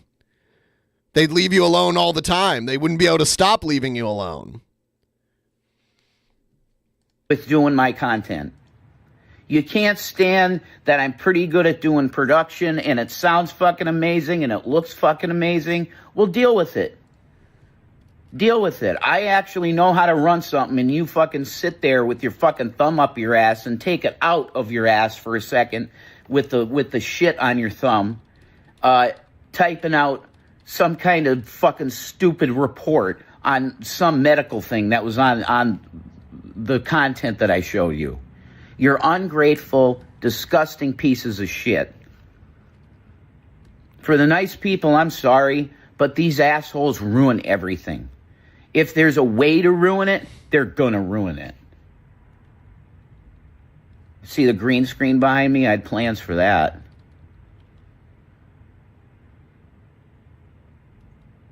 Why should I care to give you the best product possible? The best product?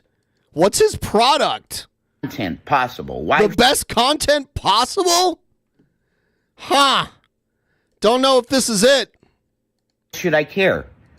All you want to I would never claim mine is the best content possible. Do is take me down and drag me down and make me feel like a piece of shit. That's all you people want. Why are you responding? Aside from maybe 2 or 3, like the Yoshis out there. Well, Yoshi Army, your fucking general is pretty fucking pissed off. I'm pretty fucking mad about Yoshimitsu? this. I'm trying to spread truth, documentary stuff with you people to fucking wake you up out of your stupidity.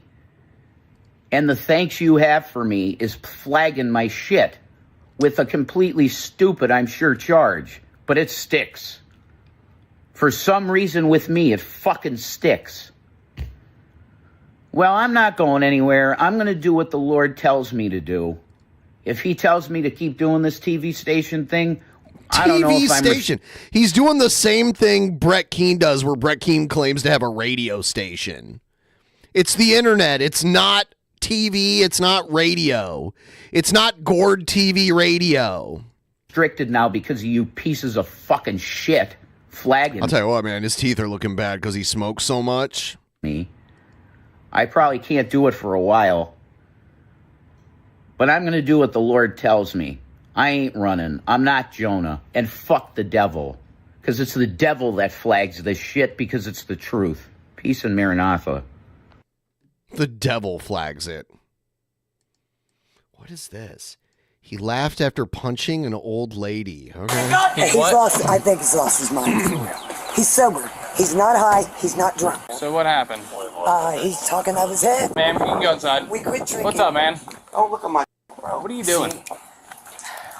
I'm the one that. Those are some ugly ass tattoos. Oh, he hit me in the head. I never. I'm almost 70 years old. Keep your eyes up here. Come over here. Come over here. Come over here. Nope, come on. He's not drunk and he's not. Come over high. here. He What's wrong thought with he you, was dude? gonna He's got one of those breathe right strips on his nose. Okay. No, he's Cover not. your nose. Oh, that's Come over. just a. Step out. I do not have COVID. That's a breathing. I got you. Step out here real quick. I'm sorry. You okay? Step out here. Anxiety. That's a breathing Come on. strip for sleeping. Step out here. I'm here for good reasons. You're not. Okay, I'm here because you punched this old lady. This guy does seem high, but maybe he is just crazy. Back up. I'm scared. Turn around. Like this. Turn around. Baby. Nope. Turn around. Relax. Your skin's scared. What? I'm not fighting with you. Turn around. You're black. Turn around. You don't even know it. Come out here. You're black and you don't even know it? What's wrong with you? You'll 27, see. 27 up. Take you to the hospital. Nope. Please. Do not. Back up. Embrace. Get away from me. Embrace. Get away from me. I thought you was a girl. Relax. What, so you want to push in because you Don't think touch he's a me. girl? Don't touch me. Don't Turn be around. afraid of me. I around. am at peace. Turn around. I will never turn around. Turn around. For you, bro. Turn around. Hey, you are so stupid. I'm about to touch you in one place and you're gonna die. Baby, no, baby, Go. baby. Back up or I'm gonna fucking mace you. Back all up. right, you're right. No. He's like, all right. He snapped out of it pretty quick. Yeah. Get on the ground. Get on the ground. Get on the ground. Hey, bro, I feel like I'm on Get on fire. the I'm ground. allergic to peppers. Then get on the ground now. I'm allergic to peppers. Get on the Well, are you allergic to electricity? ground. All the way on the ground. Get on the ground. All the way. That woman needs to get the fuck out of there. Hey, you smell kind of good, bro. All the way. He's flirting with him. You smell kind of good. He tried to hug him, too. Get on the ground. Smells are everything. I'm gonna spray you if you don't get on the ground right now. Smell really good. That Get doesn't on the smell ground good. right now. I said I was sorry. Get on the ground right now. I don't care. Get on the ground right now. Get on the ground. God, stop. I've been taking you away. I'm allergic to peppers. I don't know. I swear to God. Get on the ground. That right woman now. needs to get the fuck out of there. Do that to me. Amazed. I told you not to do the thing I don't want you to do.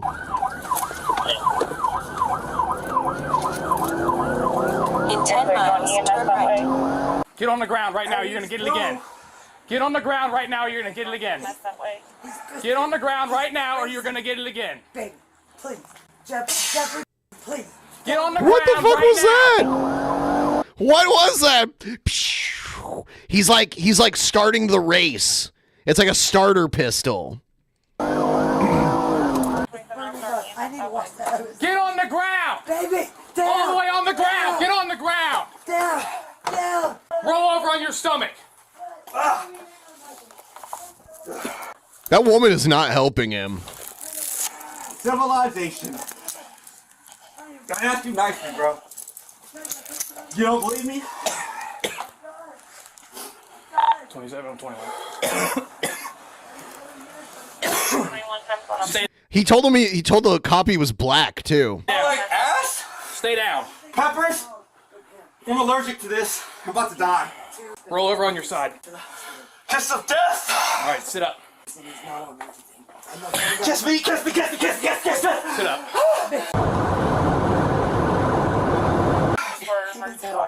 Stay right there. What, baby? I don't know what's wrong with you. I'll never hurt you again. I don't know what's wrong with you. Stay down. EMS is on their way. They'll help you out. Stay down. Stay sitting. God! justice system for Well, I thought you were God. I thought you were God. Yeah, this guy's fucking crazy. All right, sit down. Sit down. Do not get up. It's that bad. Yeah. Please don't pepper spray me. I'm allergic. Okay. You already were, dude. Sit down. So big and Then fat. come sit right here. You can come sit right All here. right, just cuff me. You're already cuffed. He doesn't Sit even back, know sit he's back. cuffed. Uncuff me. Take it. Nope, you're not getting uncuffed. I need water, bro. All right, sit down right there. EMS is going to help you. Baby, they're gonna get you. Sit down. The paramedics are here. Sit down. Paramedics are here. They're gonna help you, okay? Sit down. They're gonna get that out of your eye. Sit down. Get your finger out of my eye, please. No rice fingers in Get your finger out of my eye.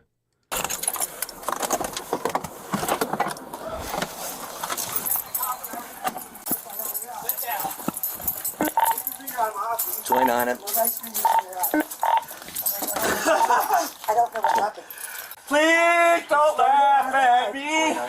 It started last night, and I thought he was faking. So call But me he would not be doing Dave. this. So I thought he was faking the whole time. And then this morning he woke up, and then he was like that again. He's Please don't yell. Talking out of his head. She looks like she's a drug addict. Yeah, I'm good. Sit down. Stay down. Please don't yell at me. I'm never gonna ask you this again, but please just step back. Okay. Dehydrating. Give him a drink of water. EMS is on the way here. They're going to help you out with that. Cuff bag. No. I need water. Nope. Is he on drugs? No. No drugs, no alcohol. No. I'm allergic. Go EpiPen. No. Were you assaulted or hurt or anything like that? No, the lady in 3 was. But, I mean, I'm scared. Snap out of it. I'm scared. All right. Well, don't talk to him. Stay sitting. If you don't talk to him, he'll stay calmer. I feel like you're strong. Just stay right there, man. It's like he's glitching out. I can never hurt you. That's fine. Just stay right there. Calm down. Just uncuff me and let me have a drink of that water. I promise I'm not gonna hurt nobody. That's not happening. Nobody, no people, no one. I want to be a cop. I don't get it. What's his name? I want to be a cop. From about He's 10 gonna feet hand that it way. I don't talk to him. As soon as we quit sit down. drinking, okay, it's making anxiety. All right, what's so his name? Jeff. Sit down. Uncuff him. No. You're a woman. No, sit down. You're a woman. Baby. Not funny. I am not a woman. Sit down. I'm not gay. I'm the same. Okay. I'm your equal. You're going to go on the ground if you don't sit down. Sit down. Sit down. Sit. I'm not gonna die, am I? I never knew that. No, you're gonna be all right. Just stay right uncuff there. me, please. No, sit down. Sit down in the chair. Just sit down in the chair. Sit down. He's got all this snot hanging out of his face. It's gross. I asked you nicely. I'm asking you nicely to sit down in the chair. You're like a slop, but I love you anyway. You're safety. Sit down. Sit down in the chair. Who am I? Jeff. Grab his other arm, man. Stay in the chair. Sit down. I'm sober. Sit down. I just need some water. He is sober. He's on prescription. I need a prescription. Sit down. No, baby, sit. Paramedics are here. I'm not a baby. Listen. I'm not a baby. A doctor's on their way. You go to end of 3 and get her information Okay. for me. A doctor's on their way. You're 63 years old, and I know everything about you, from tip to your toes. He's been talking like your size is not that important to me, bro. Your dick size is not that important to me, bro. That cruiser over there and just Please wait walk over there away for from us, me. I will okay? never walk away from you again. I know, but step over there and we'll talk to you in just a minute. Okay. One chance. Oh, He doesn't know what's wrong with you. He never will. I'm on fire right now. You don't believe that. Reality will make you blind. I'm not blind. You are. I can't see. I just need some water. Splash it in my face. Baptize me. Water. Baptize me. Too late. He's about to die. I'm mentally challenged. Your name's not Jeff, bro. No. I will never abuse you again. You're my son. It hurts to be born. Oh, I get it. He's heavy. No further inquiry tonight. Take a deep breath. You're gonna calm down. I'm gonna tell you to, and you're going to. EpiPen, please. God. There's paramedics. God. God, your hands. God. God, hey, you're if you don't handsome. relax, they're not going to clean your face off. I got sprayed. Take a deep breath. I was sitting home from work last night. You're not gonna believe this. I'm so allergic to everything. An alien telepathy. He can hear your voices. I'm a black woman. I'm a black woman. Please pick that water up and splash it in my face. I'm so dehydrated right now. He's crazy. Use mirrors, windows, sound, scream at the top, voice. Voices, they scare me. My own voice scares me. I hear my own voice. You never heard your own voice before? Oh, you're old. You're not that old. You're just 63. Get in there and sit down. Sit down here. Sit down. Sit down. Okay. Put your feet in there. Turn. What's your problem? I can't breathe. Turn and put your feet in so you can sit. I'm not a joke. Let's go. Turn. Back up against the You're a good looking man. Put your back up against He keeps like giving them compliments. You're a good-looking man. the seat and put your feet in. Look like you're wearing boots. I kicked you just now. I would never kick you again. Put your feet in. Get your feet in. There you go. Now turn a little bit so you can clean your face. I got your back, for real. The devil's here. Oh my God. All right. I'm just trying to get pepper spray on all of us. Hose them off or not? Let him put. Yeah, we can hose them off. Just a little bit. All right, stay right there. He's going to clean your face. Bald man? No, put your feet right where they're at. He's going to clean your face. You want your face clean? Yeah, please, please. Thank you. All right, do what he tells you to do. Look up for me. Whoa, you spit on me, man. We're going to have a major problem.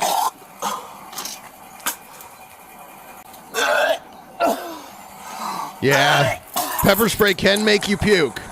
6 yards, 24. Why are you afraid of blood? Because you're God. Because you're God. 24. It is good. They're handsome, they're good looking, they're God. You wipe your face off? Please? Don't do anything stupid. Man, pop your ears. Sound. I love sound. Tilt your head back. Tilt your head back for me. So I can wash your eyes. You want me to wash? Paramedic. Save lives. You want me to wash your eyes out? You want your eyes washed, or You're a yes or female. no? A black You're a female. female. STRIBLEN. You want your eyes washed, or yes or no? Yes, please. All right, then do what they're telling you. I'm just asking nicely. Like we said before, just stay right there so you can clean your face, all I'm right? afraid of Tilt your head cops. back. He's a blind man. He's never going to believe you. They can't even help him. He won't let them. You gonna let him clean your face or not? Or do you want to just sit there and suffer? No, get up off the ground. Come on, get up. You want to Stand do it right up. there? You want to pour it on them like that? Yeah, pour it on. Okay, look not up. dead. Look up. Pour it on him like Look that. up, man. Pour it on me now. He's looking in the opposite direction than what they need him to look at. That's crazy. By the way, please like the stream if you haven't already. I'd really appreciate it. Still trying to get to 50% of the goal. It's 50 more bucks. So 5 of you drop 10, we're golden. So please use the link at the top of the chat to get us a little closer to that. I thank you so much. Hey, you want him to clean your face? It's just water. It's just water. I love water. All right, then look up. Let him clean your face You're with not the going water. to believe this. There we go. I feel so bad for this paramedic. Try it again. I don't like this. I don't like you. I don't like anything. All right, I'm going to splash you in the face with it, okay? Oh, that's alcohol. That's just water. No, it's water. There we go.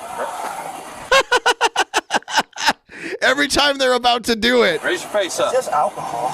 Raise your Look up. That's going to bubble.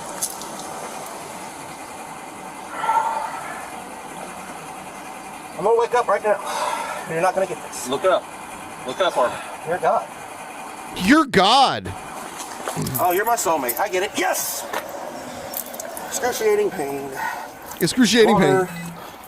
I'm allergic to water. I need sugar. He's allergic to water? That would be a problem. Sugar, baby. Sugar, baby. Right in my mouth. You got to keep looking up. Water. Alcohol. They need like a squirt gun. Just water. It's not water. It's not water. I could swim before I was a fish. Just blink. Let the water do its job getting that out of there. Dip, splash my face. This is not funny, baby. You're just a cop. You're just a guy trying to do his job. I don't get this, but I'm about to end everything, and it's not funny, so just please don't laugh at it. I'm about to sing, and it's so loud that I'm about to bust your eardrums. Are you going to be able to stand up? Yes, please. All right, if you stand up, we can dry your face off.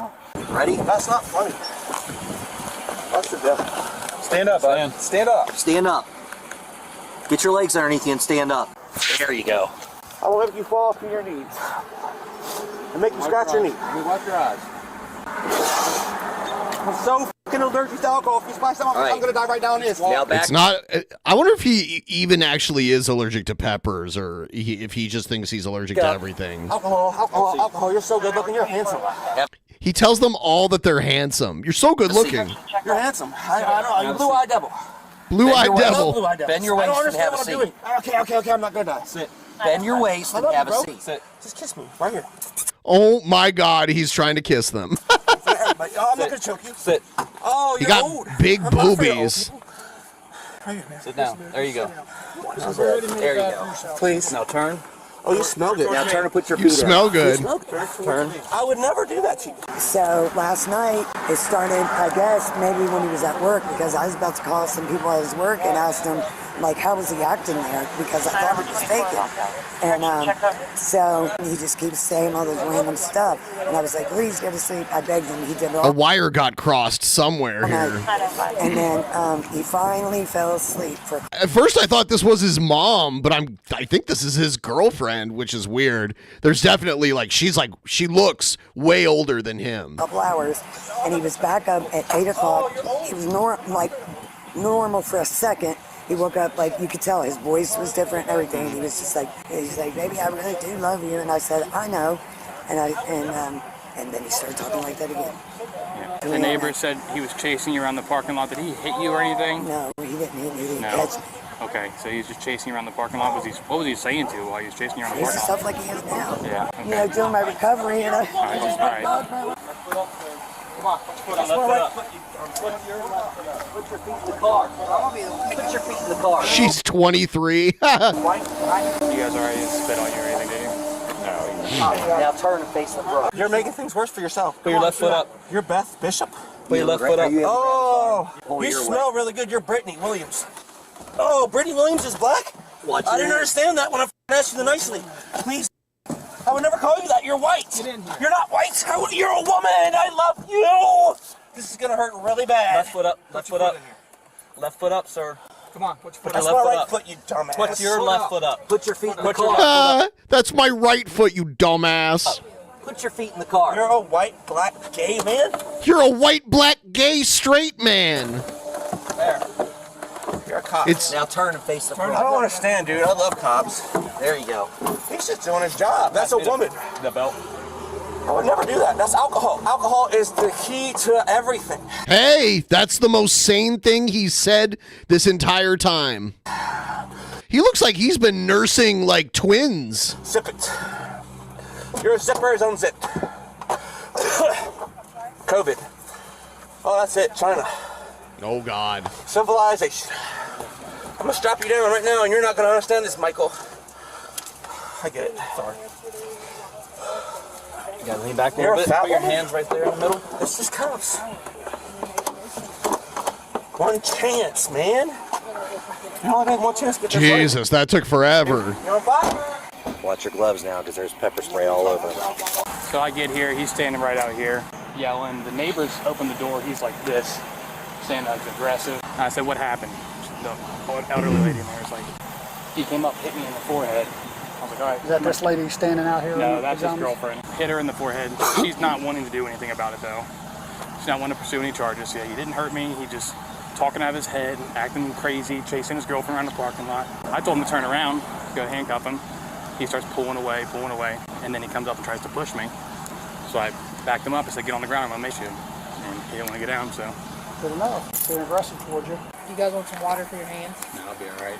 I didn't get a lot on me. I was just right in the entryway, just breathing it in. One time I was in a bar where like two guys got into a fight. One of them maced the other one, and like everyone in the bar's eyes were burning and coughing and all that shit because it was a small place, you know, with like no open windows or anything like that, and everyone kind of felt like they got maced a little bit, but then the guy who actually got maced was like on the ground screaming. Watching where I was putting my hands on him, and then I was able to get some blood. I'm sure you guys could hear me on the radio. Yeah. I was already heading this way when I heard a guy in his underwear running around. Then they said a female, and I was like, oh, that's No, I'm standing there, and he's like face to face with this old lady, and that old lady over there. Oh, I'm yeah? like, he's like, he hit No, me not the before old that. lady. That's his girlfriend. She's 25. Pulling away. And then he's like just talking crazy. And then he went to go push me. So I stepped back, put my hand on him, and I was like, I said, you don't get back. I'm Anybody outside here witnessing? I'm gonna run down to the jail. Oh no, he's going to the hospital. Going to the hospital first? Yes, he's going to the hospital to get checked out. All right. What are you filing? What am I filing? The assault on me and then the resisting arrest. All right. Up to the hospital then. And then there's Oh, they're putting... a dog? Huh? It's like he's going to have a boxing match. Like an amateur boxing match. Not a joke. All right, let's just go. Follow me down. We're at the hospital. Michael!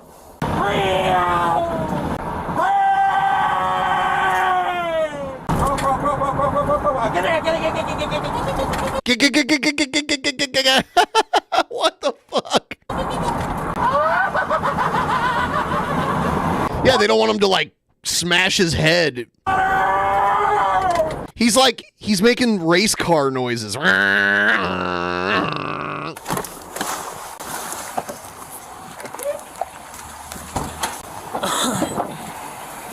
on. Here, step out. I will. Okay.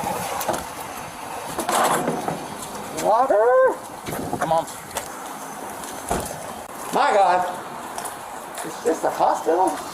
Jeffrey was charged with resisting, assault, and obstructing. Later that same day, one of the officers spoke to him about the incident. Jeffrey stated he was going through a manic situation and was not sure what happened. He could only remember some of the incident. He was very apologetic and stated that he does not remember putting his hands on the officer. We hope Jeffrey gets the help he needs. God. He is innocent until proven guilty in a court of law. Yeah, that's some craziness.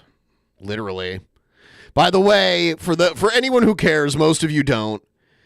Ohio State 42, Tennessee 10, and there's 11 minutes left in the game. It's going good. Looks like we might end up seeing Oregon versus Ohio State Part 2.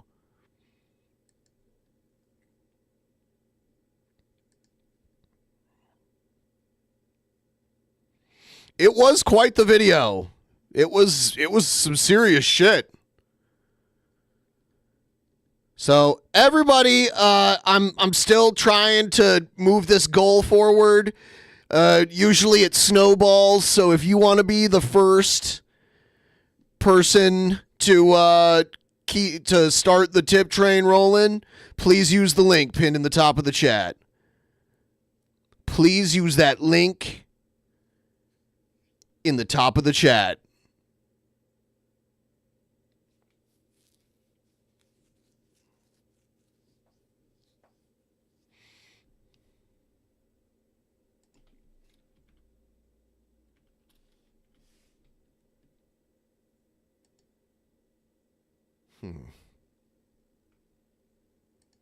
Is this the one? Oh, yeah, I watched that. All right.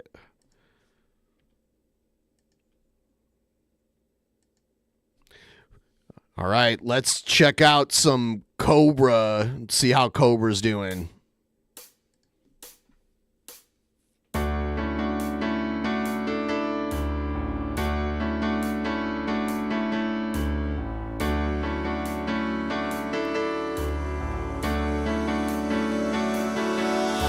Somewhere in the world today, men have got to stand up strong, face the truth about themselves, to understand what went wrong. I know we can find a way. I know we can find a way. I know we can find a way. Stand up. It's amazing. Stand up. It's amazing. Stand up. Oh, shit. Did I miss it? I think I missed a dono because I see that now I'm at 50%. Did I miss that? Did I miss something? What is this witchcraft? Hold on. Because that's amazing. Oh, Jay Spoon. It didn't have a message attached to it, so I didn't realize it. There it is. Scam situation. Thank you, Jay Spoon. Thank you so much. All right. Let's spin the wheel, and everybody, and see how it goes.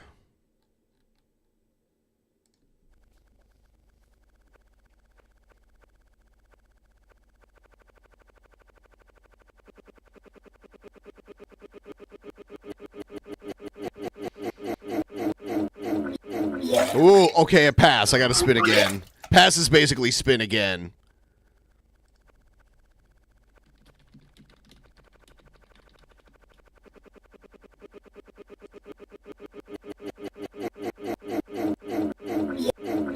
Whiskey.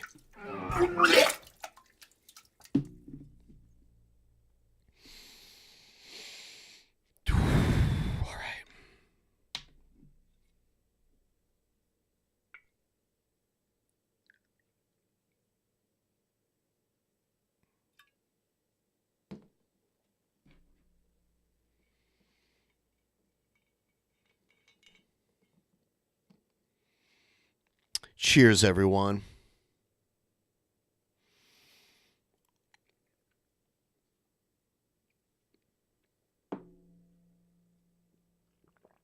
Oh.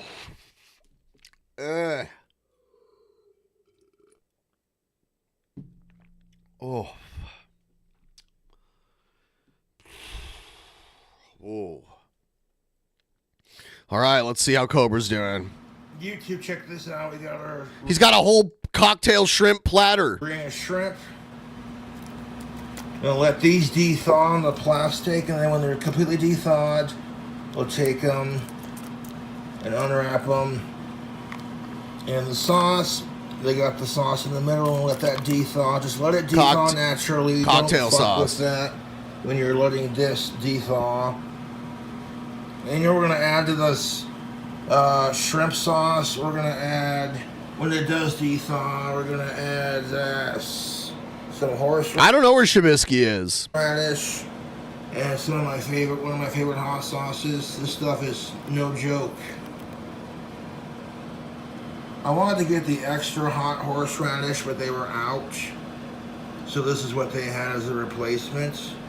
But with that, just a little couple drops of that, it'll be spicy enough. We're gonna throw these two into the shrimp sauce. So, he's going to spice up the shrimp sauce. You know what I like to do? I like to mix sriracha and ketchup together and make it like a spicy ketchup.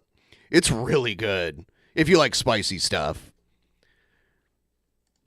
When it de-thaws, I'm going to stir it around, and then we're going to try it with the shrimps. How spicy is this damn sauce? I think Shabisky actually died of late-stage bitch-itis. It was a terminal case of late-stage bitch-itis. This stuff is pretty spicy. I've had it before, but I'm not sure how spicy this stuff is. I like a good horseradish. So that's the scheme, the food hack for the weekend. Reese prepared horseradish. Best since 1947 quality. Not a sponsor. It says add a kick to your meal. This is a fresh Jarvis. Was it a horseradish? Yeah. It's going to be a lot of spiciness. First of all, cocktail sauce already has horseradish in it. This box right here is full of like a ton of tactical soap, my dudes and dudettes. It showed up, good looking. Take the lid off and the plastic off the lid. Now, if you don't like spicy food, then I would not recommend horseradish, but if you like spicy food, then I say go for it. I'll grab something to try it with.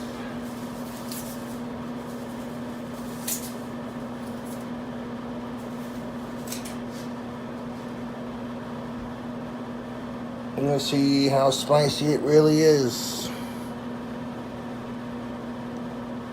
like a good horseradish. Right off the bat, the thickness of it's got a nice thickness.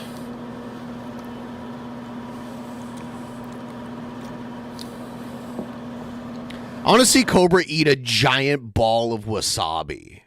I think that'd be pretty sweet.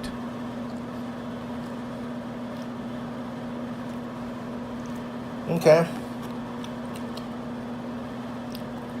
It's not extra hot like I wanted, but it's got a kick to it.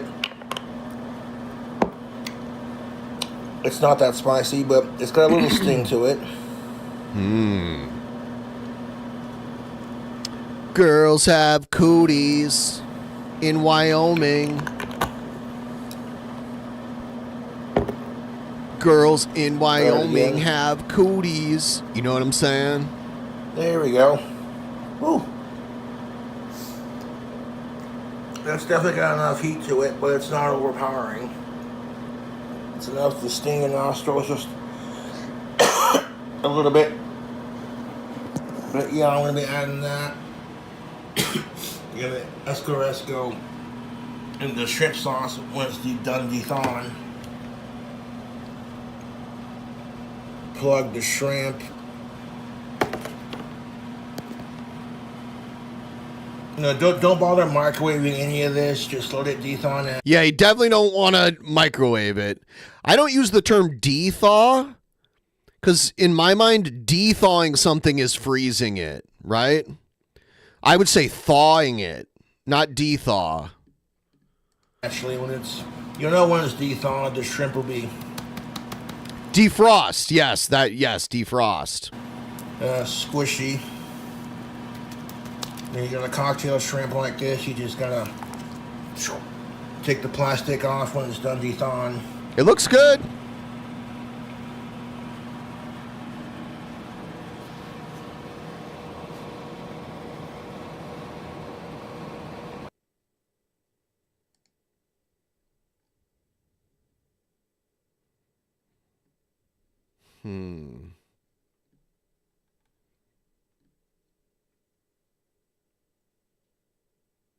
All right, here's a handsome woman that I think all of us will recognize.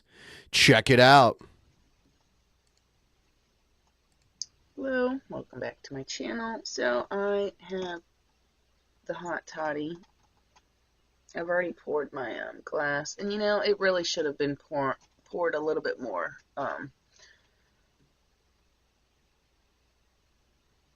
But anyways, I don't have any leftover rum to do seconds either, so that's kind of my fault. But I'm here to review it. This will be a short review. Like I said, I already have it in a glass. This might be too much. I don't know if I'm gonna like it or not. So It's a cocktail that it was one of those like pre-made cocktails that she added like some liquor and some other stuff too. You know, there's like dried fruit and stuff like that in if I it. don't like it, to the person who bought it, don't be offended. But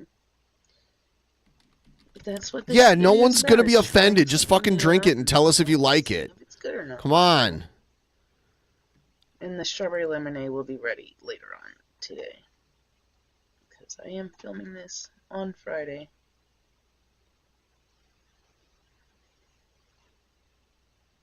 I should have done like a little shot glass. I wasn't thinking. So I guess if I don't like it, I'll put the rest back in there for someone else. I don't know. It smells very spicy.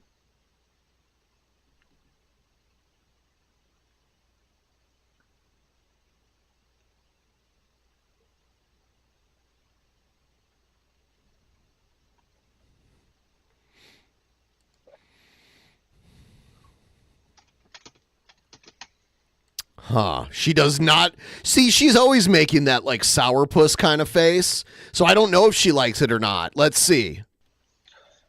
You know what? I have a feeling they're going to be the opposite. Like Cobra likes almost everything he tries.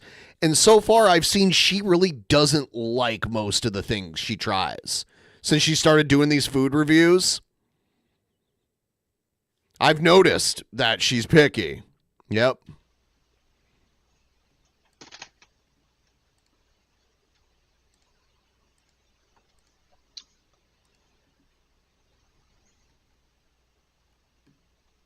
very cinnamony. Well, I do like cinnamon. Like, I like Fireball. Fireball tastes like candy to me, so I can get in trouble with Fireball. There was one night a few years ago, I was like, oh, I'll drink a Fireball shot for every $25 donos I make.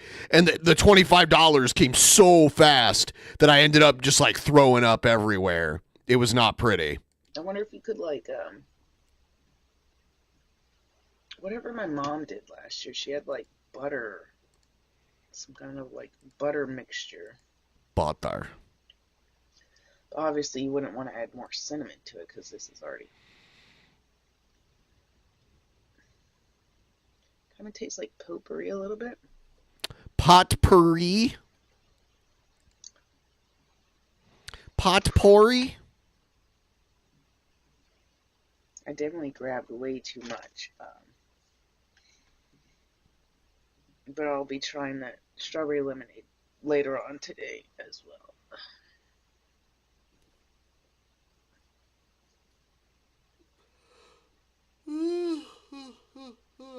I do feel like it would be good mixed with, like, the butter, because I don't know if that's the original way it's supposed to be intended or not, but whatever my mom originally made was so good. So it's not that I want to waste this. So drink it then. Bottoms up. Bottoms up, Jessica. Better. Stop complaining and drink it. Bottoms up. Harshness of the spice away.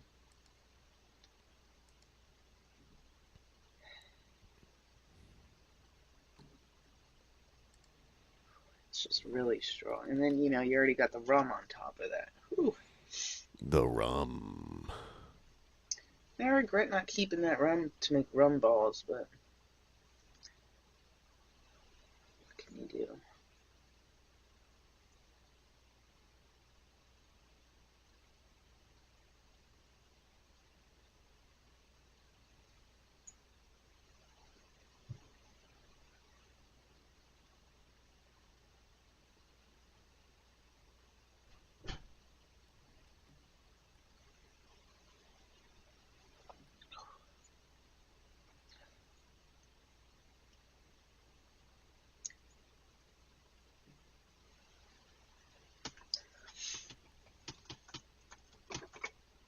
Yeah, I'll have to look and see what kind of recipe she used and see if I can, like, save it in a sense. It's not... Save it? Just drink it. Come on, you big baby. I got a look on my face. It's not that bad. It's strong. So you gotta, like those flavors. But again, I think butter, if somehow I could figure out how to add butter to She wants to add butter to it? What? Just drink it. I think the people who make the pre-made cocktails know better than you, and you shouldn't add anything to it. You should just drink it. It could be You saved dop shot. So we'll see. I already feel the warm and tingly part, so oh yeah, and I think it is supposed to be heated up and all that. I can't remember all the details, but I'm gonna try and see if I can, like, spice it up a little bit, like however my mom made hers, because that stuff was so delicious. So I'm sorry, as soon as I get up here, I'm like, ugh, maybe it's something in my room. But anyways, yeah, I already feel warm and tingly, and kind of feels a little medicinal. Like a little cinnamon potpourri medicine. I don't know. But, oh my goodness. I can't even do a video without. Alright, well that's it. I'm debating, am I going to finish drinking the rest of that, or am I going to put it back in there? Because, whew. It's quite a bit. So, alright. Thanks for watching. But yeah, if I decide to doctor it up a little bit. Doctor it up? You are not a doctor of Probably do a anything. video on that too, so. You're not even a mixologist. And yeah, like I said, later on I'll do the strawberry lemonade one, because that'll be ready around like 3 o'clock or so, I think, or 12. I can't remember. Anyways, alright. Have a good night. Thanks for watching.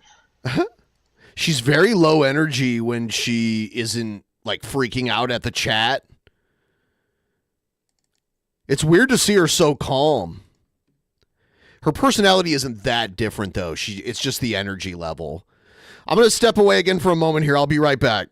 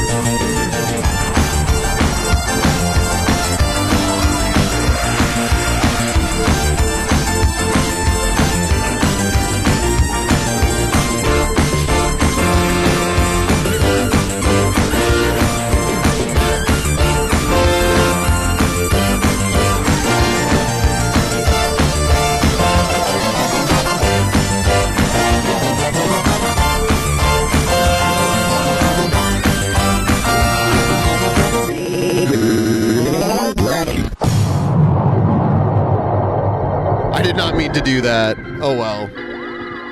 Let's end this. All right. There we go. Just a quick reminder, please like the stream. Please help me get a little bit further on the goal. Maybe like 10% more. And then I can wake it up and knock it out tomorrow morning.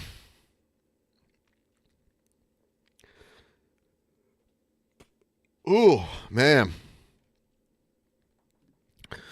Trying to get like 10% more on this goal. All right, here's one more from Jessica. Okay, so welcome back to my channel. I cooked them on the wrong temperature, so they have exploded a little bit. And I've already had a little taste of the inside. But anyways, it's done. It's finally time to eat.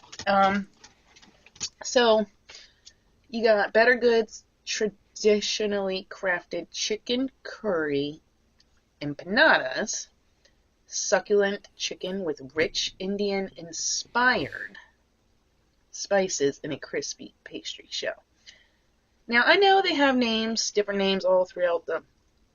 I'm pretty sure the Indian ones are called samosas. And I'll tell you, the best ones I ever had were in Florida. Oh my God. Was it potatoes and peas? I don't know what it was, but what it was, I will never forget them. They were so good. If someone could teach me how to make, oh my God, I could eat them every day for the rest of my life. And just from that alone, I don't think these are going to compare. And it says Indian inspired, so I don't know. I think I'd prefer going back to Gainesville, Florida and buying some of those because, oh my God. Gainesville, Florida. That's so specific. Drop that. And from the little taste test I've already tasted from the explosions, there's definitely coconut in here. So we got enriched wheat flour. All this, I'm not going to read all the little parentheses things. Curry sauce, coconut milk. I could definitely taste that. Coconut extract, water, onion, garlic paste, garlic water, turmeric, ginger paste, sea salt, curry powders, spices including mustard, salt, what is salt? Salt, garlic, cornstarch, coriander, water, ground chicken, canola oil, potato flakes, potatoes, mono and diglyceride, sodium acid, pyrophosphate, preservative. I said I wouldn't read everything. Well, that was for the bread. Citric acid, another preservative, sea salt, baking powder, sodium acid, pyrophosphate, sodium bicarbonate, cornstarch, monocalcium phosphate. What is all that? Contains coconut and wheat. Yes, I could definitely taste the coconut right off the bat. I sure could. Contains a bioengineered food. I need to look up the word bioengineered. Like, I have a feeling I know what it means, but okay. Don't cook in the microwave, all you lazy bums. That's what it says. Yeah, microwaves are Don't lazy. Cook in microwave. Have some patience. No, that's not what it does. Say don't cook in the microwave though. And yeah, I cooked mine at the wrong temperature because I was trying to cook two things at once. Well, not really two things at once. I was trying to use the air fryer, and then it quit working, and then I thought I broke it, and then waiting to figure out. Okay, too much explanation.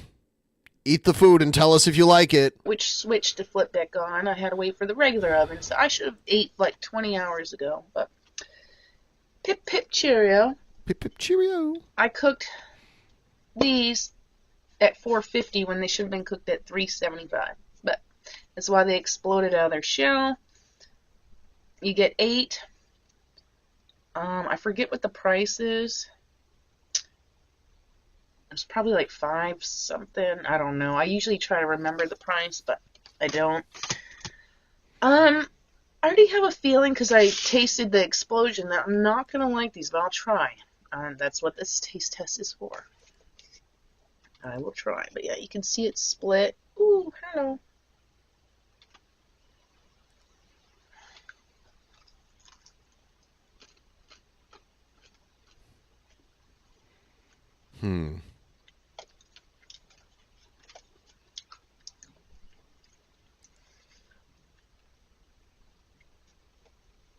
I'm sorry, the samosas in Gainesville. I will never forget. I just wish I knew what was... You could probably find good samosas outside of Gainesville. I don't think that's like the mecca of samosa in the United States. in it, so maybe I could try to attempt to make it myself. Potatoes and peas? I don't... Whatever it was so good. I'll never forget it.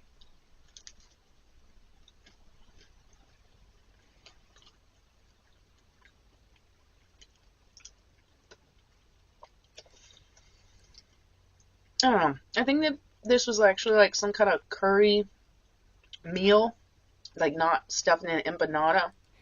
I usually reheat leftovers in my air fryer. You can't really reheat coffee in an air fryer. So, yeah, reheating coffee. You know what I normally do? I turn my coffee pot back on and give it time to heat back up. Is usually how I do it. It would be like better in that kind of sense.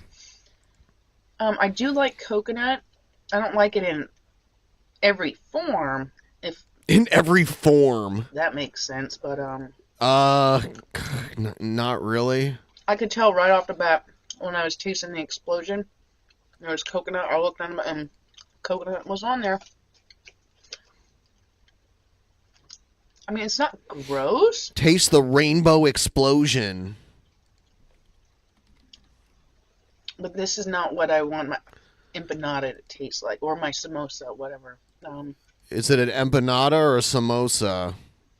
It's not gross. I hope someone else eats these, because there's no way I can eat 8 of these. Now, if they were the ones from Gainesville, I would not share at all. She just keeps talking about these mythical Gainesville samosas. Like my precious. I would not share it with anybody. But, yeah, I feel like if this was some kind of dish with maybe some rice or something, like the curry soaked in that or whatever, that would be better. But this is just... But I'll at least try to finish this one.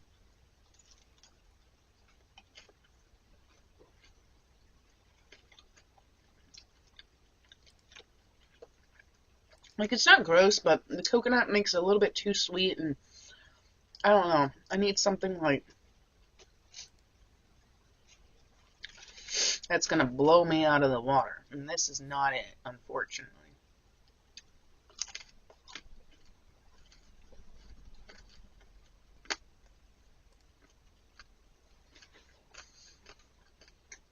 I mean, maybe other people like it. Like, it's not gross. It's just not the stuffing I would want. You know what I'm saying? They're edible, I guess, but if I had to rate it,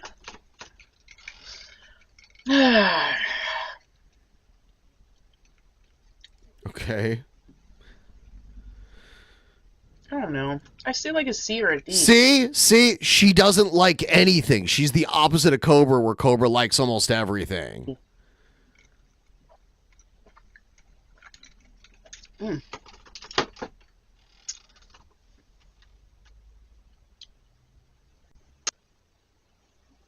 Sorry, I ate a freaking mozzarella stick. Damn. Me rambling too much, I already turned cold and... It's kind of like how she does a cooking stream and, like, takes forever to even start cooking. Congealed, so... What the fuck was that? I guess you can't win them all. By the way, Ohio State wins 42-17. Ohio State about to play Oregon. So we'll see what's up with that. I'm pumped. I do like the mozzarella, but not when they're cold, so... But we're not reviewing these. That's why I paused the video, but... Damn, I guess I talk too much even for a little food review that they're not blazing. I should have fucking shoved these down my gullet really quick. Gullet. That was a good choice of words. My food words. is subpar and took forever to... Because I thought I broke the air fryer. No, it's just a little outage thingy. I guess what? Too much was going on.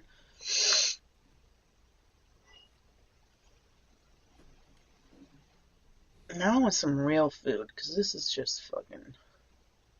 I don't want to waste those, but... And it says Indian inspired. Did they actually consult with somebody to get... to, like, be like... Yeah, they hired an Indian consultant. Yes. I approve of this, you know? No. You know what I'm saying? It's not, like... It's not that complicated. Why is the cheese cold? Because you won't shut up and eat.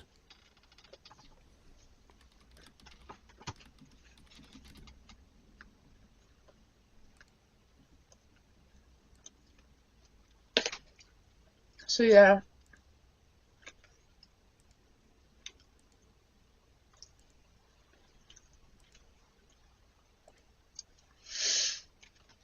If you're not completely satisfied, well, then they're right. Yeah. Mm-hmm. I don't think you're ever completely satisfied.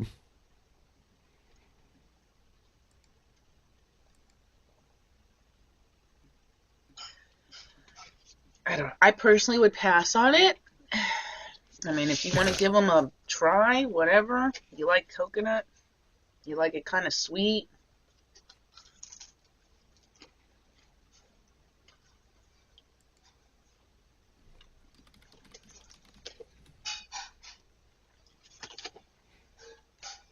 It's just not it for me. But I tried them. Just like those Gruyere, whatever balls they had. Oh, those were not good. So anyways, I don't really have anything else to say about those. I would not buy them again. I don't suggest you buy me them unless you like kind of sweet whatever, but... Kind of sweet whatever. It's not what I was expecting, so... Anyways... Yeah, there's so many new foods out there now. I miss my food reviews. Anyway. I may not be the best with words or whatever, but...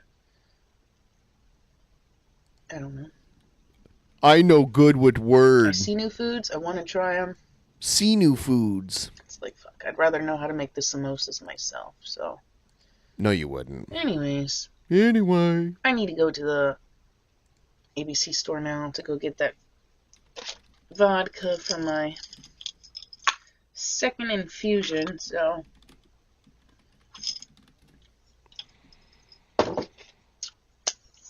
Yeah, I still gotta find something to eat. I am not satisfied. Such is life, right? Oh, there is one. Oh my god. Oh my god. I'm very excited now.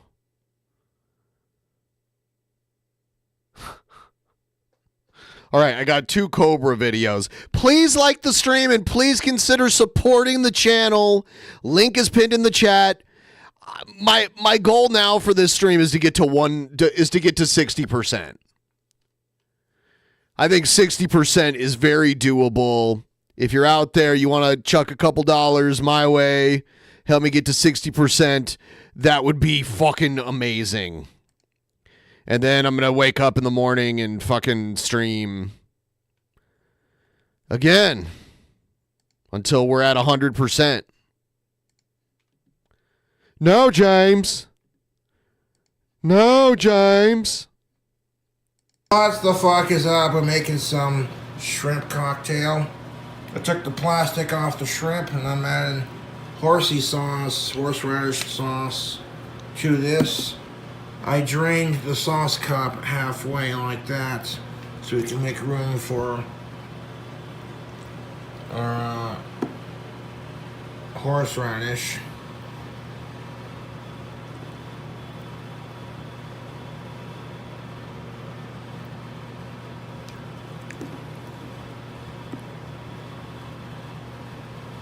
It's a lot of horseradish for that fucking sauce.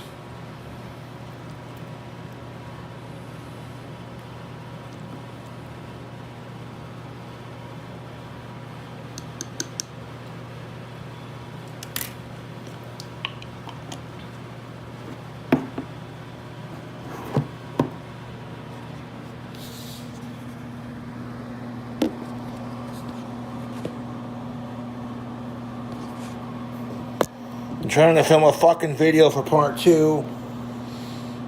and people are blowing up my phone. I'm not mad at that, but then the phone won't fucking stay propped up, and it's like, for fuck's You need to use a tripod, Cobra. It would be so much easier. sake. Got the lid propped up on there. Because I've done streams where I'm eating at a restaurant, and sometimes I'll have my tripod, and sometimes I'll just try to prop it up. Tripod is by far superior. That horseradish cocktail sauce is going to be interesting.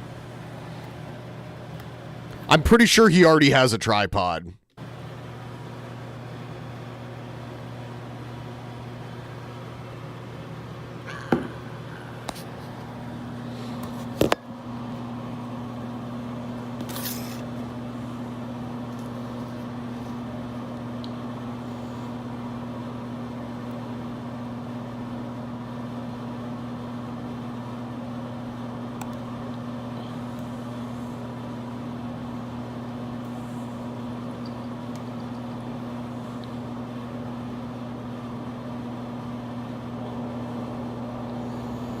It's not coming out of the cap. No! Get the fuck out of here. There's some dried sauce stuck to the fucking... This is bullshit. Can I just get a... Bullshit! Put that down. Let's go. Pour a little bit of red sauce on there.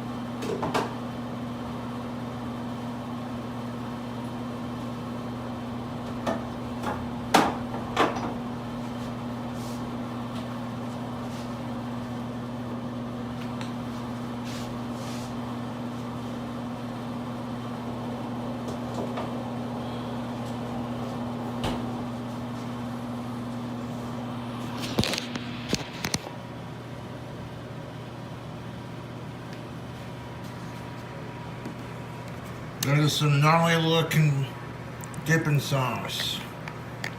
That's enough escarresco for the sauce. There's already horseradish in cocktail sauce.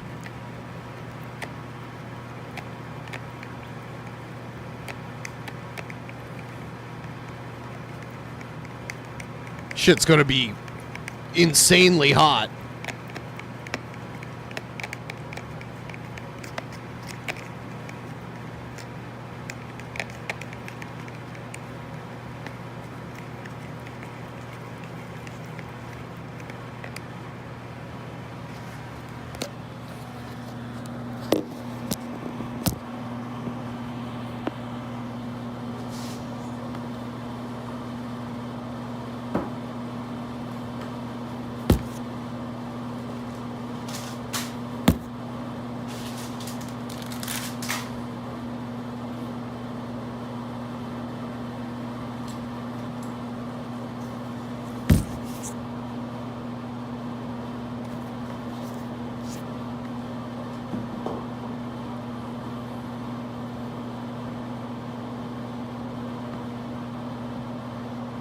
Blah, blah, blah, blah, blah, blah, blah, blah, blah, blah, blah, blah, blah, blah. There's the fucking pepper at. Now for fuck's sake. Fuck's sake!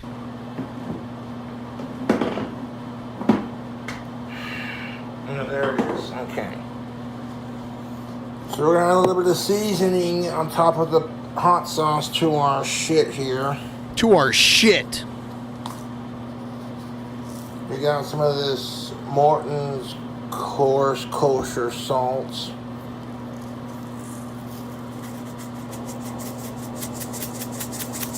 You know, hold on, just a little shake and then I'll do it. Then we're gonna add some onion powder.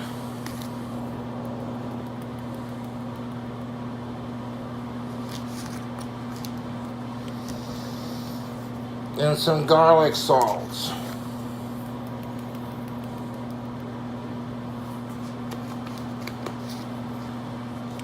And then, of course, a little bit of black pepper.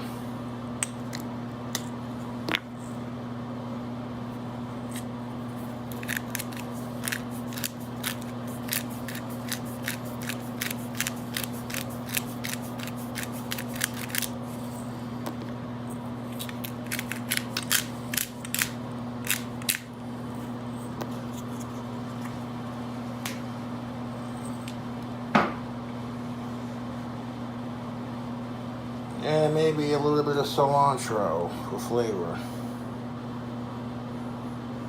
Pinch of cilantro.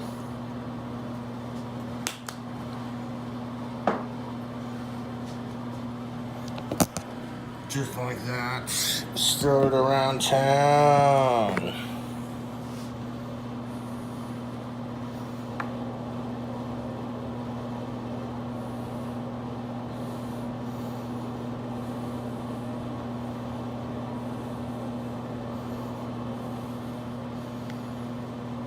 Now we got the seasoning and the spices down. You know what goes really good with seafood is melted butter. Butter.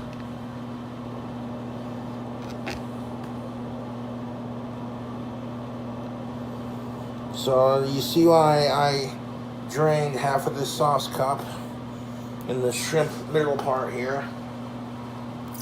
Sauce cup. I don't want to put too much of the Escaresco hot sauce in there because that stuff is fucking mean.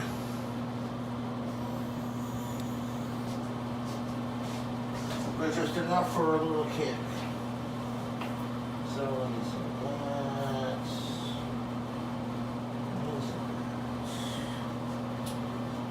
So now we're going to take some bacon up and some Country Crock Original. I'm going to put them both into a container.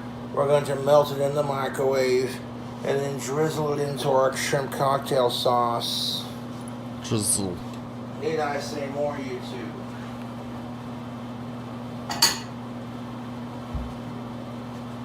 I don't mind talking to my fans, but when I'm doing a video, my phone's blowing up. It's like, damn it. Trying to make some content for the people, man. Yeah, stop blowing up his phone when he's trying to make This is content for the ridiculous. people. This sauce combo is ridiculous, YouTube. I'm gonna have a separate fork because I don't want to get that in my butter and my bacon grease. Yeah, I don't think you need both butter and bacon grease. That's a lot. It's a lot of fat. Is it like Country Crock? Perfect amount of that.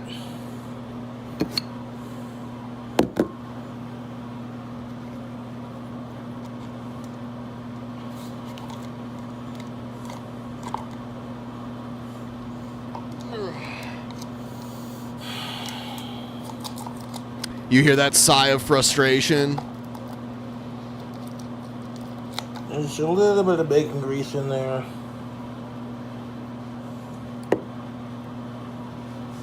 That's the perfect amount of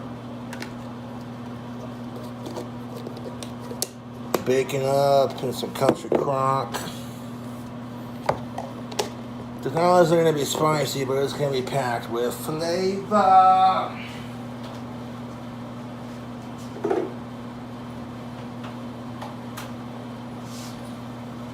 Bacon up is a thing. It's bacon grease. It's pre-made in the factory from the bacon they make from other places, and it's fucking awesome. Great product. Would recommend. Now we're gonna scooch the It's shrimp exquisite. over here for tech. Just gonna have to make room.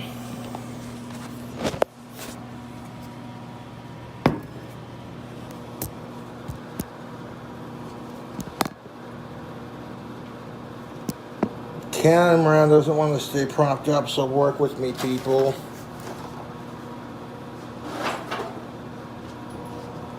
We got plenty of seasoning and spicy goodness in that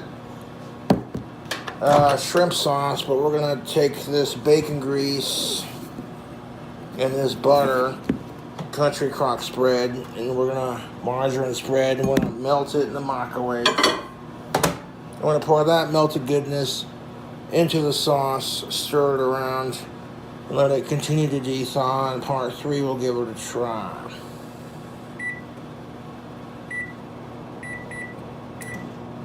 Give it a 1-minute burst, and let's do a drink combo.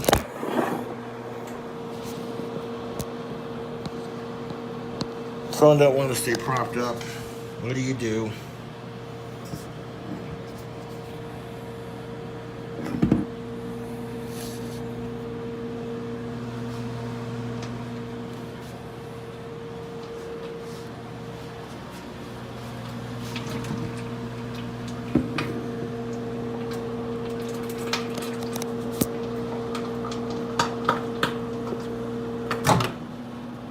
I heard it popping at 24 seconds left. That is melted. I have a jar just like that. Melted. We'll stir that around. It didn't take long to do its thing. That little chunk right there in the middle is not quite fully dissolved. So just gonna watch it like a hawk until it's all melted. That's a hot bowl.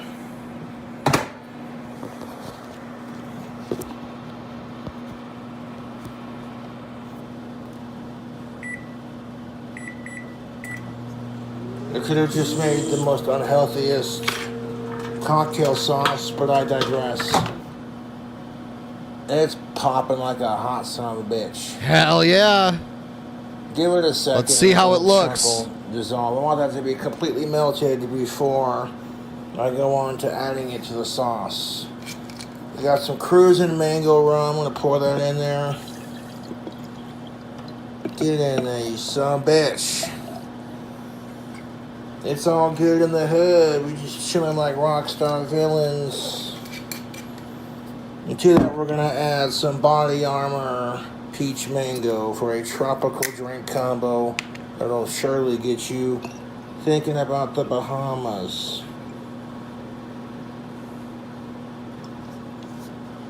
That is filled beautifully.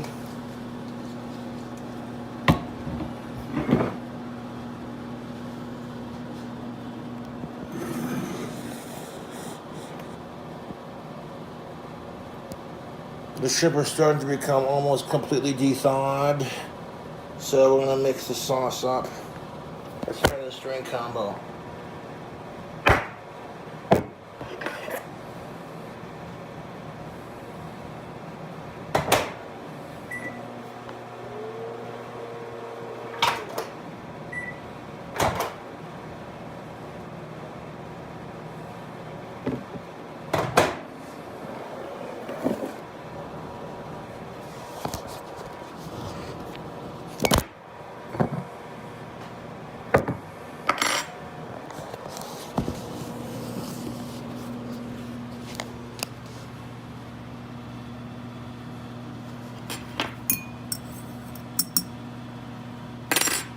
That's melted.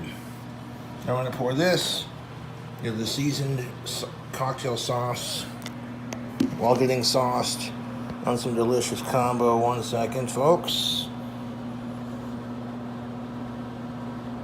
Well, the camera just doesn't want to stay up, but we're going to make it work.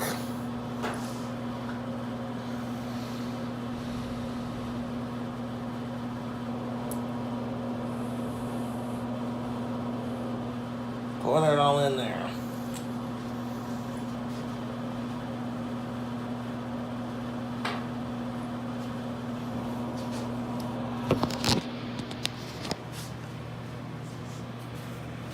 Just enough room for all of that.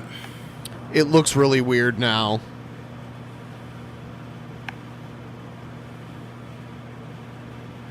Now I'm going to stir that around. Then incorporate the grease from that butter and bacon grease into our cocktail shrimp sauce. I I don't think we could add any more flavor to that even if we tried. It's just buttery. It's also got a little, the best of both worlds.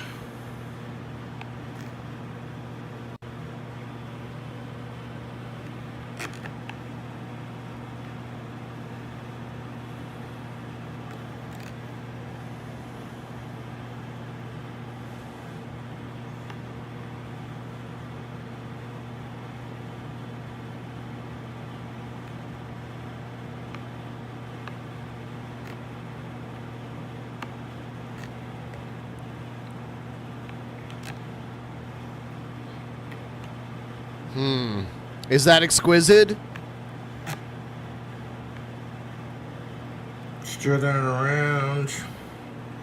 Who wants the first bite? It kind of looks like bacon grease. it kind of looks like salsa now. Get mixed in there with the sauce. It may not completely incorporate into the sauce, but we're gonna get it mixed up as best we can. That's not looking too half bad. It definitely changed the consistency of the cocktail sauce. Let's try it.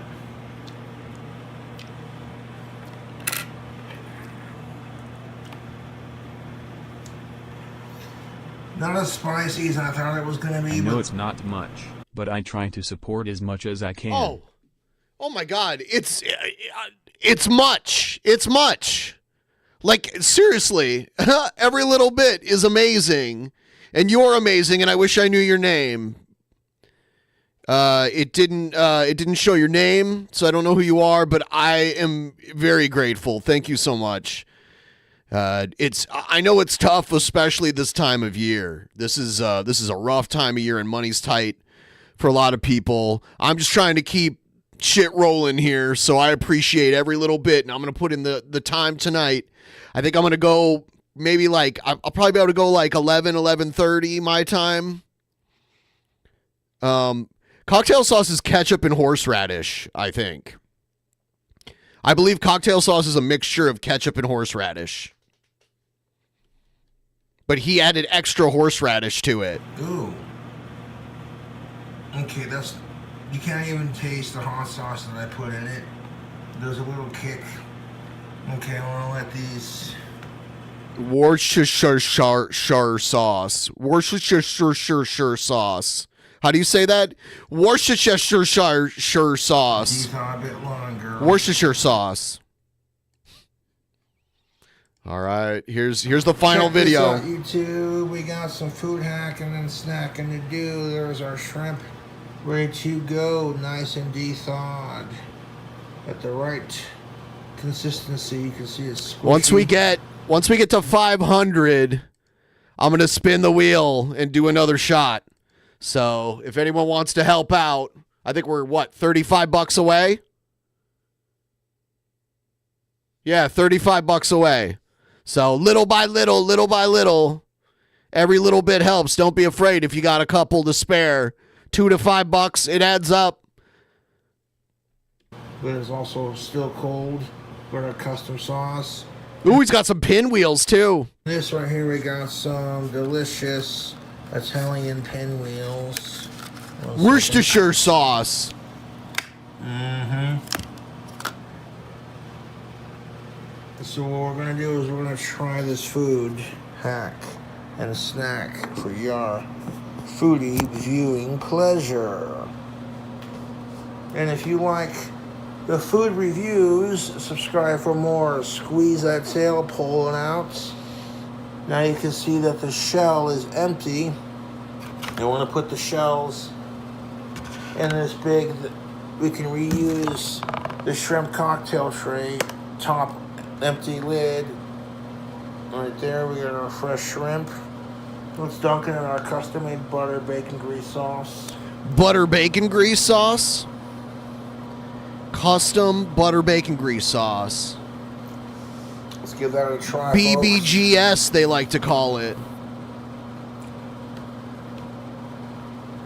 Okay, you know what? That sauce, let's squeeze another one out.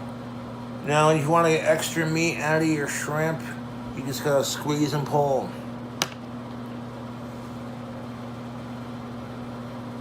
That sauce is looking wild.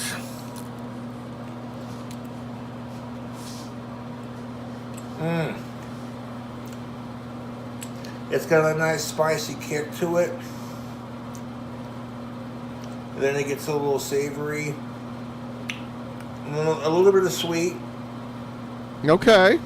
Dude, that is complementing that shrimp beautifully, man. We're gonna hit that with the pinwheel. Yeah, we have to on the fourth one here.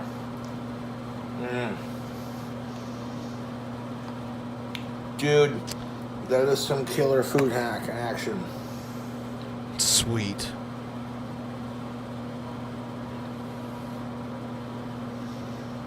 I'm doing it. Here I can spare $5 more. I Thank was you. the guy who tipped like $30 during the Rod Stewart game and crush hour. I don't know what's wrong with Jeff Holiday. How could you not find Rod Stewart sexy? Damn it. He even has a song about it. If you want my body and you think I'm sexy. You know that song. Italian pinwheel sandwich. With one of those delicious shrimp with a little bit of that sauce action. Okay, are you seeing this, YouTube? This is some food hacking action, snacking. Food hack action snacking. Food hack action snacking.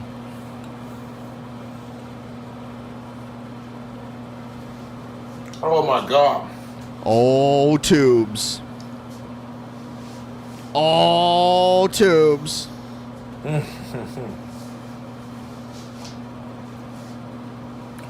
Oh my fucking God. YouTube, putting that on these pinwheel sandwiches. I gotta make another one. That is so bustin'. It gets the seal of approval, I'm sure. Hit that custom made shrimp cocktail sauce that I did.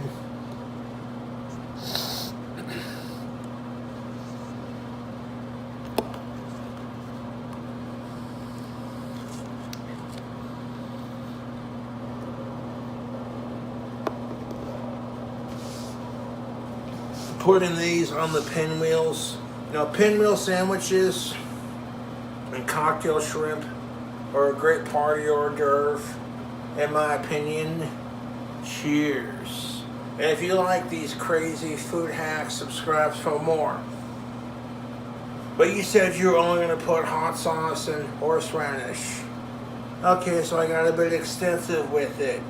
Who fucking gives a shit? It's a King Cobra cooking video, and this food is seriously delicious. Hold up.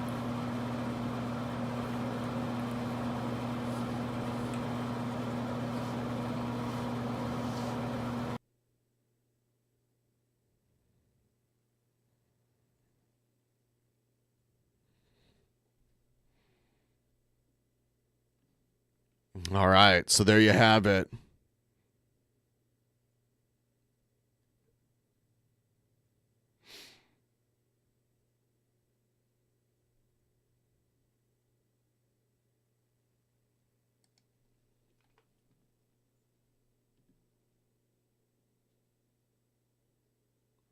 What else we got? Oh, shit. Let's do it.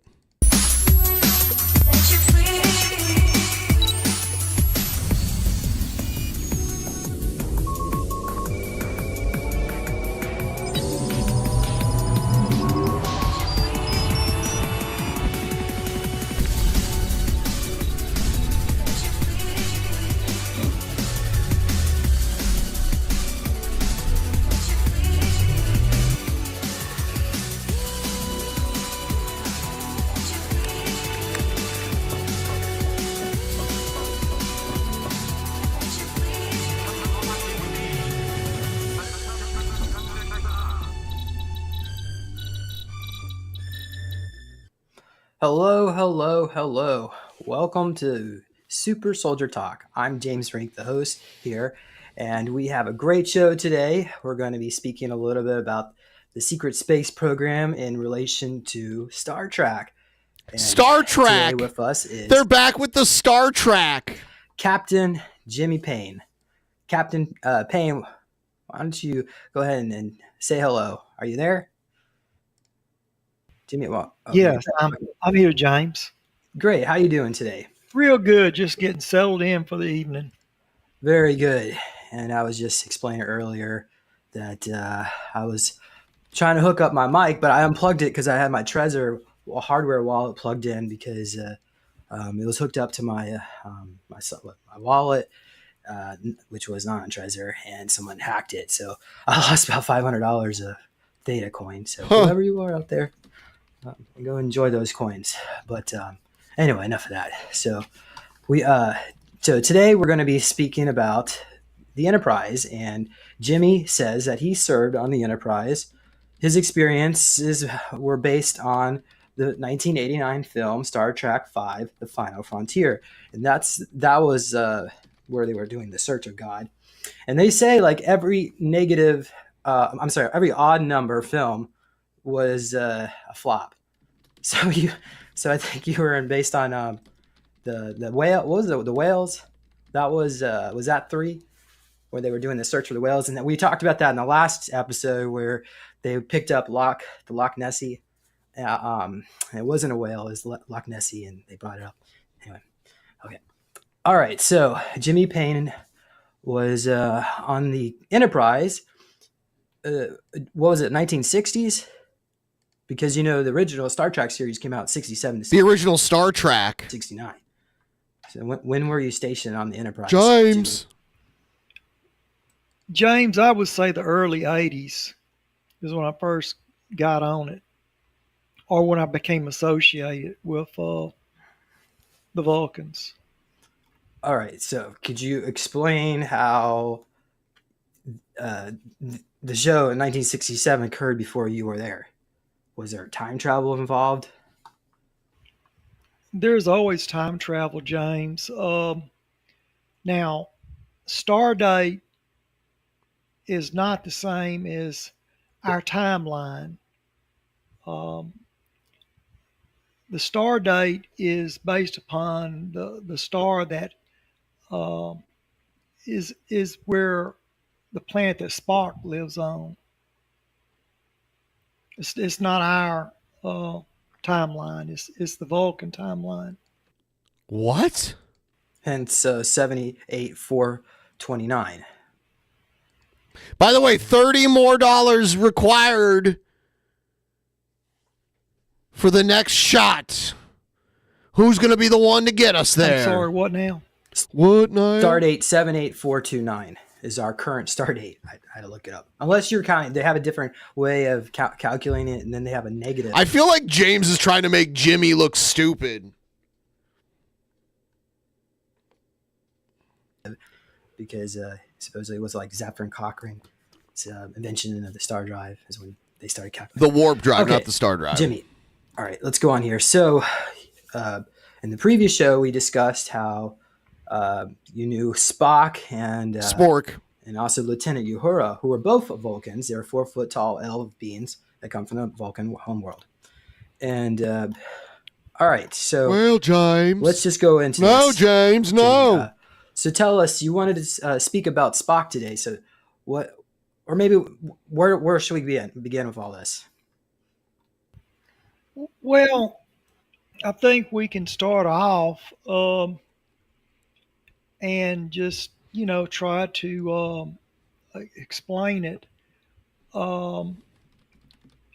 Now, this starts off, if you watch the movie The Final Frontier, it starts off with me climbing, or shall I say, Captain Kirk. James Kirk, which is a fictitious name.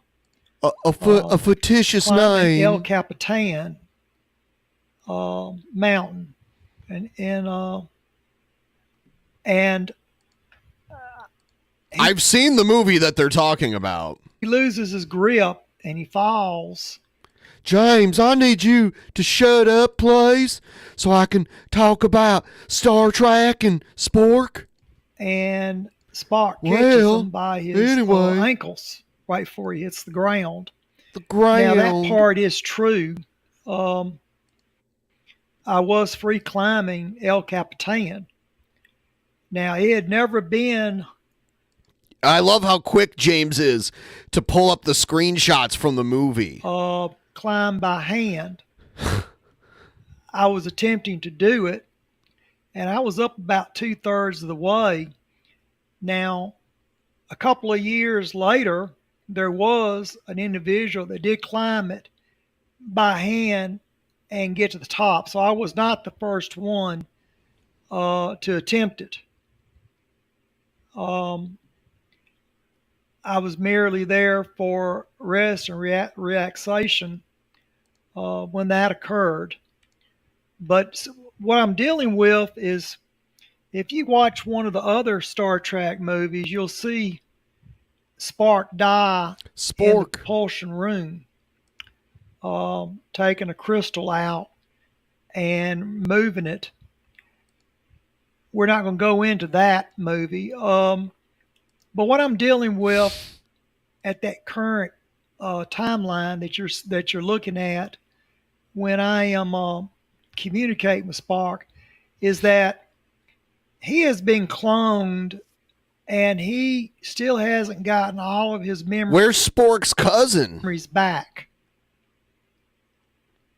Give her a candy bar? He originally died in the propulsion room. And what you're looking at this area or at this timeline, you're looking at the clone Spock, and he's trying to get back his memory.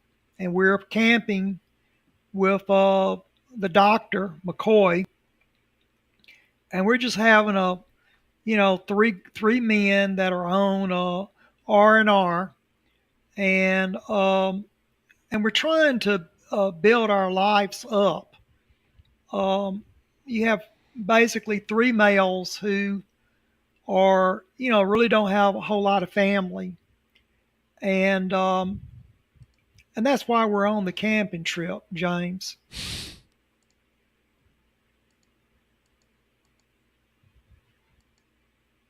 Sorry, there's so many buttons to press. Yes. Too many buttons, James. So I was trying to find so Spock was sent off to this, I think it was called the Genesis Project. It was to terraform a whole planet like instantly. And yes, but Spock's body was sent down there and died. And yes, but we don't want to go into that area. Okay. Because that's a whole different show. It's very in depth. In depth? So I want to back out of that.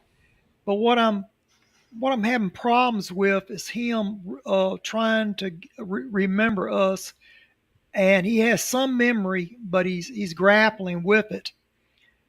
Now, while we're on the camping trip, and we are sitting around the bonfire, or shall I say the campfire, we're singing a song, "Row, row, row your boat."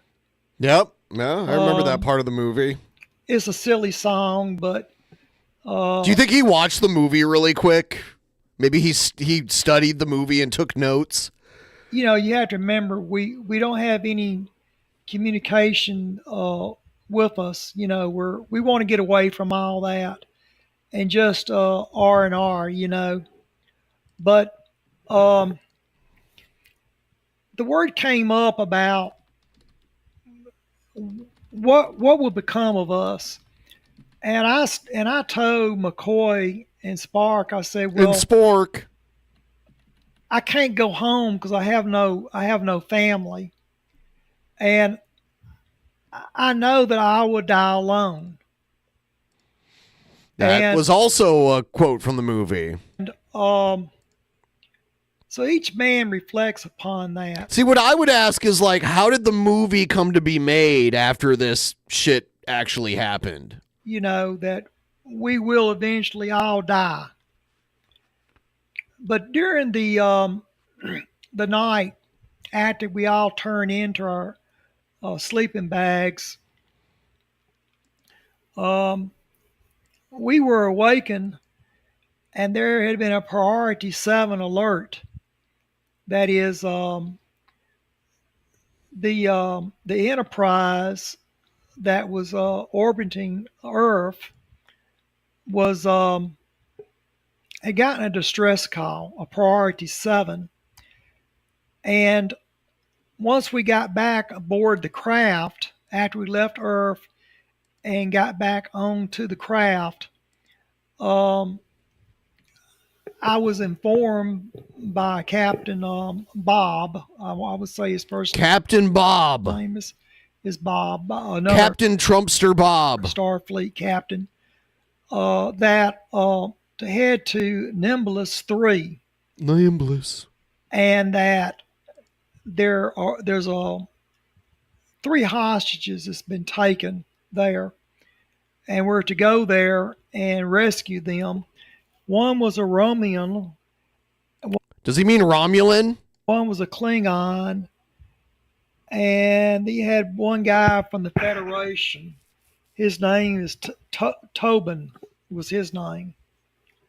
So they're very high up. One's a General Cord, the Klingon. General Cord. Okay. He's there on Nimbus 3, as well as a Romulan that is down there, female. And you have a Federation guy, Tobin, that's there, that's been taken hostage. So we depart. The Enterprise has gone through a shakedown. You know, a lot of testing has been going on that craft. And we head to Nimbus 3, and we go down in the Galileo. That's the shuttlecraft. And when we get there, we go into a little town called, I think the town was called, I'm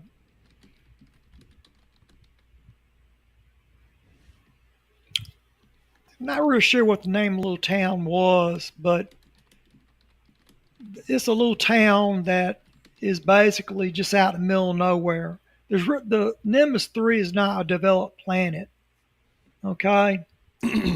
And okay, we have a short battle trying to break into this town or this fort, and I go into what is a bar, and I get attacked by a hybrid human, a cat woman, get all scratched up. Ooh, sexy. So you do see that in the movie. That is a true part there in that movie. Choo choo. But come on, guys, let's get this goal moving. Oh my God! Thank Ben you. Needs a new pair of night gargle visions. I just bought a new set of retainers that I wear when I sleep at night.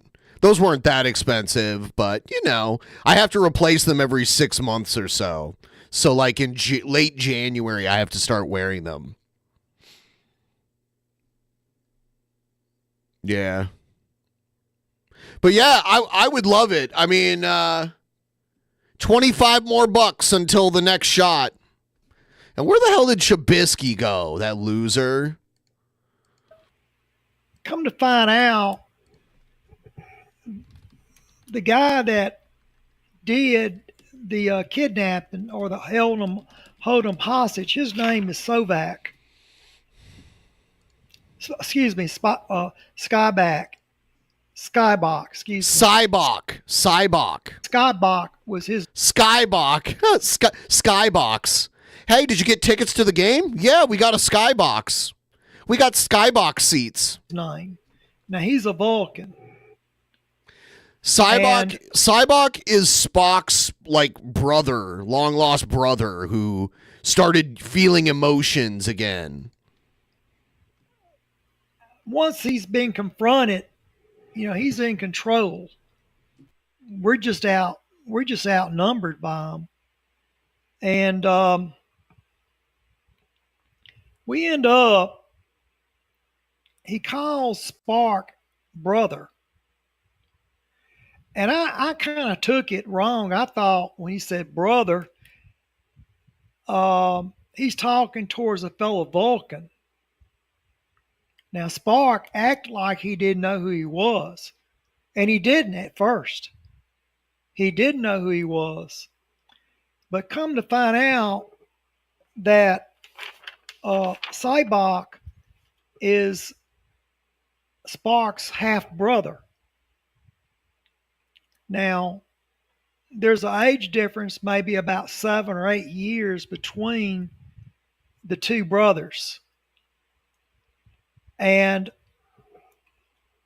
what it is, Spock's father, his name is Sovak, and he married another woman, well, she was a princess, and she had, she gave birth to Spock. Spock. So Spock is royalty. Well, the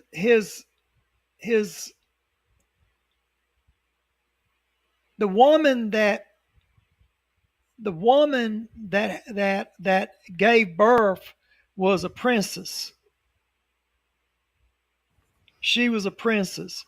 Now the midwife that delivered Spock, she had on a cap, like we see a nurse have on their cap, a cap on their head.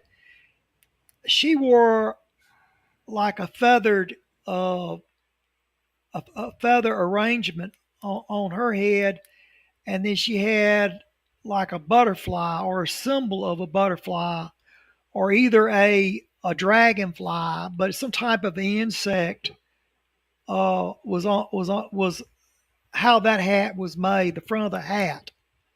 So apparently they use either a butterfly or a dragonfly as the headwear. Well, Jimmy, can you confirm that he was a full-blooded Vulcan or a hybrid human? Wasn't he supposed to be like Amanda Grayson? Was it a human mother? Well, the mother she's Vulcan, but I'm thinking she's got some human in her. Okay, I'm not real sure. Huh. Now, the reason I know this is that when Sybok took control of the Enterprise, I asked right before he took control, I ordered Spock to kill him. And Spock would not. Spock. He keeps calling him Sport. Calls him Spork and Spark. Excuse me. Spock would not shoot Sybok. Yep. And after questioning him later, he admits that is his half brother. There's Sybok. Sybok is his half brother. Sybok. Okay, he didn't remember his brother when he first saw him, but it was only after a while being around him that he started to recall him. Because it says right here, he was the firstborn son of the Vulcan ambassador Sarek and the Vulcan princess during the first half of the 23rd century. And it was also the elder half-brother of Officer Spock. Huh. Yeah. Well, they, it's kind of, so I didn't know he had a brother. Yeah, nobody knew he had a brother until this movie came out. This movie, created a brother that Spock never actually had. Okay, that was the first time I saw him. And so I'm trying to, absorb all this in. Absorb all this in. But getting back to the story, he could mind melt. He mind melted with McCoy. Did he say mind melt? That sounds like a sandwich, like a grilled cheese sandwich. You want a mind melt? Mind melt sandwich? And I saw McCoy's daddy appear. McCoy's daddy. He's able to make your thoughts materialize. He's able to make your thoughts materialize. And I actually saw Spock's mother give birth to Spock. Even though she wasn't really there, I was able to see the image that Spock was seeing. So Jimmy, what was it like to go through a mind meld? I didn't go through it. I didn't let him touch me. He touched McCoy and he touched Spock, but I wouldn't let him touch me. I told him that I needed my pain, that I could live with my pain, and but he was gifted. Once he took his hand and spread his fingers out and touched you on your temple. On your temple. He was able to make whatever you thought appear like a hologram. Now, he didn't use any type of device. He just had that ability, that type of ability to make it appear. I don't know how he did it. A mind melt. All right. So, okay. And let's go on here. So, what point did Cybok seek God, or is it, well, according to the movie, anyway. Well, he actually said something on Nimbus 3. Oh. But when he said Shakari, that did not register with me. I had never heard of Shakari. What he did, he faked. I've been to West Virginia before. Yeah.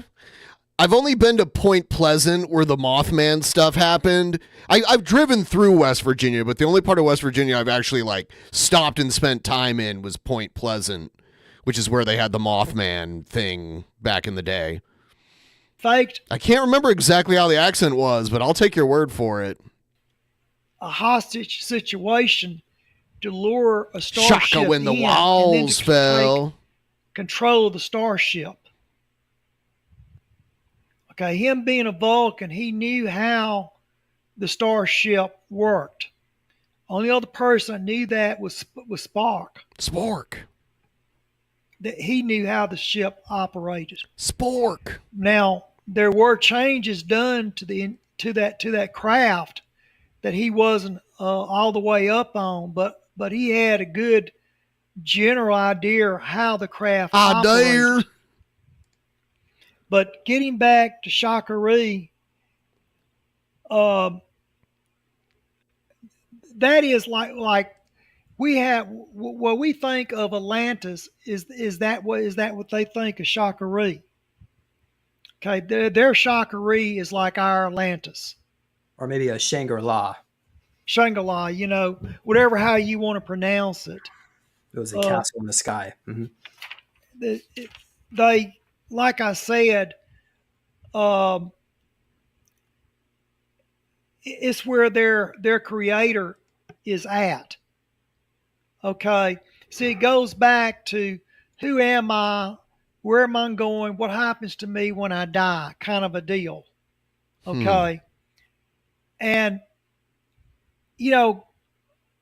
when I was, like I said, when I was at, down in on Earth climbing El Capitan, I did have a talk, with Spock about death and everything. And it's very... I always know I die alone. very ironic that his brother comes along not long after that. So I honestly believe that he could have read him prior to that event. Your brother knows you best. Okay. So he definitely since him being older, he knew his younger brother. He knew his weaknesses of his younger brother.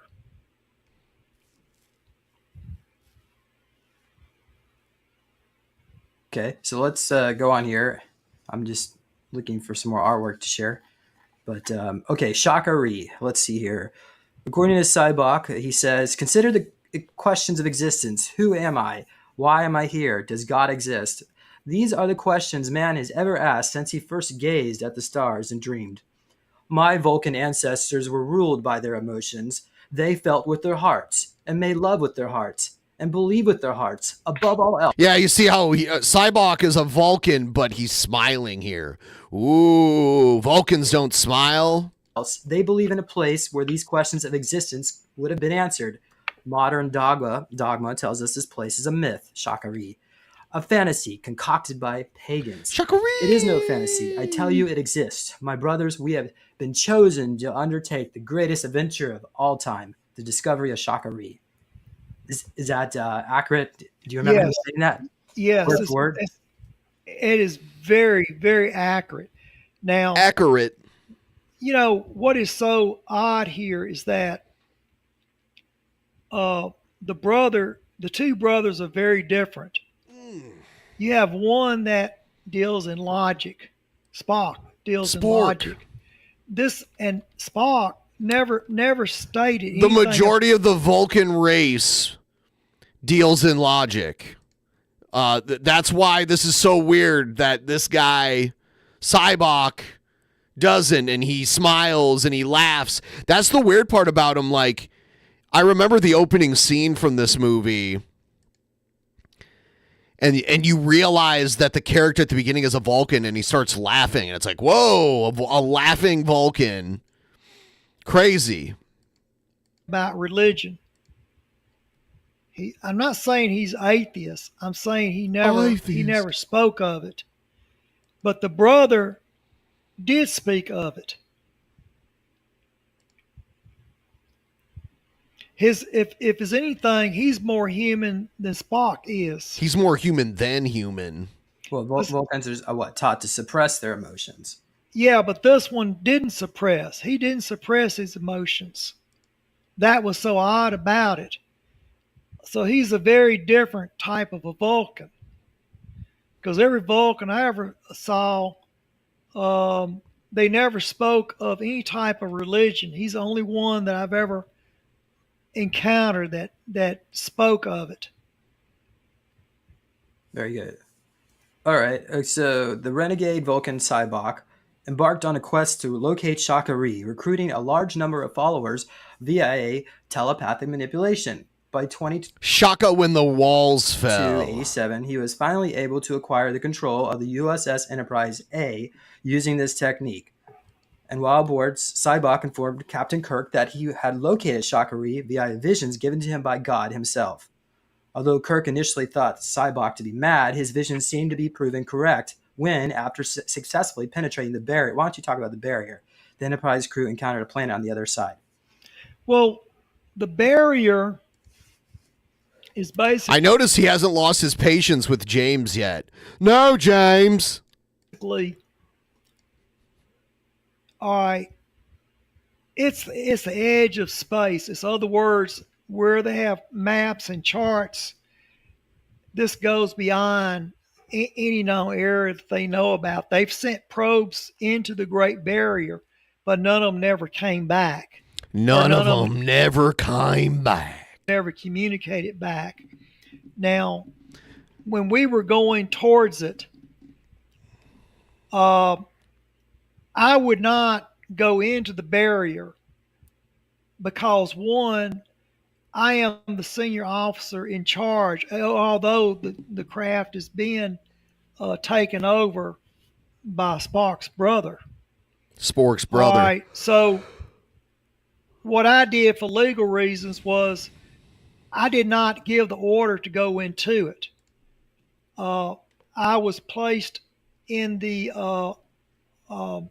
head of the ship into a different area of the ship while the two brothers was in the control room, the flight room. And it was only right before they went into it that Spock started to talk back to me. and I informed him that I wanted all the electronic equipment cut off on the Enterprise because I was concerned, one, that the electrical storm that would damage the electronics in there. If those electronics are damaged, then the Enterprise is basically, all your life support systems are kept operating by the electronics. So I told them to cut all the electronics off prior to them entering the Great Barrier. Now, All what it's basically it's electrical storm is what it is going into it.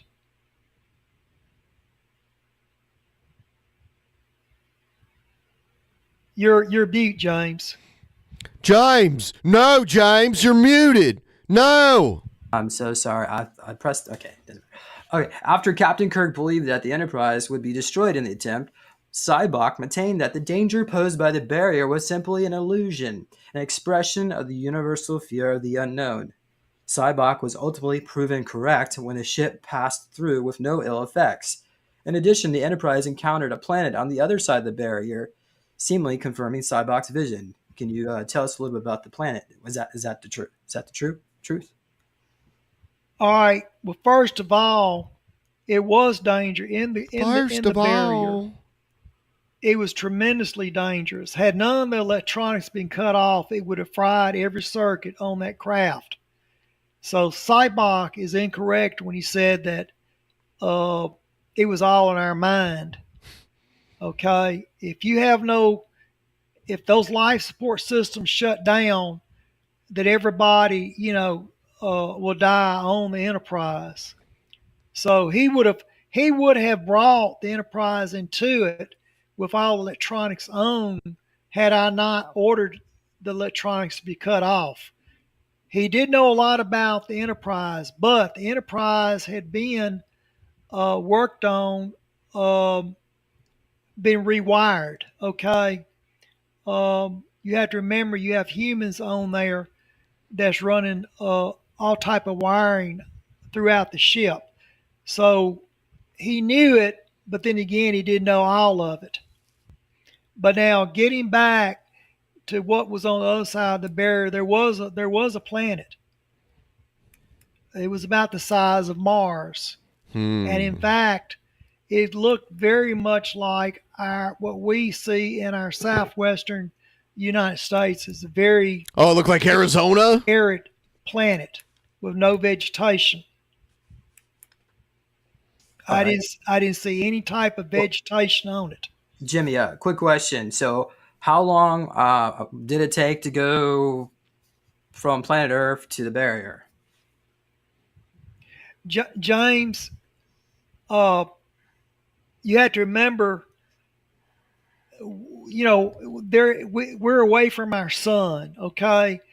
I don't have an Earth clock on the Enterprise. Only clock I have is the star date clock, okay? Now, I can tell you this.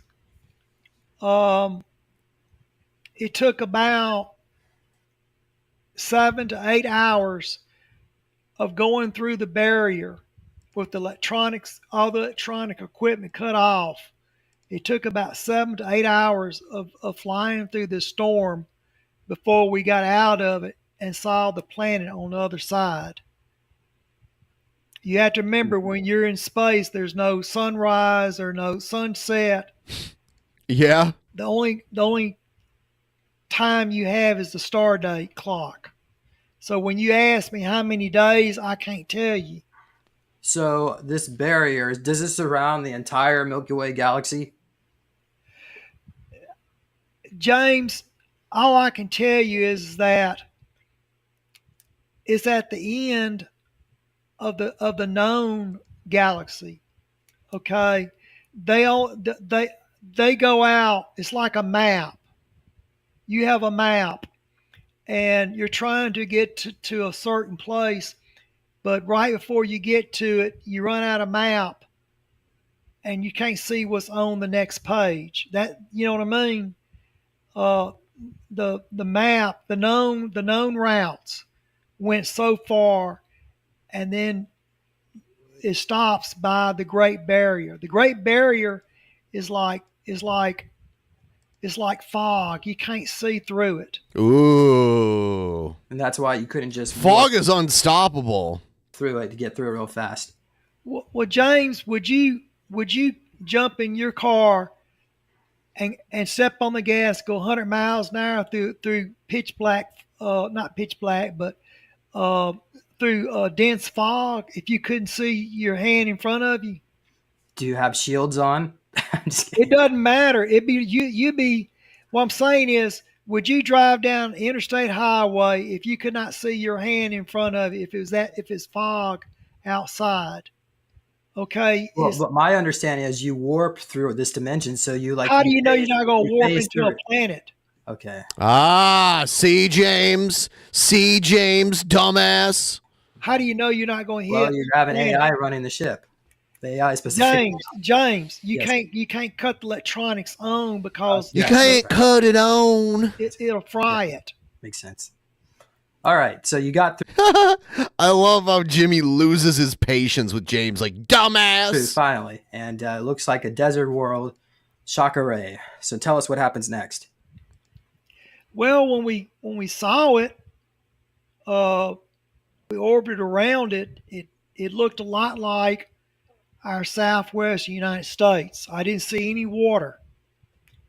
Now, we took a shuttle down, the Galileo, and it was me, Spock, and his brother, and McCoy. We all went down there onto the surface of the planet. Now, the first You can't do that, James. 2.5, 3 hours, we saw nothing. I mean, we saw nothing. No sign of life, just nothing. And then Cybok spoke out like he's calling, Shakari, he's calling the god. And when he was calling him, it started to get dark. Now, I don't know why it got dark, because there wasn't an eclipse. There was no eclipse, but somehow it got dark. And when it did get dark, the weather, it got much cooler. And then there was an earth tremor, and these big stone pillars came up out of the surface of the ground. I would say about 30 or so of these pillars, and it formed an arch, or something similar to what you see over in England, like Stonehenge is the best way I could describe it. And then this god appears in there. But see, it's one name but many faces, many different types of gods, but only one god. It can have many different images, but only one name.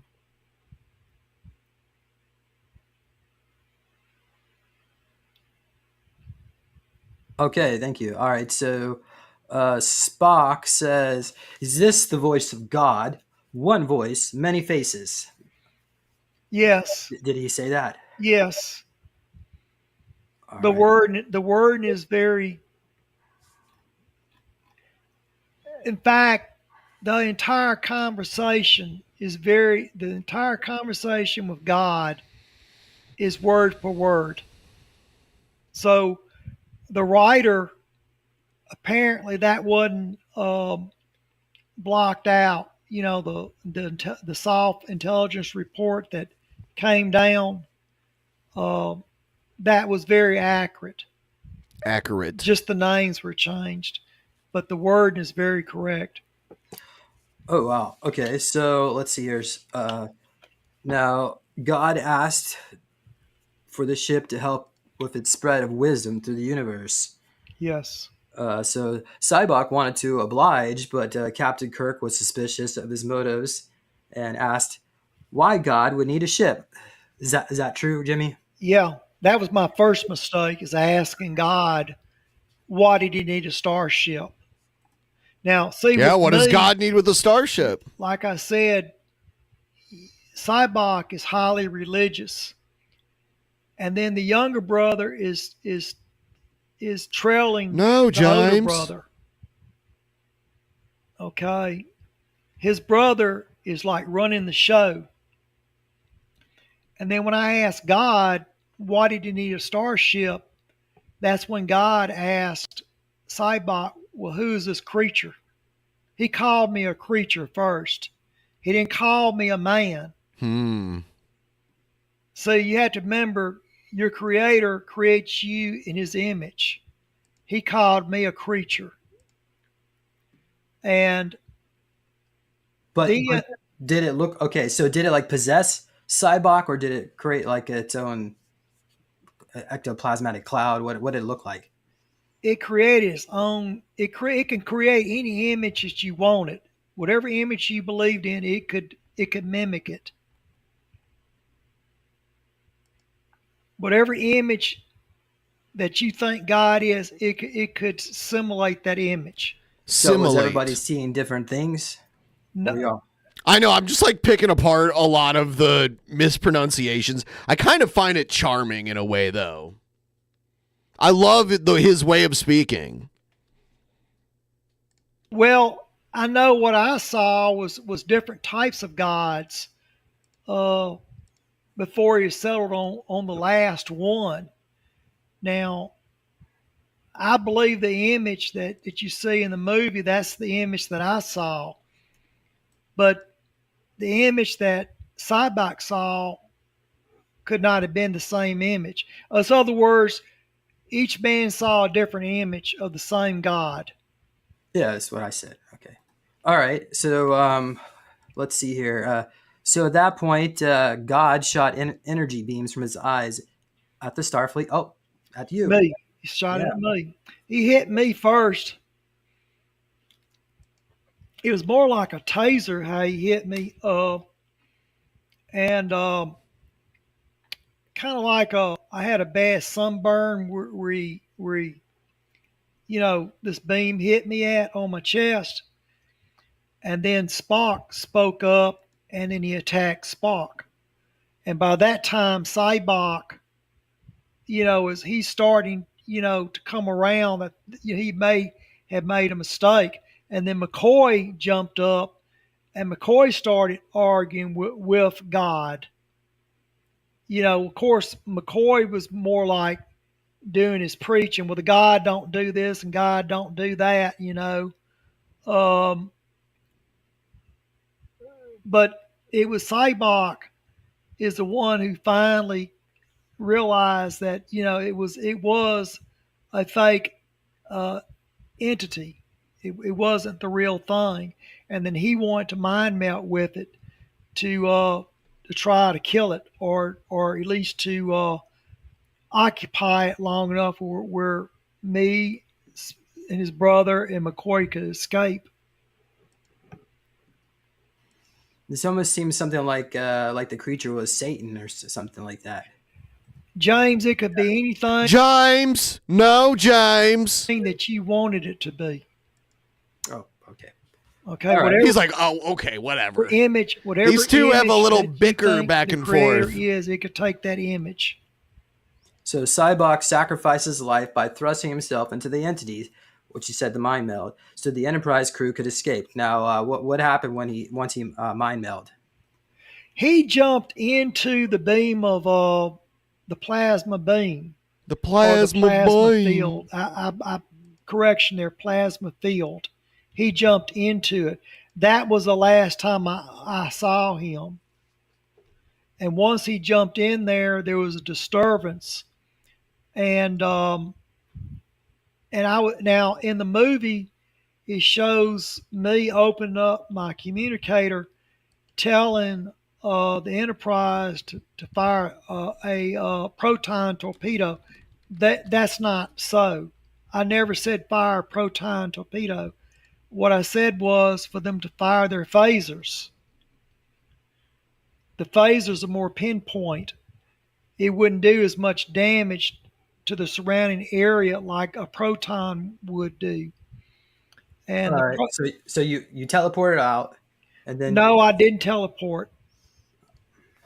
Once we were able to get the Enterprise to fire the lasers at it, it knocked it down, and we thought it had destroyed it, but it didn't. Okay, what we did was we left the area because it was seismically unstable, because it had been, the ground had been weakened. And we went back to the Galileo, that is the shuttle, all of us except Cybok. And then once we got in the shuttle, then we could hear this god or this entity outside making all kind of strange sounds. It was very frightening because the sounds weren't normal human sounds. It was a sound of the creature that was mimicking God. And apparently it had some type of an emotional tantrum, and it wanted to get Tantrum? Does he mean get tantrum? into the craft. And there wasn't enough power to beam all of us up. So I had McCoy and Spock to beam up. I stayed behind because there was, Spock was necessary for the Enterprise, and McCoy, there's no way that he could have fought this creature. It was just, he had been through, like I said, a nervous breakdown because Cybok was able to make him see his father die. Bones' father died of a terminal disease, and he had relived it, and he was all shooken up by that experience. Okay, so Jimmy, the ship was in orbit, correct? The Enterprise, yes. Yeah. The Enterprise was orbiting the Nimbus, not Nimbus, but Shakari. It was circling the planet. Now the shuttle was on the planet with me. So it was trying to get into the shuttle. Yeah, I had those two beam up, and I just stayed behind. And then I stayed in the craft for maybe towards dark, it wasn't that long till dark would have been upon us. I would say maybe about 2 hours in the craft alone. And I was waiting till the sun went down. And then I opened up the hatch and got out of the shuttle. And I noticed that this creature, see, you give out your body gives off body heat. Uh-huh. All right. And like if you have imaging equipment, you can see something that has heat if you look through imaging equipment. So what I thought was, if I got next to the rocks, to the hilly side, the rocky area, see the rocks hold heat. I could camouflage myself by getting around the rocks. And that was my plan, was to get up into the rocks and try to get as far away from the shuttle as I could and lose this creature, and then hope by the time that the Enterprise built up enough power, they could just beam me up at another location. All right, guys, we are now at 10 p.m. I'm probably going to go for about another hour. So if you would be so kind as to help me out, maybe we can get to 55%. I will need to sleep eventually here, though, because, humans sleep. I hardly got any sleep last night. It was terrible. Having some anxiety issues lately. Having trouble sleeping. Okay. Well, did you notice that was a craft clawing at the shuttlecraft? The creature was clawing at the shuttlecraft. James, it wanted your protein torpedo. In it just, Peter. It made strange noises. It mimicked human noise. It mimicked like a human that's under stress, but it wasn't a human. But it wanted in, but it echoed. It's like you're hearing an echo from far off, and it could be far off at one time, and the next time it could be right upon you. I don't know if that makes any sense. Do you think it was physical or some kind of energy body, perhaps? It was energy. It never physically manifest itself. It was a form of energy. It's like if you go to a drive-in, and you're in your vehicle, and there's a film projector, but it's putting the image on a drive-in screen at a drive-in theater. Okay, you could just look up and see this image. If it was by by a mountain, or if it was in the sky, you just see the image there. Kind of like Project Bluebeam, it'd just be an image there, a hologram. All right, so we have the human image portrayed by the god of Shakare was portrayed. Okay, the image of the Andorian god as well as other two unidentified gods were part of the images. So does this look familiar, Jimmy? Is this what you saw? It was all kinds of images, James. All kinds of images, James. It could be any image it wanted you to think it was. Yeah. It's kind of like it's going through several images till it figures out which one you take notice in. Zulu. And the image you take notice in, that's what it's going to stay as. I don't know. This is the Apocrypha, according to Q Continuum. The Shakare entity was known as the One, and is exiled to the center of the galaxy. Well, it wouldn't be the center of the galaxy. It would be the edge of the galaxy for causing civil war around the premature destruction of a legendary Tikon empire. Is this any of this? I don't know anything about that, James. A lot of that stuff you see on there is storybook stuff.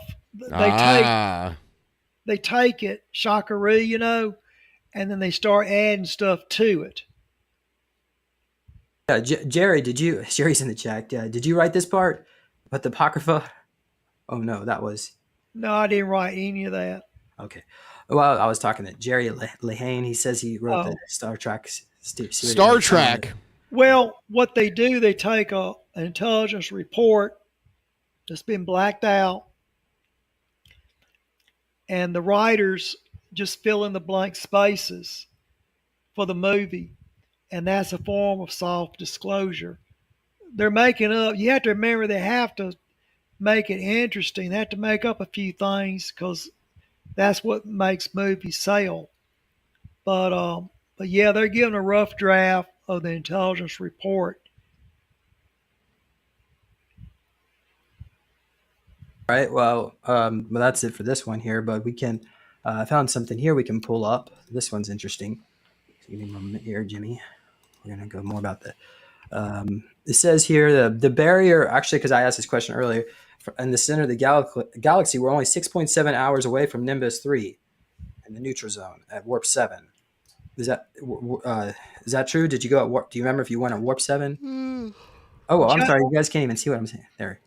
It did. It was about 6 or 7 hours, I would say. but you have to remember there's no sun that I can go by. Okay, I don't even have a watch on my wrist. The only clock I have is the Stardate clock in the Enterprise. But I'm just saying, just by my thought, it probably was about 6 or 7 hours. But I have no way to confirm it. The diameter of the Great Barrier is approximately 15,000 light years. Oh, okay. Well, first of all, they don't know how deep it is because nothing's never come out of it that they shot into it. So I don't know how they come up with the figures. That's like fictional. And they're talking about the Q continuum. Is that true too? The Q?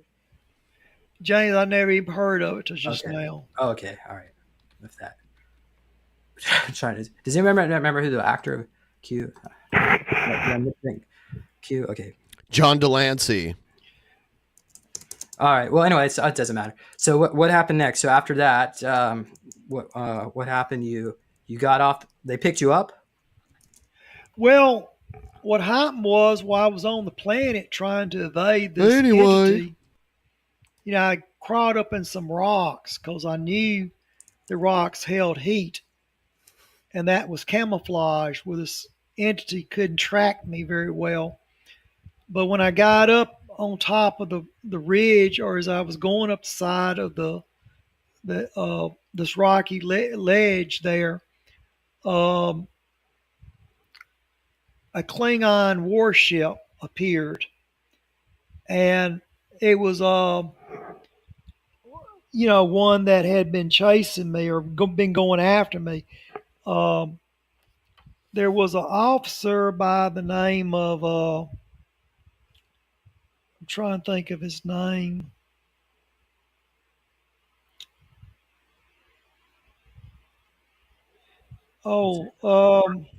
Worf. He's trying to throw him hints. Kala. K-L-A-A. Kala. Captain Kala. Now he's a young Klingon that had heard about me, and he wanted to be the first one to kill a human. See, they never fought a human in before. The Klingons are historically not very friendly towards humans. Okay, now you have to remember General Cord is a Klingon, but he was already retired. He was already put out, and he was part of that going with Cybok to find God. But General Cord got to know me, and he ordered Captain Claw to Captain Claw. To disengage. Is that also Dr. Claw? Are they related? To not, Inspector Gadget? Not try to fight me. In fact, he made that Captain Claw apologize to me. But I don't know how they knew that I was, in charge of the Enterprise. I guess word gets out, and he wanted to be the first to engage, a human and defeat him in space, but he never did. But he never did. I will say he's pretty brave to go into the Great Barrier, because he was definitely after me. He followed me in there, and that took a lot of nerve to go into the Great Barrier. Okay, Jimmy. So at this point, you're hiding amongst the rocks, and then instead of the Enterprise rescue you, the Klingons rescue you. But it wasn't really a rescue. Well, I wasn't hiding in the rocks. I was using the rocks as cover as I was moving. I was steadily on the move. I wasn't hiding. It just makes it hard to see for the God to capture me or to harm me. Now, when I got right at the top of the cliff. There's no other place for me to go. And just as I'm going to the top of the cliff, I look up and there's a Klingon warbird, a starship, a Klingon starship that suddenly appeared, and it turned its weapon and it fired into the into God, or the God Fired into God form, and damn it! I just need 25 more bucks. Someone drop a $5 and 2 of you drop teeners, and then we're all good. Disrupted is force. Those two teeners. I'm gonna stream for 50 more minutes. I appreciate everything we accomplished today. You guys are amazing. Think that it could be destroyed. I think you could disrupt it long enough to break free, but it seemed to be able to reconstitute itself after you knocked it back down. But it was enough to knock it back that they went ahead and teleported me onto the Klingon warcraft. And when I was teleported in, I was very surprised because Spock was in the captain's chair operating the Klingon vessel. Now, General Core was in there, and he had taken charge of the Klingon vessel. He had relieved Captain Claw. Okay, but Core would have had to been already on there when Claw was on this mission. I'm sorry, repeat now. Core, General Core would have had to already been on. Was it a bird of prey? Is that? Yeah, it was a bird of prey. It was a warship. All right, a bird of prey. So Claw's on this manhunt for this death match duel that he wants to do with you, but Cord is already on the ship, right? Yeah. Once they found out that there's a Klingon warship, then General Cord wanted to be on that warship. He didn't want to be on the Enterprise. He wanted to be on the warship because, one, to make it disengage. The warship, the Klingon ship was unauthorized for that attack. Okay, but wait, Jimmy, was the Klingon ship working for the Federation too on the same mission? Were you working together initially? I'm sorry, repeat your question. Were the Klingons and the Vulcans of Federation, the Enterprise, were they working together initially? When it first started, it started on Nimbus 3. No, and James. Nimbus 3 is a shared planet. The Federation went into an agreement with the Klingon and the Romulan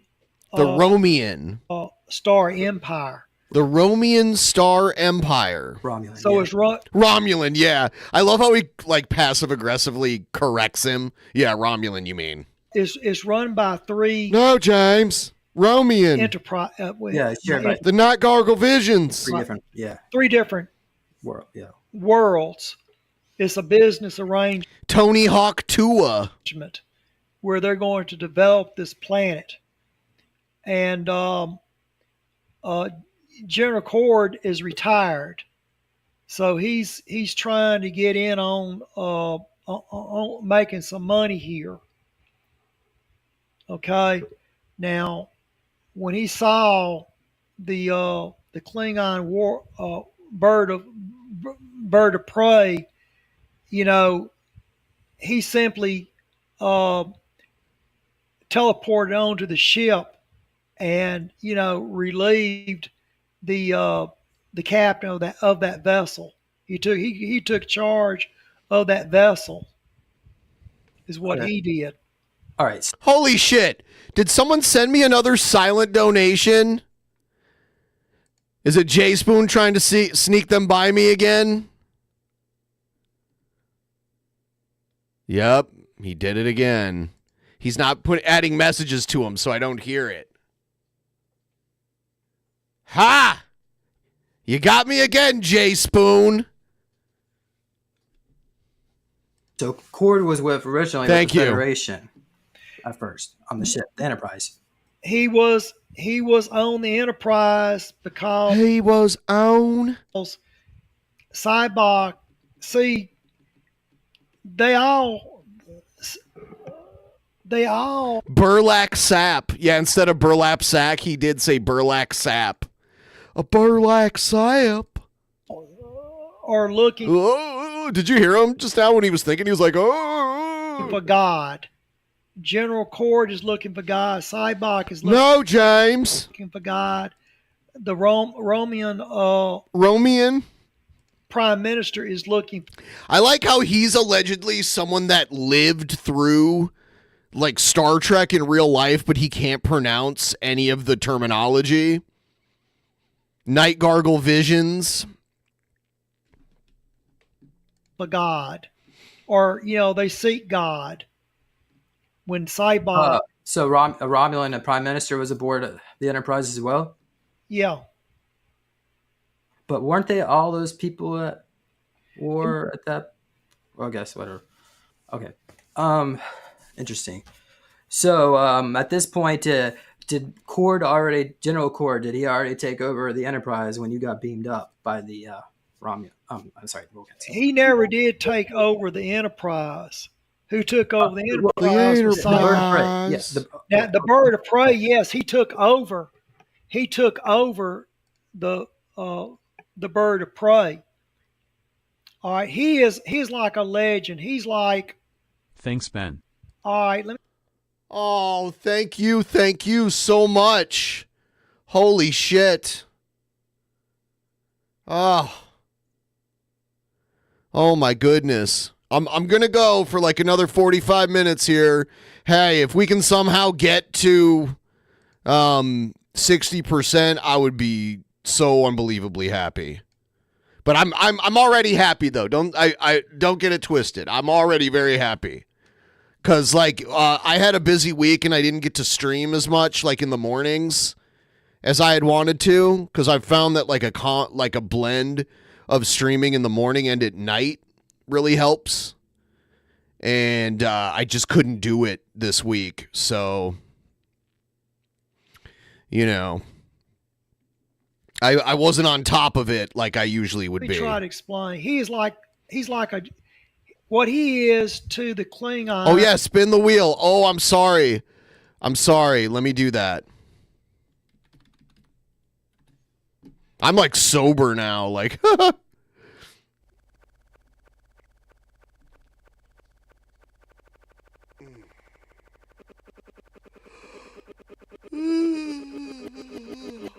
holy shit. Pass. Man, if this was actually spin till you spew, I'd be doing really good because I keep spinning pass. That's like my third pass.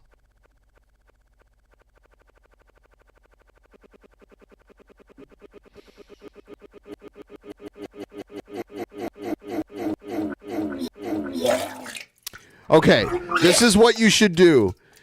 Oh my God, pass again. Okay, so I appreciate your dono. My suggestion to you is to not create a login on Streamlabs, but to like sign in with your YouTube account. So when you go to the sign in screen on Streamlabs, one of the options is to sign in with YouTube.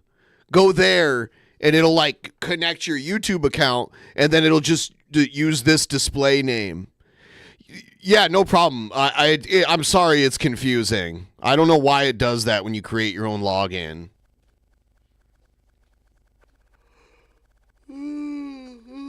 Oh, I legit only got 4 hours of sleep last night.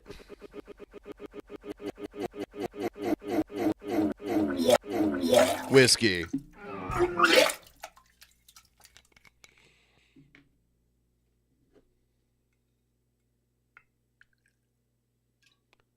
All right, here we go. I spun 2 passes in a row. So that would have passed and then passed back to me again.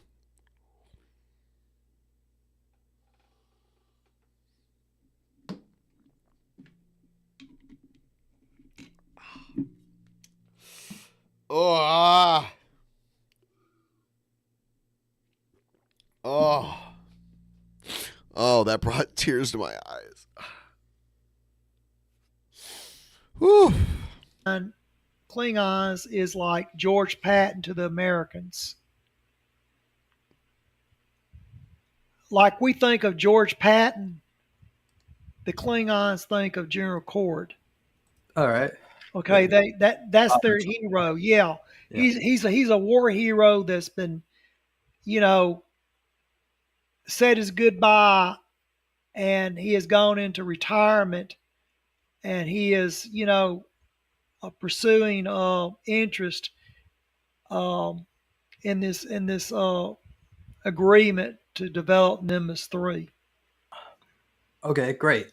So, but when the bird of prey teleported you on board their ship, I guess General Cord was already in charge of the ship. With Spock.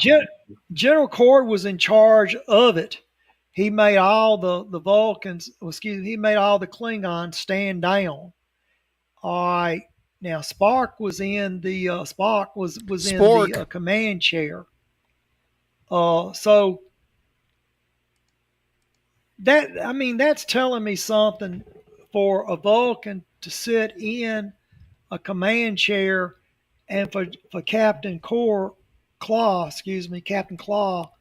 Dr. Claw, being relieved of his duty.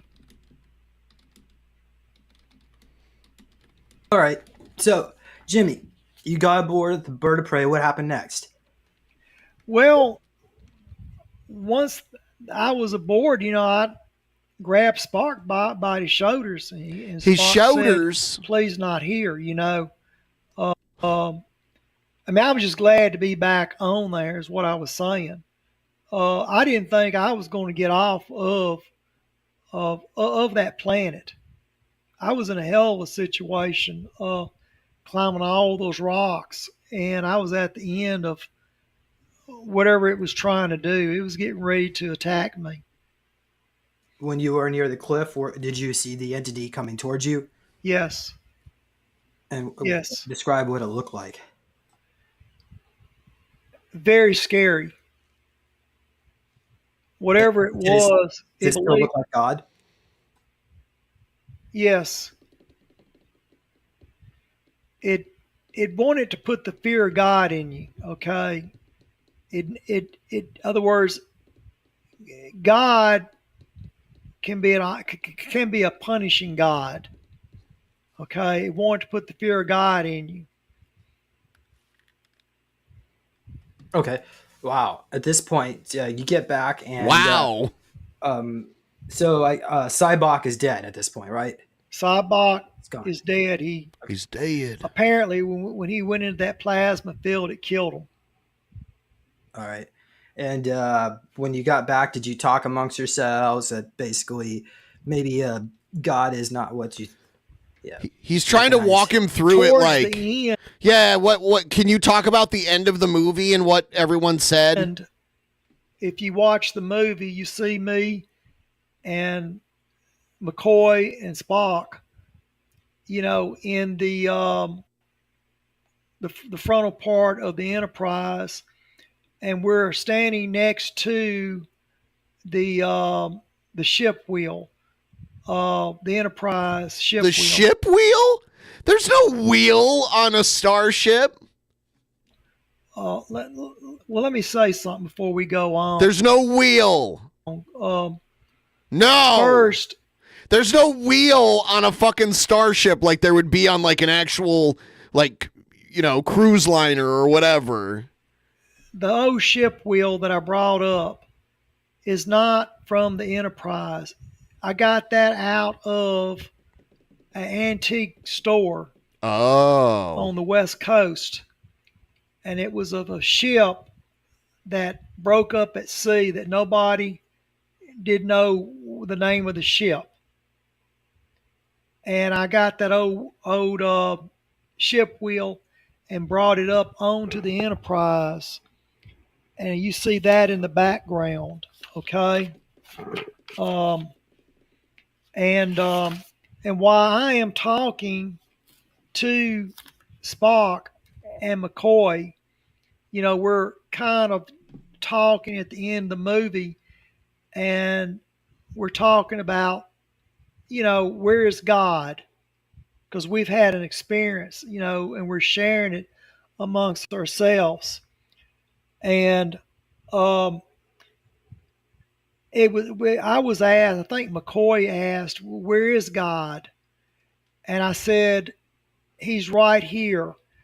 And I took my hand, I closed my fist, and I put it over my heart.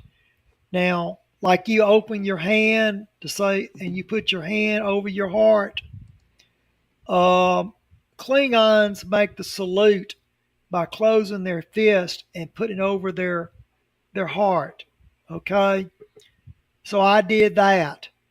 And I said, maybe he's here.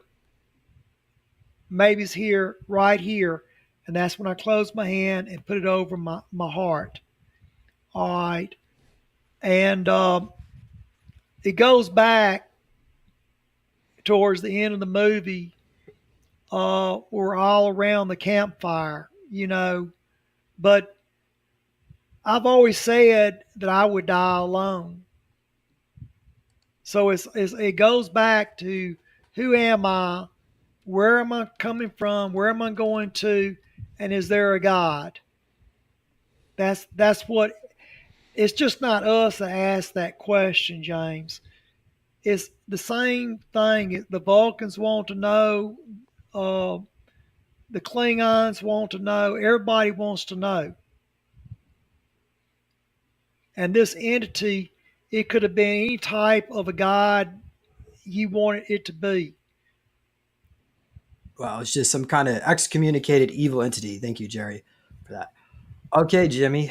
Audience members, does anybody have any questions? I haven't really seen too much in there. You want to put their answers up on the screen, James? Maybe. If we get some questions. I like reading them when they put them on. Okay, sure. Yeah, yes, absolutely. Okay, Star Trek. Star Trek. Div Gel. Okay, it says, is Star Trek based on real events? Yes, but it's told from a writer's point of view, because when you take an intelligence report that's blacked out, you turn it over to a writer, and then they just fill in the black spaces. But yes, it's based on true events. And Spock's mom is half human and half Vulcan.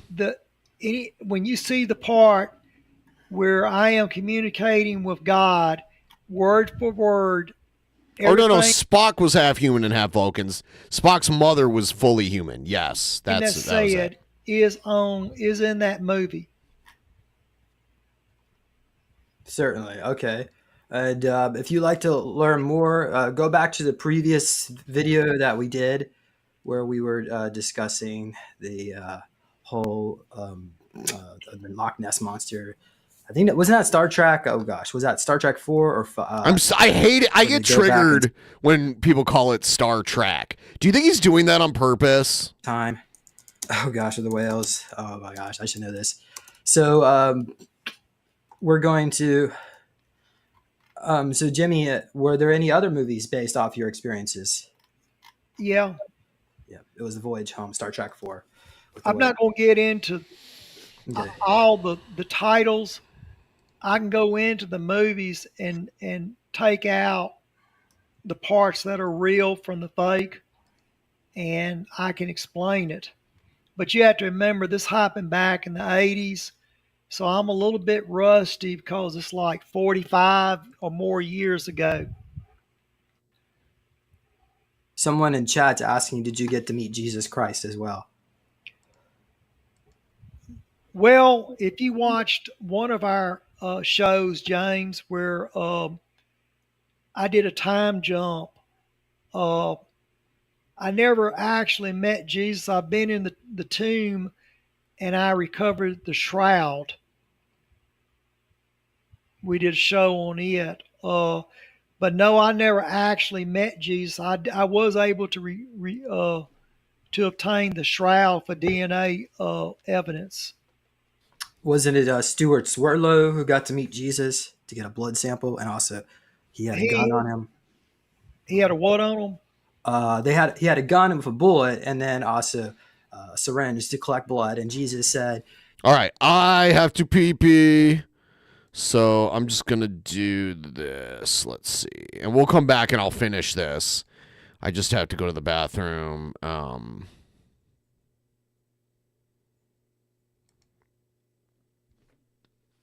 Let's see.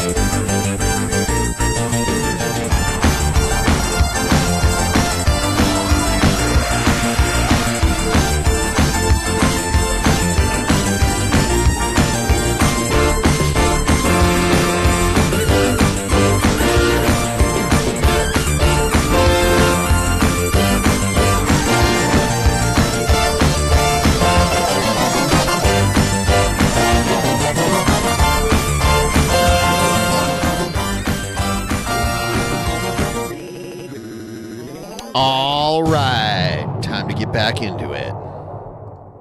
You can have my blood. I know why you're here. You can have my blood, but you're not allowed to do to take me out this time. Well, I can't tell you what was stated between the two men. I was not there.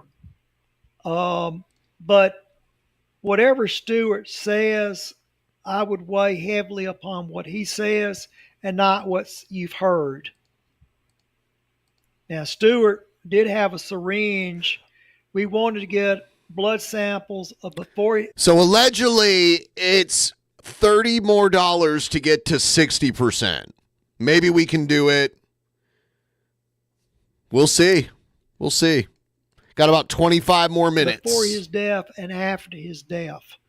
My orders was to get it after he died.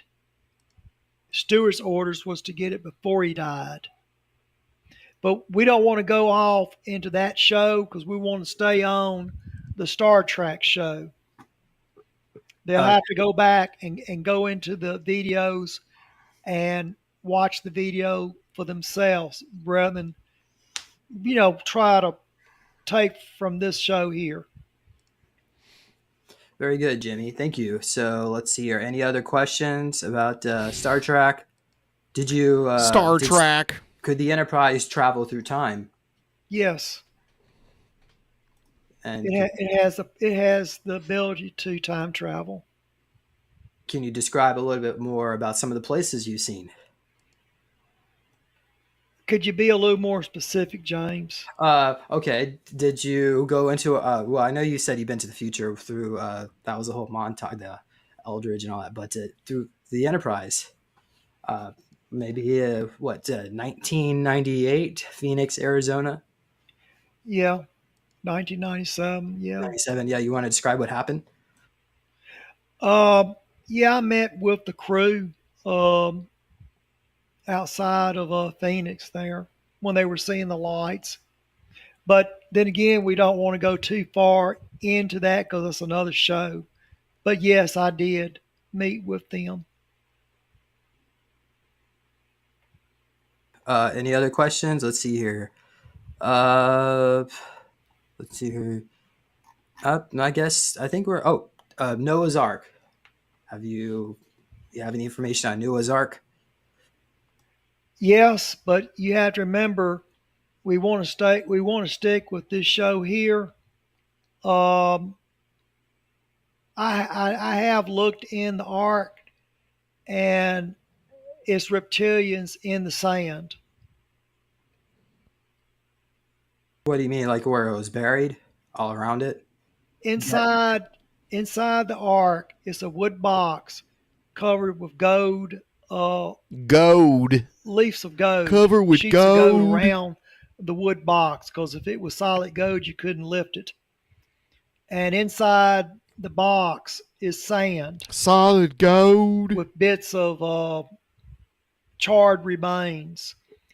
And if you take your hands and dip it into the sand and lift it up like sand flowing through your hands or your fingers, you'll have entities, reptilian entities that will come out. Solid gold. And fly around it. So when you watch the movie where Harrison Ford is tied up, that is very true. But it makes it sound like that it's something. Yeah, I think the bingeable way that Netflix releases content made it really good for a series like Star Trek with The Next Generation with so many episodes. You could watch a whole season, over a week. You could watch like a whole season. Very holy. It is not. It's something very, very evil in the Ark. Well, it's reptilian. It's reptilian spirits. Noah's Ark. But for the Ark of Covenant, we have in the Bible it discuss a God that was very angry and a revenge, a Jehovah that became the original translations of the Bible, going back to early Aramaic, Greek, discussed how God was James, burning flesh. Because of Cain and Abel. No, James. So God liked the burning flesh, and that's because it was a reptilian God, and makes a lot of sense. Like that particular religion, of course, that's based on other religions going back in time. Yeah, it's so crazy that a lot of shows used to have like 20 episodes in a season, and now you're lucky to get 10. I was watching this one show. that's already over that came out this past fall, and it only had 8 episodes in the season. I'm like, that's nothing. Well, first of all, your religion has been tampered with. Now, adrenochrome. Oh God. We know that these creatures Where are we going with this? want to torture us prior to death and to frighten us very bad, because it's like adrenochrome is like cocaine to them. Okay. It's a drug that rhymes. Adrenococaine It's a chrome. popular Google browser. Okay, well, let's not. What I'm trying to say is, he's fucking with them. Did you see him? He like broke the fourth wall there and like laughed at the camera. is that when you see Jesus on the cross, they want him to suffer to get adrenochrome. So your religion has been tampered. Yeah, Jimmy, I said that because you have to use code for the censors. Yeah. Oh, I'm sorry. Excuse You me. do know the former. If you go on the Real Raw News, you can dig in there. You can find out what happened to the former CEO of YouTube. But we're gonna leave that for a second. Yeah, we don't want to get too. We don't want to be censored. You know, we want to respect everybody's religion. I don't try to persuade anybody to follow me, and we all need to respect each other's beliefs. You know. Okay, so here's a great question. Where is the planet Vulcan located? Yeah. I used to play Star Trek Online, and Vulcan was like really close to the Sol system. Well, first of all, we don't have any First of all, maps of where it's at. Okay. We can only see in certain areas of space where our telescopes are pointed. And even if you knew what it was at, it's so far away, you would not live long enough to get to it. Well, that's if you go like the speed of light or what they call subspace. Well, right now, yeah. Have you got? I believe subspace is how they send like communications, very long distances. Speed of light is warp speed, like light speed. Like warp speed is, depending on what warp factor it is multiple times the speed of light. Have you seen anybody raise their hand up and say, "Yeah, we got a spacecraft that can go to the speed of light"? I mean, nobody raises their hand. So the question, although it's a legitimate question, the answer to it is irreverent, because we don't know what's all out there, James, as far as the name of the planets. You can't take the Hubble spacecraft and see what's on the other side of the Earth, because the Earth blocks its view. Oh, do you have any idea how many light years away it is? James, as I said, the clocks on the Enterprise are different from our timeline. It'd be very hard for me to compare the two clocks. Okay, thank you, Jimmy. Are the Borg based on the Greys, or are they all separate groups? Well, they're separate groups, James. Think of it like this. Right now, we're seeing transhumanism. All right, you see that there's different, there's no such thing as a man or a woman. All these different type of sexualities. Sexualities. Okay? That's transhumanism. Transhumanism. Right. Well, when you start talking about, these boars and everything, they're humans that have been enhanced. Okay. Yeah, there are entities that take body parts and try to, build it with a machine.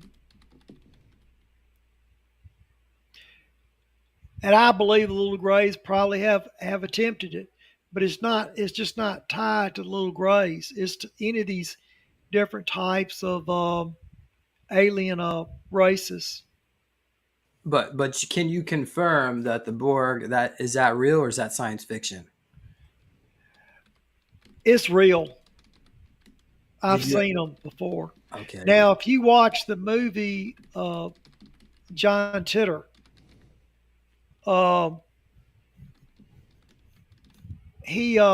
we go into underground base and we see humans that are part human and part machine.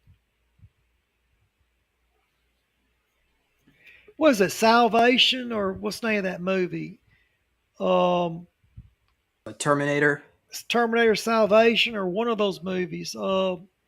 There's been so many movies put out, James, that I can't keep track No, of. James. So you're saying the John Titor story could be tied into the Terminator series. Yeah. Now there never was a Terminator that poured like liquid. Linda Hamilton, actress Linda Hamilton, read the script and she did some LSD and she dreamed that.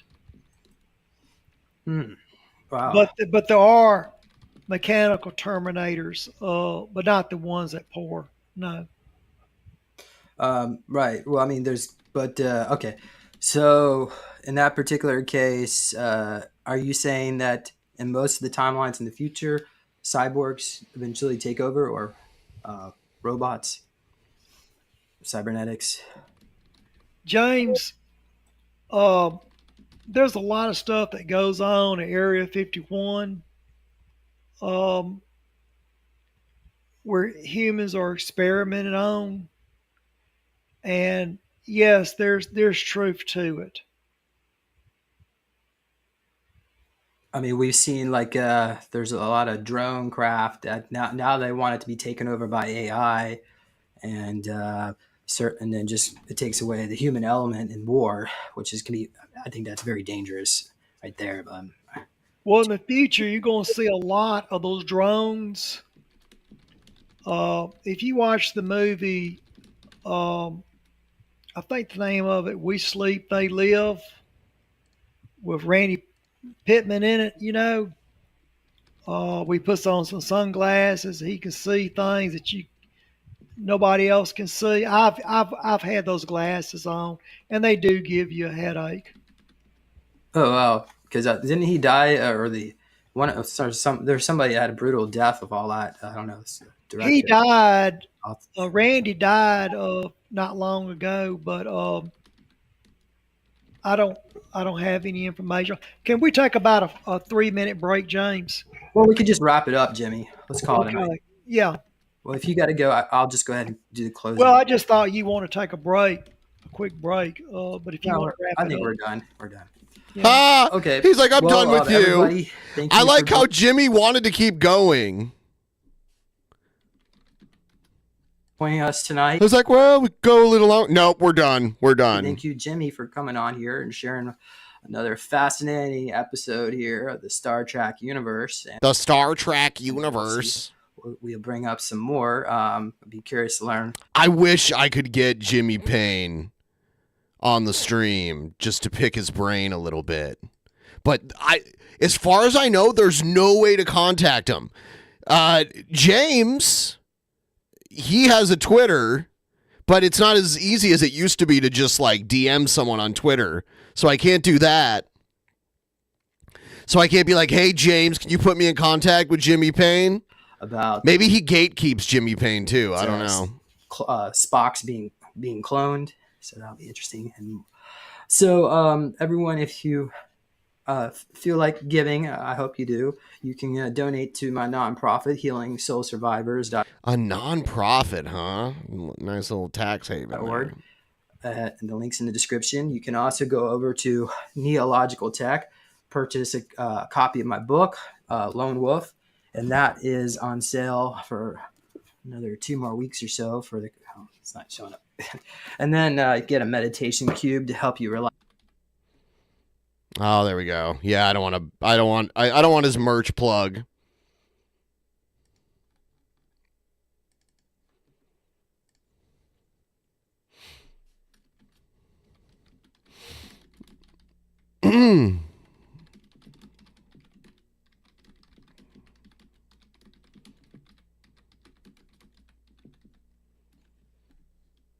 Okay.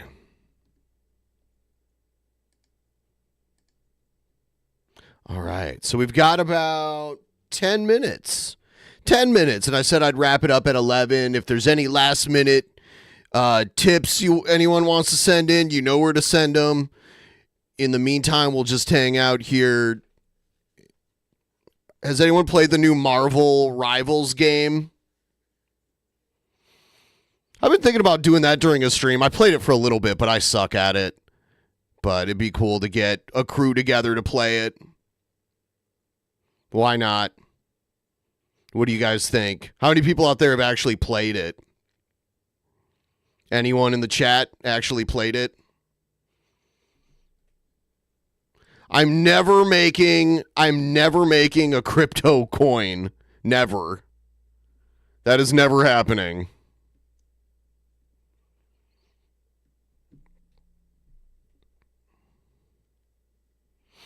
I am not interested. Yeah, it's fun. It's pretty simple. Like the premise of it. I still suck at it though. I'm not the greatest at that type of game. But I've had fun. I played some bots. I haven't actually played other actual players online.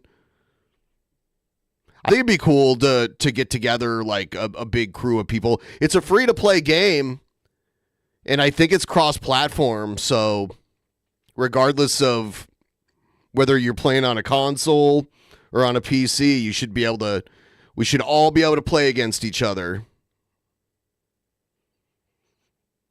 Yeah, I'm never making a crypto coin, and I'm never, obviously, well, then I'm not going to do a rug pull because I'm not going to have a crypto coin anyway. So rug pulling would not be an option. That kind of shit is so sketchy. I have no interest in it. The closest thing to that I ever did, as far as crypto goes, is promote the Brave browser. You know, and it generates crypto through ad revenue.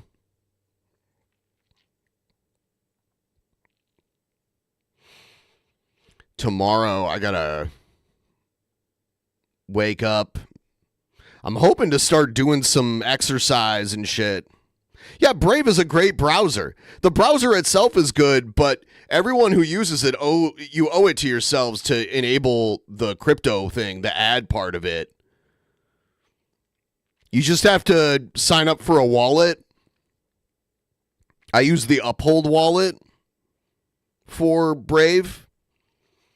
You just link your Uphold wallet, and then it every month it deposits new tokens in there, and they build up. And there's a system to send them to, you know, people on YouTube and people on Twitter.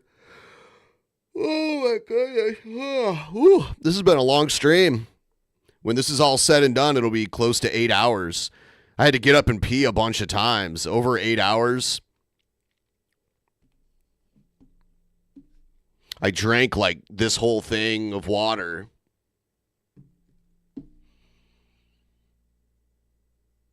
So,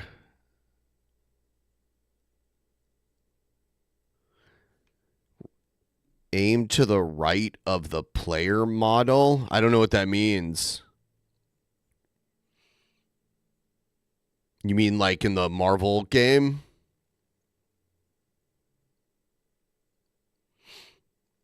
Man, when I get tired, my vision gets blurry. Oh, man. Oh. I got like 4 hours of sleep last night.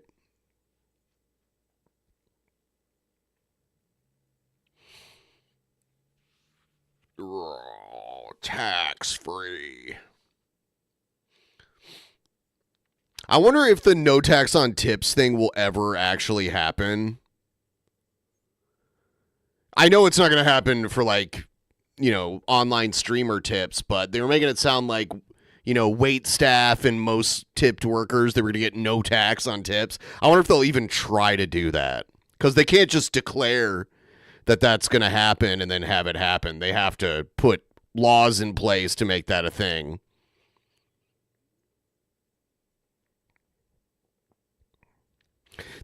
It's a plan that's been proposed in the past, but it's never been close to becoming a real thing. But that was something Trump was really pushing during the convention, during the RNC. He mentioned that a bunch of times. I haven't heard him talk about it since, though.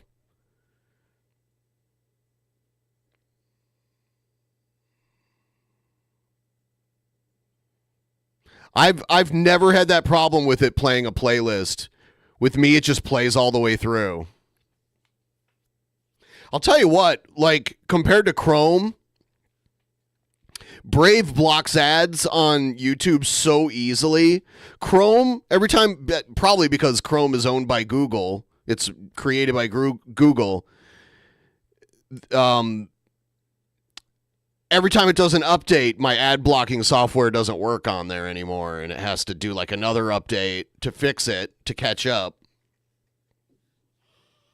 But that never happens with Brave.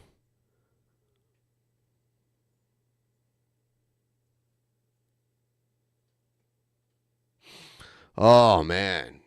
Pretty fucking tired.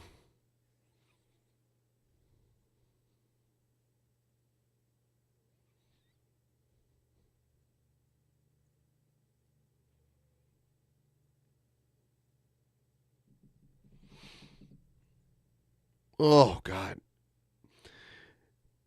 I know chiropractic is like not, it's like pseudoscientific, but it does feel really good when a chiropractor cracks your neck.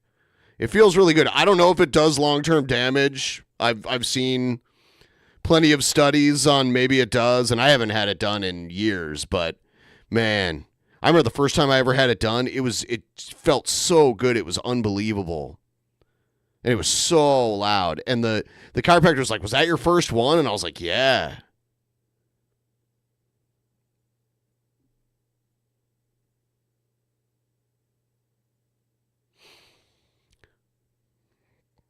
Like, the chiropractor could tell it was my first neck crack just because of how loud it was.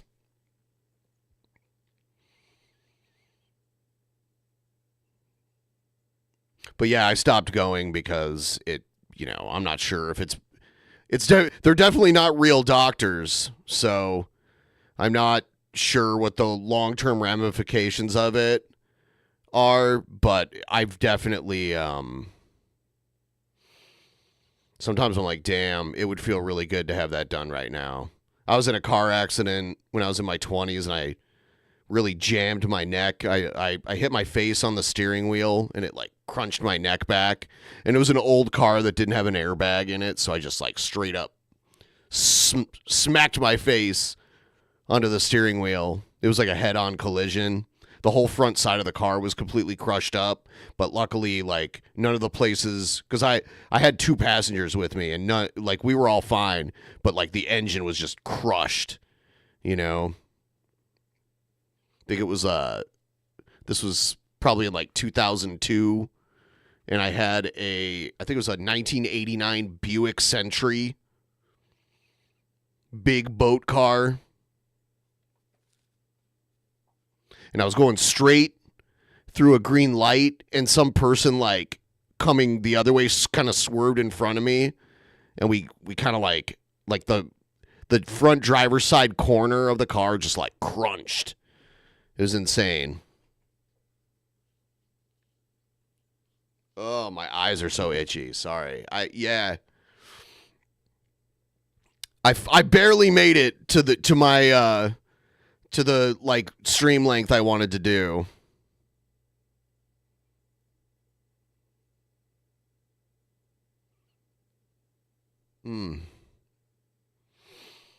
I barely made it because I was like, wow, I'll go till 11. I'm barely I'm about to fall asleep.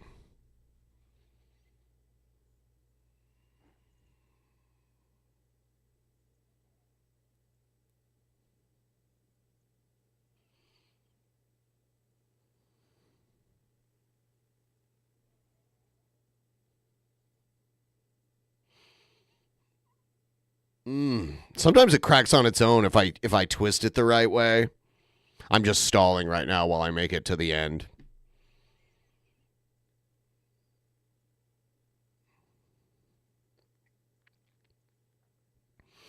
All right, here it is, 11 p.m. Pacific time. That's sweet. So I'm going to wrap it up, and I'll see you guys when I stream tomorrow. I'll stream, probably around noon my time, give or take, depending on when I wake up. But I'm going to allow myself to get a full recharge. I already got some Z-Quil ready to go that'll just knock me out. I'll be out all night. All right. I appreciate all you guys. Thanks for watching. Thanks for contributing, getting us to 56%, almost 57%. And I'll be back tomorrow. Have a good one.